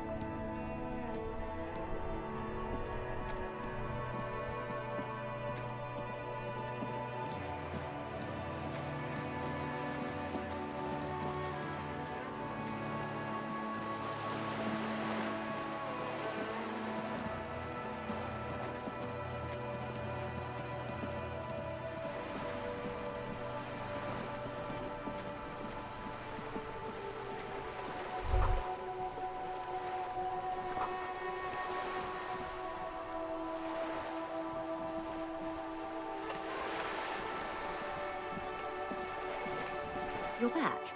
Good. What can I help you with?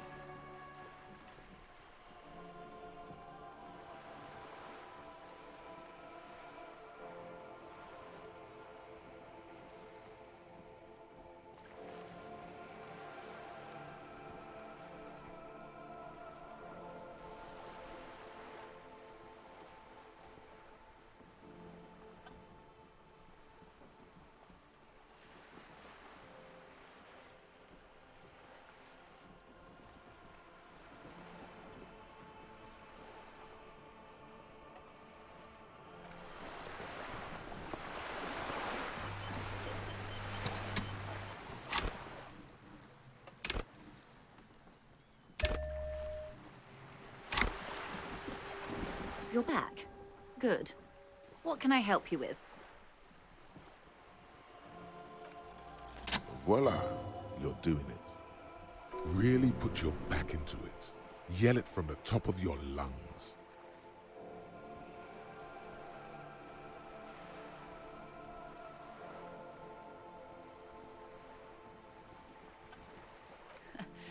I'm sorry, I couldn't hear you. The wind is a bit strong. Could you repeat that? How much money? That's a good sum. Not too small, not fantastically large. She removes a few notes and hands them to you. The paper is cold and oily to the touch. Good. We won't be needing to go to my kinema then. There must be about 200 real in that zip bag. Maybe a little less. Plus some change at the bottom. So, I hope I didn't just bribe you, officer. It may not be technically illegal under the Emergency Act, but still. You're right, ma'am, that donations are permitted under the Emergency Act, unseemly as it may be, as long as they are properly logged with the precinct. Which he most certainly will do. Now, how else can I help the RCM today, besides supplementing its salaries?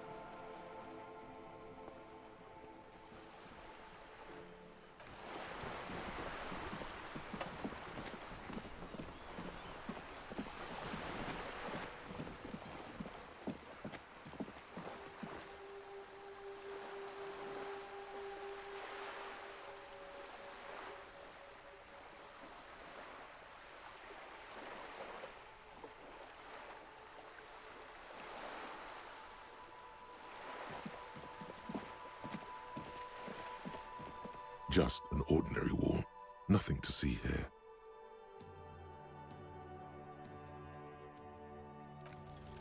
Yeah, why? It's a wall. An ordinary wall. Why must we stop to look at this wall every time we pass by? We have business to attend to.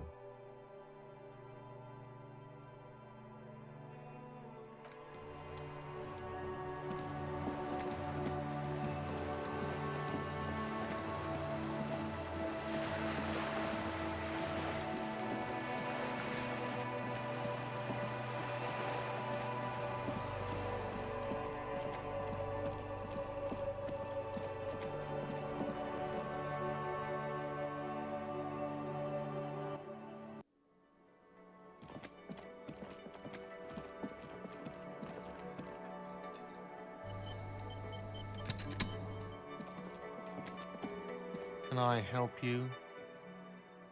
Yes. Have you got it? Well?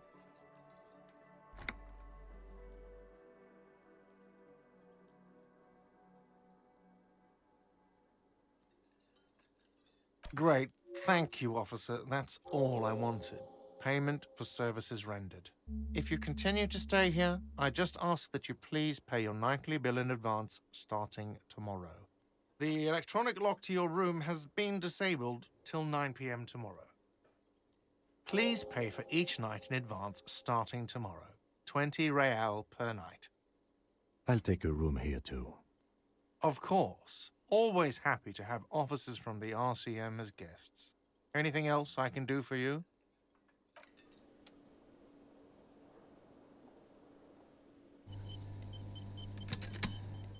Yes?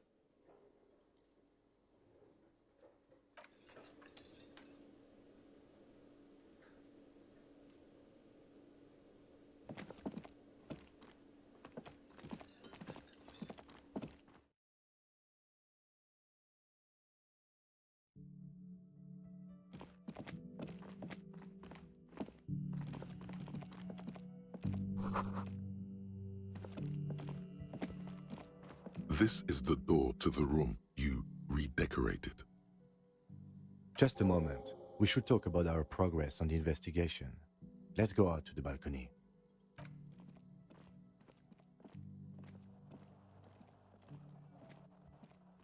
The air outside is brisk. The lieutenant is silent for a moment. He listens to the traffic hum. Then, Now then, we should talk about the investigation. But I also feel you're a bit hazy on the RCM. Our role here, our rights, our jurisdiction, basically. I have a cigarette every night when I go over my notes. It's something of a ritual. oh man, he looks so devastatingly cool with that cigarette. You mean this? This isn't cool. It's an unnecessary trial of will and unhealthy. Keeping the habit within the parameters he's given himself takes a lot of focus. It would be easier to simply quit. Yes, it's been a long and eventful day. Well, we inspected the victim's body, so that's good. It was not easily approachable in that state, but we did it. I would say our initial inspection was very thorough, and we have solid leads to follow up. Then you shot the body down, which was quite a shot. I admit I wasn't sure whether I should give you the gun, but I'm glad I did. Your shot enabled us to perform a field autopsy on the victim. We found some things we can really work with. Moreover, you found that the hanged man wasn't just hanged, he was also shot. That was some excellent detective work. And you managed to locate and pull out the bullet, so we can get ballistics, make off the gun. All this is invaluable.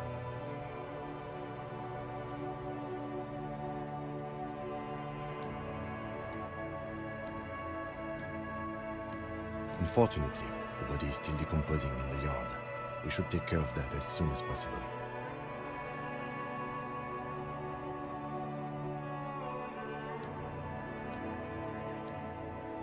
And there's still work to be done at the crime scene. Now, for the interviews.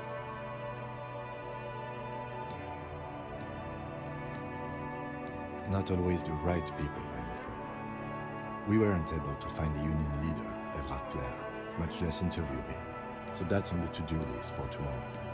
We tried to interview the Wild Palms rep, but she asked us to do something for her first. Fine, so be it. I have a feeling Joyce knows how dangerous the situation really is. We have to get her to talk to us. Above all, though, today was exhausting. What's with all the running? You run a lot. Is that a standard Precinct 41 practice?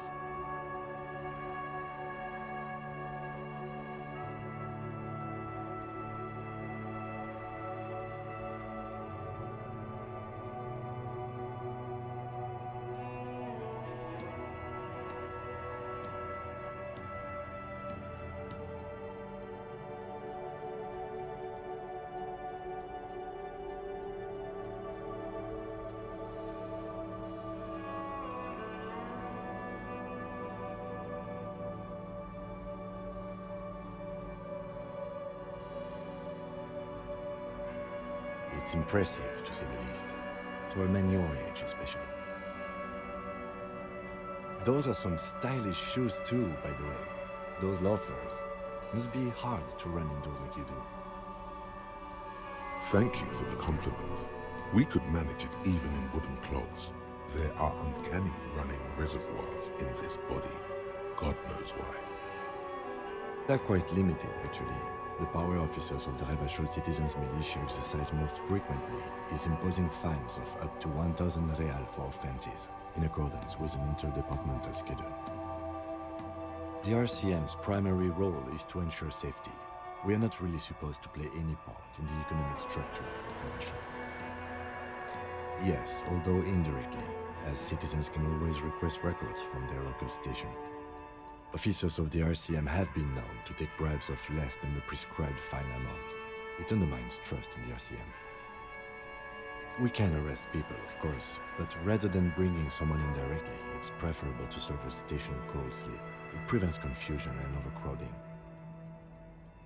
You can't. Those who don't show up become fugitives, though, and have fewer legal rights when they are eventually caught. It's about power projection. Thus far, they seem to mostly show up.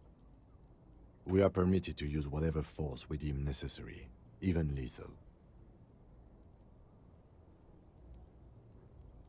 You have to supply compelling evidence for why it was necessary to use lethal force. In these cases, your partner is usually your witness. Not a good position to be in, by the way. Internal Affairs handles these cases thoroughly, by cross-examining you for inconsistencies. It is hard to cover for anyone, which is for the best. Yes, the last time was 4 years ago. He says it matter-of-factly and moves on. There is a slight physical revulsion in him while saying that, but he's worked through it in the intervening years. That's an improbability, perhaps even impossibility. Of course you've killed people. It's somewhere down there, melting in all the drink. Precinct 41 is known for a higher than average rate of police violence. We don't convict. We arrest and send them to coalition government courts in Couronne and La Delta. The prosecution works off our testimonies and records, which is why it's paramount to keep them. The coalition government, and the moral intern more broadly. The RCM was formed by the coalition government to restore order in the international zone after the revolution. So we did. Now we attempt to maintain that order. No more, no less. Or perhaps it is better to say we were allowed to form.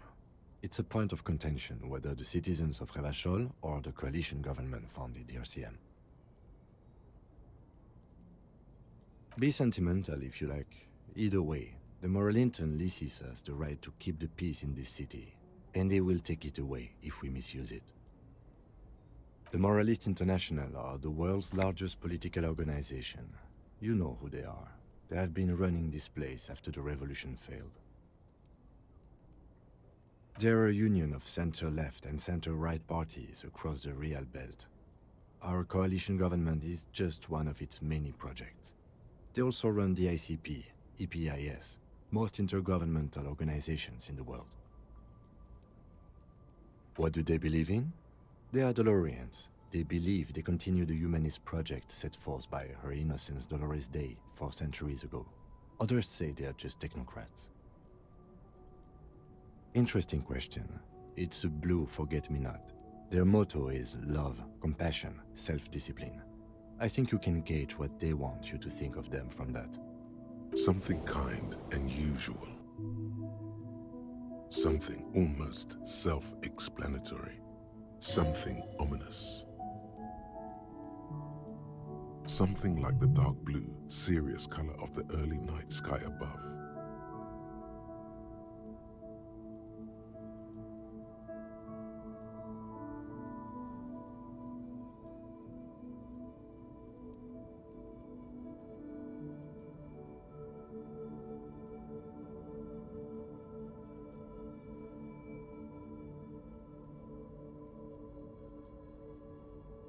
A historic figure? The author of the modern age? You will have to look elsewhere for opinions. The subject of humanism is too abstract for me. The moral intern are a fact. I try not to have opinions on facts until they change. And it doesn't look like that's about to happen. It is more than that. There's some kind of affection in him. Yes, I did, when I was younger. In my 20s, I considered myself a moralist. A blue forget-me-not, a piece of the sky. They're not all that bad. That's another leitmotif associated with moralism. But the years have changed that. I don't know what I believe in now. No, I believe in the RCM. That's enough for me. Do you?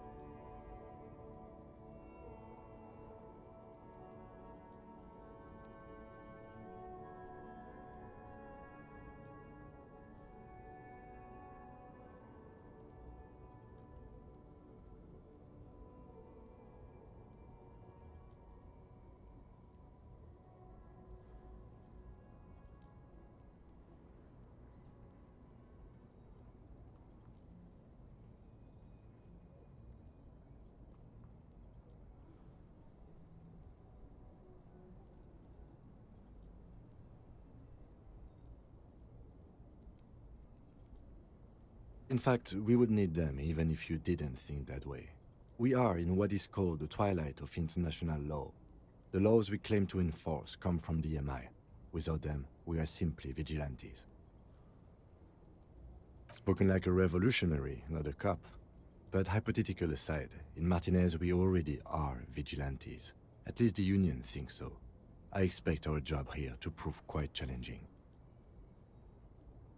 The lights of the orphan district are reflected in his glasses, the red and golden orbs of the motorway sliding like pearls on a string, from east to west, as Revachol commutes back to the suburbs. Tomorrow is Tuesday. Monday is over. The dying lights of the city shimmer below. Slowly, like luminous clouds, they pass on his lenses. The lieutenant looks at his slim cigarette, contemplating the next drag.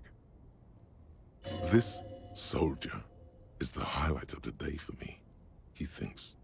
This little stick right here. They really don't like us here. And the mouth on that kid, Kuno. It's different inland, in Jamrock and the GRIH. It's our fault for leaving this place to the dogs, to the Union, to the company, not daring to come here more often.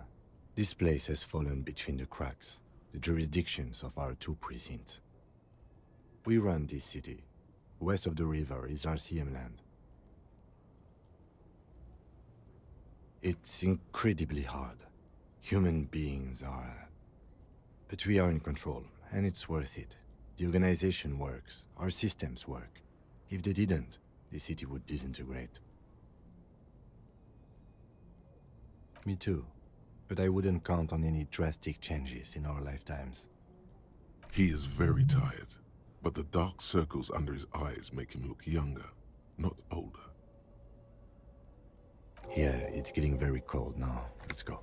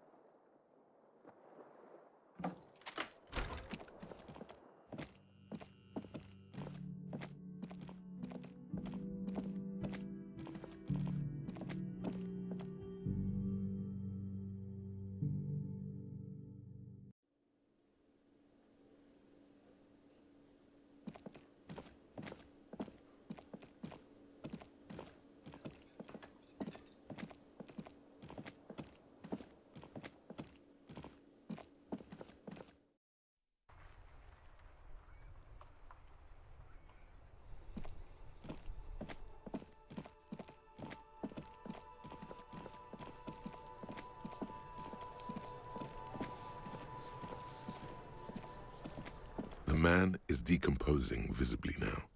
Every hour, he looks less like a creature and more like a pile of intestines. Shoot, Looney Rooney. Come back later.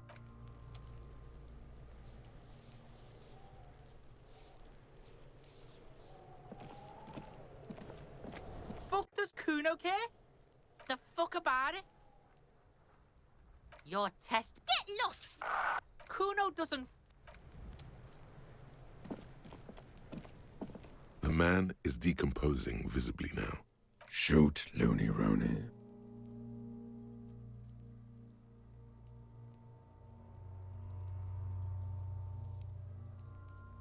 Come back late.